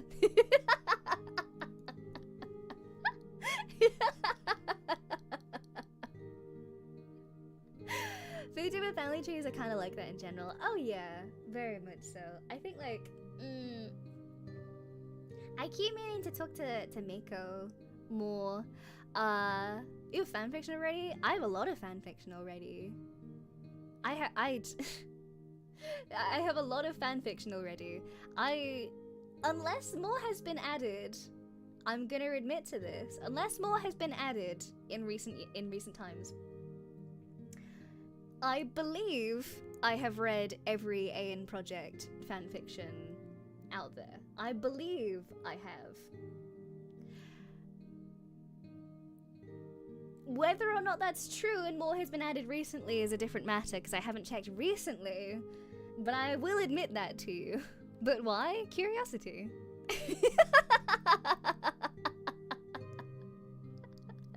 Just because I'm not gonna react to it on stream does not mean I don't consume the product.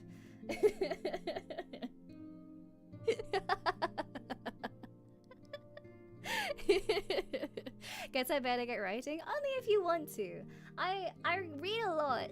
I read a lot. So it was eventually going to happen regardless. Maybe I should do a live reading one day, who knows?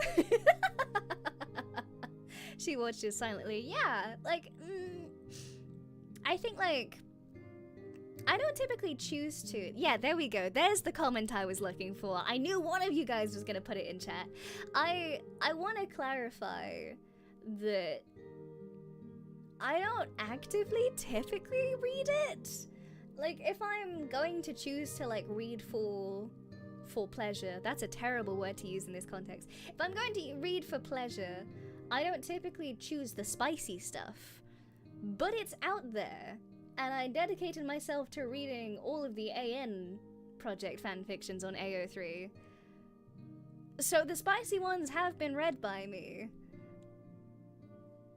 They exist. That's my only comment on it.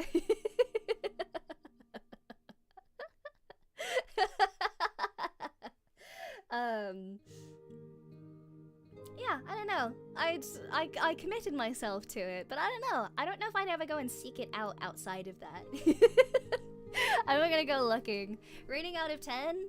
It was a thing that I read out of 10.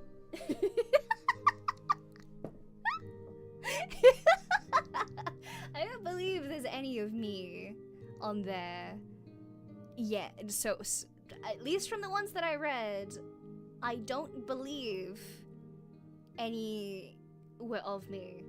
At least not the spicy ones. There was definitely ones of me there. I don't believe there's any spicy Amora fanfiction out there just yet. It will eventually exist. So reading the morning, yeah, I guess so. I think like, how do I describe? Because I don't typically read spicy stuff in general, I genuinely do not know what to expect. Because I'm more of the person that typically reads like very fluff-orientated stuff. So that's my genre of preference. I'm not a particularly lewd individual, so I don't really know what to consume in terms of preferences and stuff. I don't know. I think I would describe myself as an adult, I guess is the best way to put it.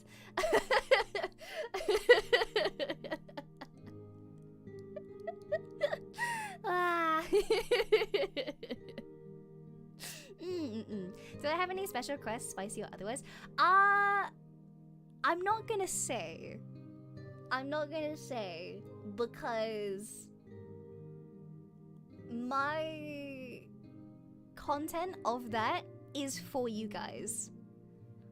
My content of that is for you guys. I've said this a few times over, but I do not mind if you make that work. I do not mind if you make that work. I'm never gonna have like a lewd Twitter or anything. I'm never gonna have anything like that, and I'm not gonna engage with lewd stuff on stream or on Twitter or anything like that. So that kind of content is for you guys. My boundaries on it are basically nothing illegal. Anything else you can go with. Anything else that you want to make. Hashtag Lumina. Maybe I will look at it in my spare time, as I have done previously.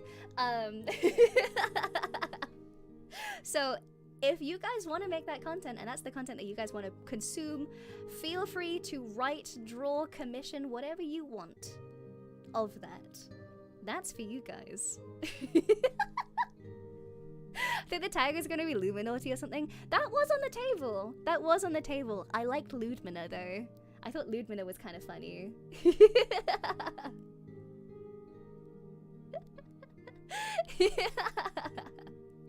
Yeah, it's, I don't know. I will personally never make that content, but I don't mind other people making it. I don't mind that being consumed by other people.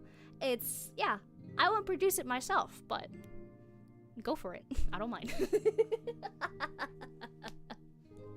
I think like, I think of it in the context of like, people are going to make that content whether or not I ask for it or give permission for it.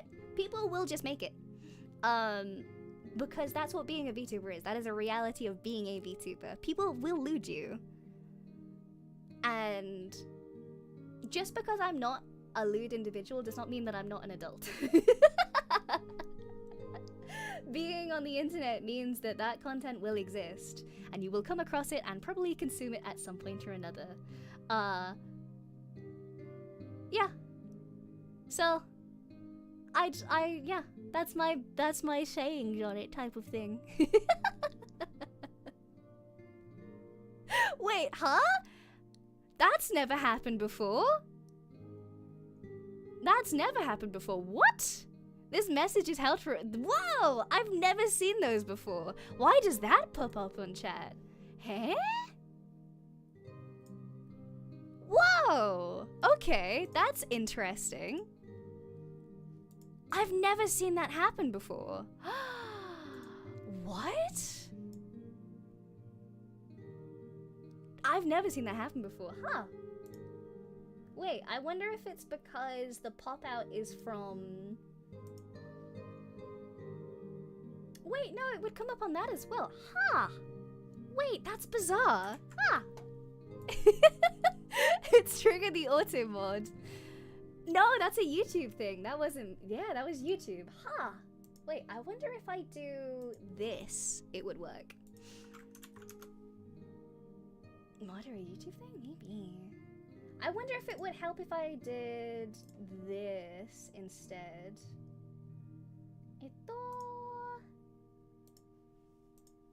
Because then, I wonder if I open it up in an incognito and then change the stuff. It does it like that, maybe? That might have fixed it, or it might not have fixed it. We're not going to test it, because I don't want any of you guys to get shadow banned, but that hopefully fixed it. Is it the word lewd? It might be the word lewd. Yeah. Oh, it's like trying to lewd your big sister, it feels off. Yeah, it's, I guess so. I don't know. Some people will like that content, and I encourage it. I have no qualms to that content being made. My only request is that you keep it legal and keep it in Lumina, because I don't want to, like, I don't want people to browse my art tag and then suddenly boom, titties. That's my only stipulation. Just, you know me, because YouTube loves shadow banning me. I've noticed that with a few of you guys, where you'll get shadow banned for stuff, which is, I don't know why.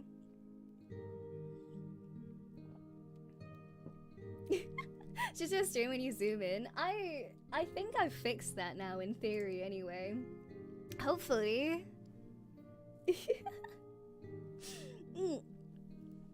I get shadow banned for no reason sometimes. It happens a couple times. I know it happened to Maya recently. Again. I don't know what it is. Twitter loves shadow banning Maya. I genuinely do not know what it is. Because she doesn't deserve it. Maya, I don't even know what Maya could say that would get her shadow. She has a few pieces of art.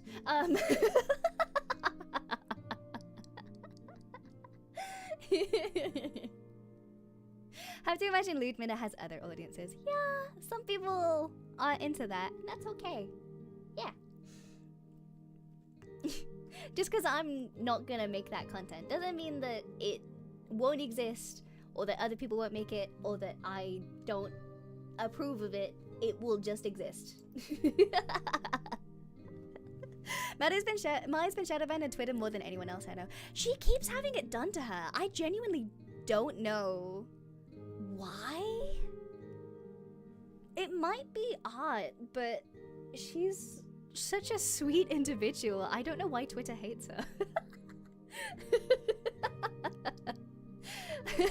She asked me about Roombas recently, which was very, very cute. I had to explain to her that yes, it does indeed choke on hair, because long hair is a curse of the Luminas, and yeah, it can be an interesting thing to deal with.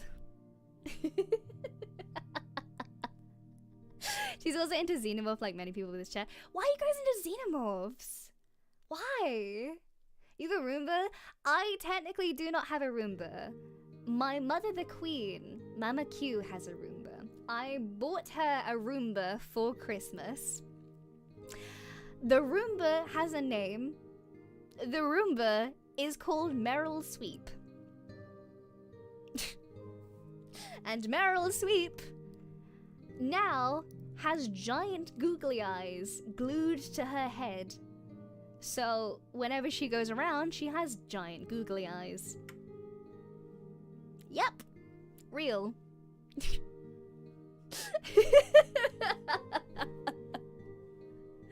And here's the thing about Meryl Sweep. Whenever my mother decides that her house is a little dirty and that Meryl needs to go on a shift, My mother cleans in preparation for Meryl. She does. She cleans in preparation of having the Roomba be Roombaning. She does that. She'll clean stuff. She'll move things from the floor. Which makes no sense to me. And I'm like, why? She's gonna get it, it's fine. She's like, no, I feel bad. Mother. So, real thing my mother, the queen, does. She's what Meryl overworked, what kind boss? She feels bad. Does she clean her dishes before you put them in the dishwasher? She doesn't have a dishwasher. So, we do all the dishes by hand whenever I visit. So, that's what you're supposed to do so it doesn't jam. Oh, maybe she was doing the right thing then. I always thought it was a little odd, but it's fine. You laugh now, but when the robots take over, Meryl will vouch for Mama Q. And Nemo will vouch for me, Amora Lumina. Thank you very much. My nanny will vouch for me.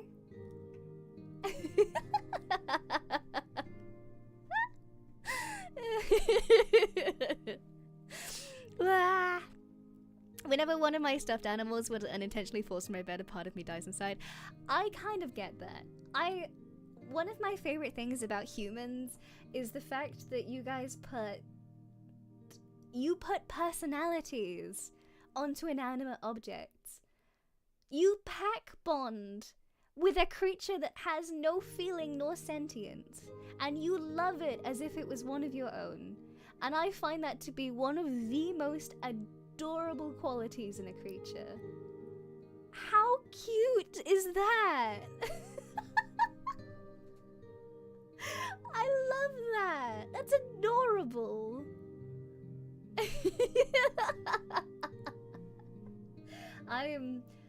I've said this before, I'm not really a plushie person, but I do have a high. I have a blahai.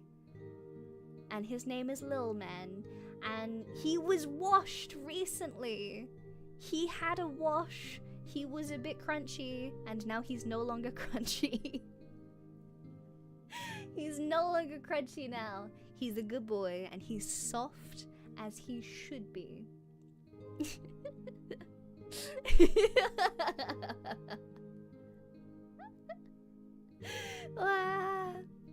So he had a wash. He's now all washed and dried and has all of his what's the word? All of his he was a little crunchy. He's okay. He was allowed to be crunchy. Sometimes things get crunchy. He got drooled all over. Just a little bit.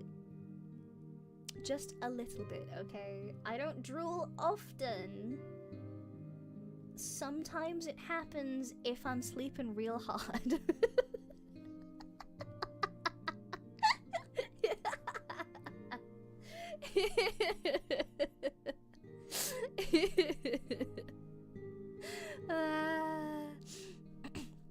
But he's no longer crunchy.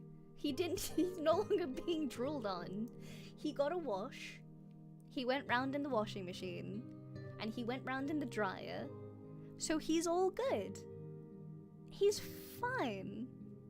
The crunchy is real, it affects plush textures. Learned from Google that one has to put it near a humidifier or some water-related thing to soften or decrunch. He did get us swooshing about in the washing machine, so maybe that did help. He's no longer crunchy, so it should be good. You for Eldritch and your blahais. My blahai was a gift. He was gifted to me by one of your people of Earth. So he's very sweet. He's just a little guy. He's just a little man. Hence why his name is Little Man.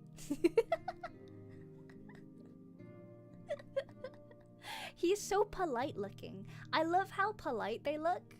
They kind of just have this expression where they're kind of like,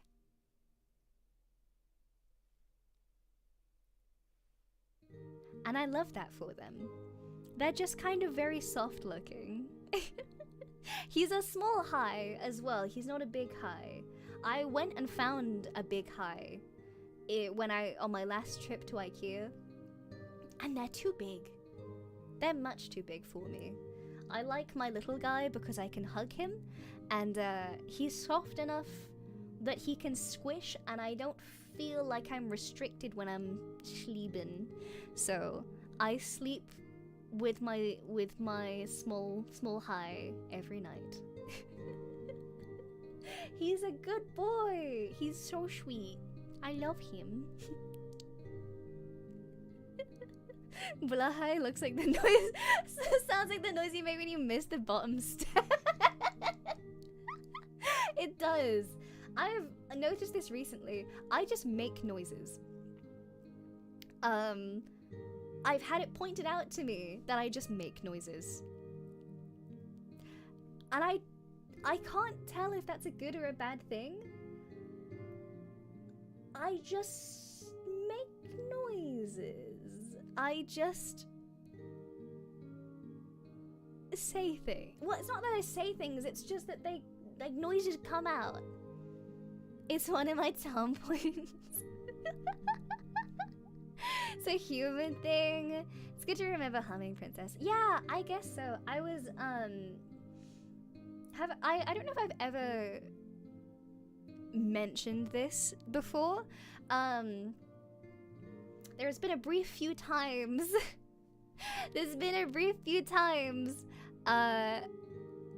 where I've forgotten to mute my mic in the ending screen, or beforehand, where you've heard what I do prior to me going live or finishing. And that's just how I live my life. That's raw, unfiltered Amora, where I'll hum, or I'll talk to myself, or I'll just make noises. And that's how I live.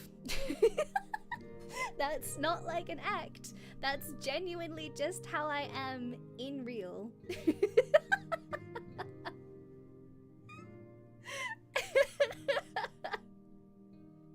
I am an animated person. You guys have seen from my hand stuffs, my hand streams, hand cam streams, that I just kind of gesture and move about a lot. And yeah. Yeah.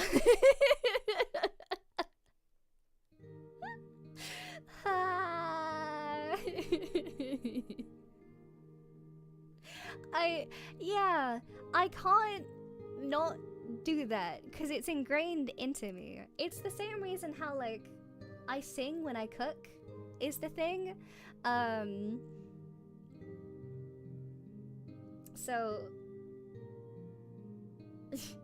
I have different playlists for different moods and stuff, so today was a Hosea day. So I sang Hosea songs while I cooked today. I made curry and it was good. What you're saying is a horror villain would hear you coming a mile away? Oh yeah, absolutely. Absolutely. Absolutely.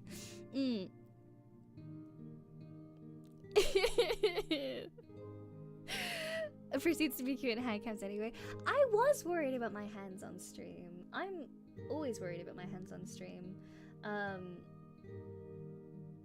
I think one of the main reasons why I'm so nervous about, like, I don't know if I'll ever do like a gloveless hand cam.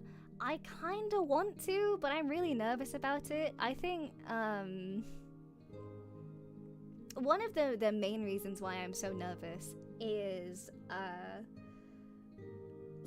I have a few nervous tics that I do, and one of the big ones is that when I'm nervous or stressed about stuff, I will bite and pick at my cuticles. So I have, like, if it's been a particularly stressful week or something, I'll have like bleeding spots or scabs and stuff around all of my fingers, which isn't pretty to look at. And I think maybe there's definitely part of me that thinks if I'm your sweet princess, then I should look cute for you. I should make the effort to be cute for you. And yeah, I don't know. It's hard not to have that tick, but it's also something that I don't think is pleasant to look at. So when I eventually do get up the courage to do a revealed hand cam and stuff, yeah, I want to make sure that I'm cute for you. I'm gonna do my best to do that if I possibly can. What you do with stress is understandable, and believe me, it's not the worst. You are really cute for looking like it. Yeah, but I want to be cute for you guys is the thing, and I will eventually have a good week where can be cute and stuff. So, it's not even my nails that I bite. It's the skin around it is what I bite and will like pick at. So it's not pretty to look at because it's all like blood spots and stuff. So yeah, when I can have a week where I could not tick and do that, that would be great, because then I can do a cute hand cam and I don't know, maybe paint nails or something. I can do my nails and show you. Yeah.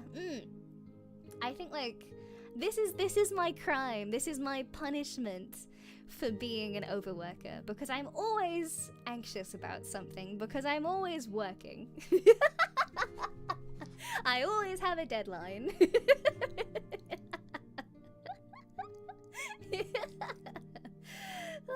It's like a pet, even if they have a cone or, oh my god, no, it's, yeah, I don't know. I want to share that with you. I don't know, maybe I can do my nails cute and share some pictures or something, maybe. I'll do my best, because I do want to do cute hand cams where we do cute things together, and I especially want cute nails that I can show you guys, because I saw Killia's and Blazer's and I was like, I want that, I want to have cute nails. So something I picked up is that VTubers love stressing about stuff more than they should do. I know, but like it's still an anxious thing. It's a part of my body that is going to be on the internet, and that's forever. And that's terrifying. That's really terrifying. Thank you for the super honey. Thank you, thank you. Mission pursued. Make Amora relaxed and calm with us. Reward gloveless handcam. I trust you guys. It's definitely in my own head. But even still, I want to be cute for you guys. So I'm gonna do my best to do that. I will forever do my best to be cute for you. But yeah, I don't know why yeah. I don't know where I can go with this sentence from here. I'll do my best. Gavate.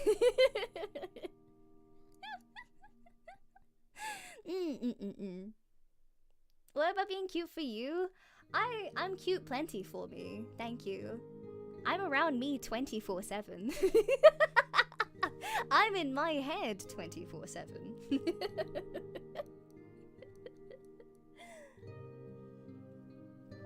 Wow.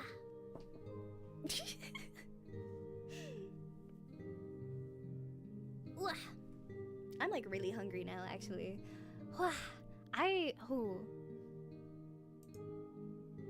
Do I have? Wait, I have like I have snacks, or I have leftover curry. I might heat up some curry and eat curry to watch Kiki's graduation, to watch Kiki's to watch Kiki's karaoke. Yippee! What do you guys think? Should I get like a snack, or should I have curry instead, do you think? What kind? I have... what do I have? Oh, I have like tortilla chips. I have tortilla crisps. And hummus.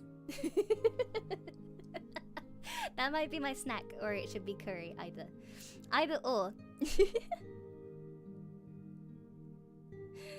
I think little scouts are gonna make her less cute. I know, but still, they're not fun to look at. And I think if it's the first time, I want it to be special, you know? I want it to be special. So, I'm gonna do my best. What if you did the tortilla chips in the curry? I don't know if that would work, but maybe. Who knows?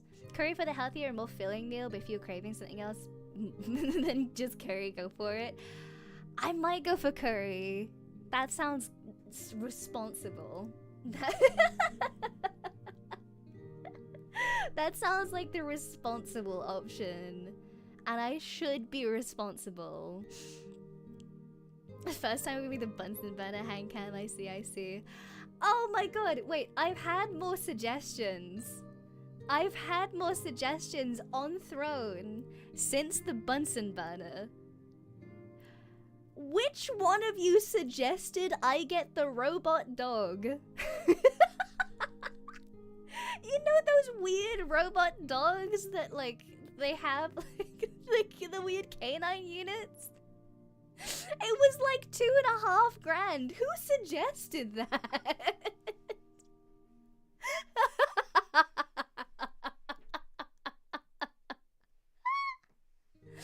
There was another one as well. I don't know which one it was. I've had a couple.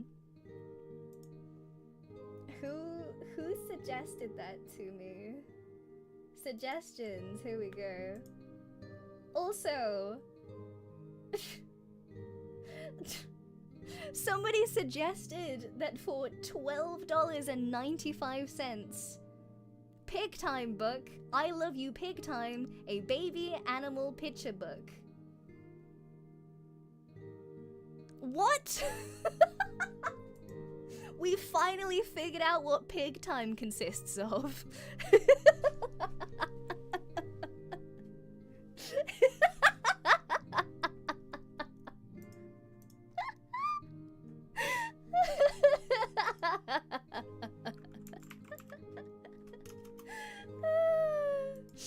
We finally figured it out. We finally got it.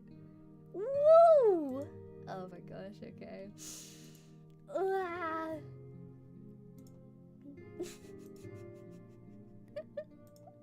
Can I save or download this? Oh, there we go. Thank God. Okay. So I'm gonna put this on the Discord now, actually. Yippee!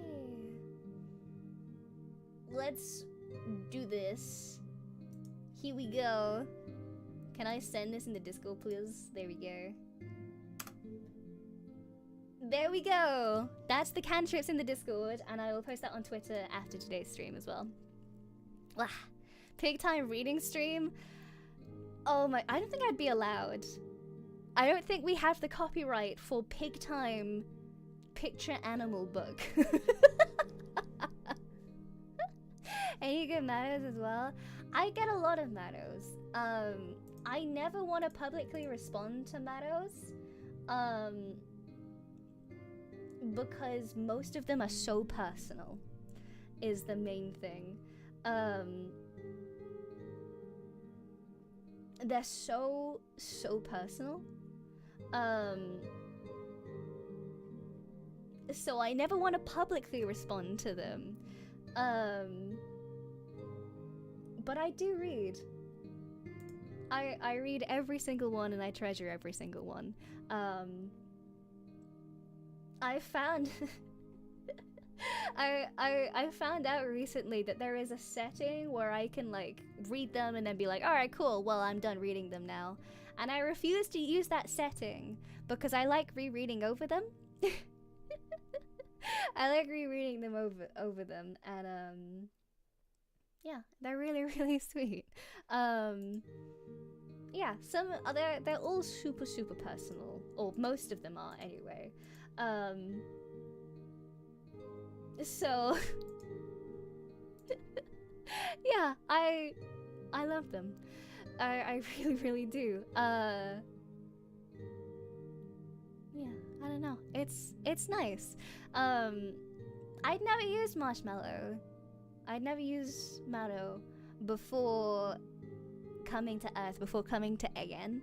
So it's really nice to be able to read such lovely heartfelt messages. I don't know if that's cheesy or anything, but it's just, I don't know, it's nice. I like hearing about your lives. I like hearing about stuff that you're doing and hobbies that you're doing. It's like having nice little letters. It's really sweet. Yeah. I've said it a few times, but I genuinely really love hanging out with you guys. It's great. 10 cent Amora to worry about my taxes. Oh god, don't even remind me. I had to try and figure out taxes recently. That was a whole thing. That was a whole thing. Taxes. Yippee! Yippee!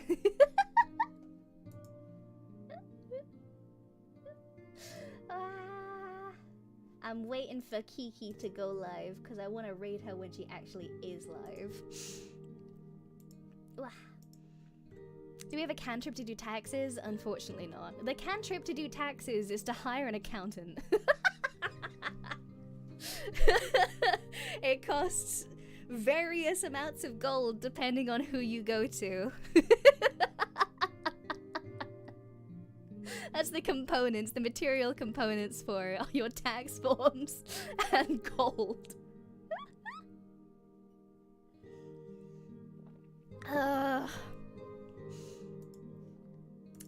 I still like taxes in general. I want to do good on taxes, especially because like because it's involving stuff from America as well. It gets things a little bit more swooshy, so stuff is difficult with that one.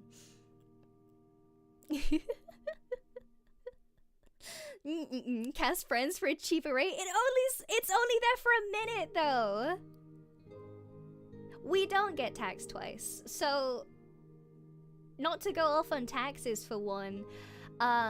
Basically, so long as you inform both the American government and your own government, well, at least the UK government, as long as you inform both of them that you are paying, you're getting paid from an American company, you're paying taxes to America type of thing, they split up your total tax payment into 2 bits and pieces. So basically, if you paid 20% tax in total, 10% of it, or like, I think it's more so, it's like 30% of it goes to the American government and the rest of it goes to the British government or something along those lines. I'm not too familiar off the top of my head, but it's basically you pay a percentage to both governments, and it's like, it's basically them just being like, oh cool, you're doing this. Which is, yeah, cause America, you can't have tax treaty. So as long as you're diligent in informing the right people that you're doing the right things at the right time, yeah, it's all good.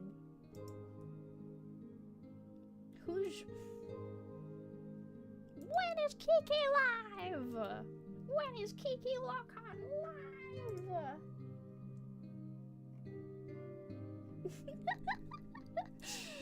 Taxes are awful. I hope you guys never have to do them. Or if you do have to do them, I hope that you have someone to help you do them. Because, good lord! I just want to have a nice time. I think the worst part about it for me is the fact that they don't give you any wiggle room to have a mistake. When I was first doing taxes, my first time ever, I had no idea what I was doing, and no one would tell me. They gave you the information, but they give you too much information and too many variables. There's no like, you have this, so go do this. You have to basically wade through information after information after information after information after information, and nothing is clear. There's nothing clear ever. So got my refund yesterday. Yeah, it's always good to pay more rather than less. Yeah, they should give you basic prac courses in high school or something. They kind of did in mine. They kind of did when I went to school, but it wasn't like they told you how to do it. It was basically just them being like, here's why we have taxes and here's why taxes are important. Which was good, but not great. Quite frankly, what I'd like more so is it would be a lot easier.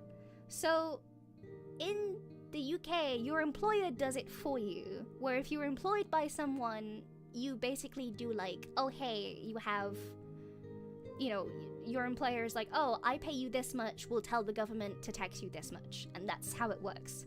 But because we're self-employed, basically, we have to do it ourselves, and it's awful. It's awful. They know how much you owe, but they won't tell you. Is Kiki live? Kiki is live! Okie dokie. We are going to raid into my senpai. We are going to raid into Kiki Lockhart. Kiki Lockhart's graduation. Please go give her all of the love that you can possibly give. I will be there in chat also. And I will see you all very soon. Please go give Kiki a good send-off. Thank you for watching, everybody. I hope you have a wonderful, wonderful evening. I will see you all soon. Please go give Kiki love. Goodbye.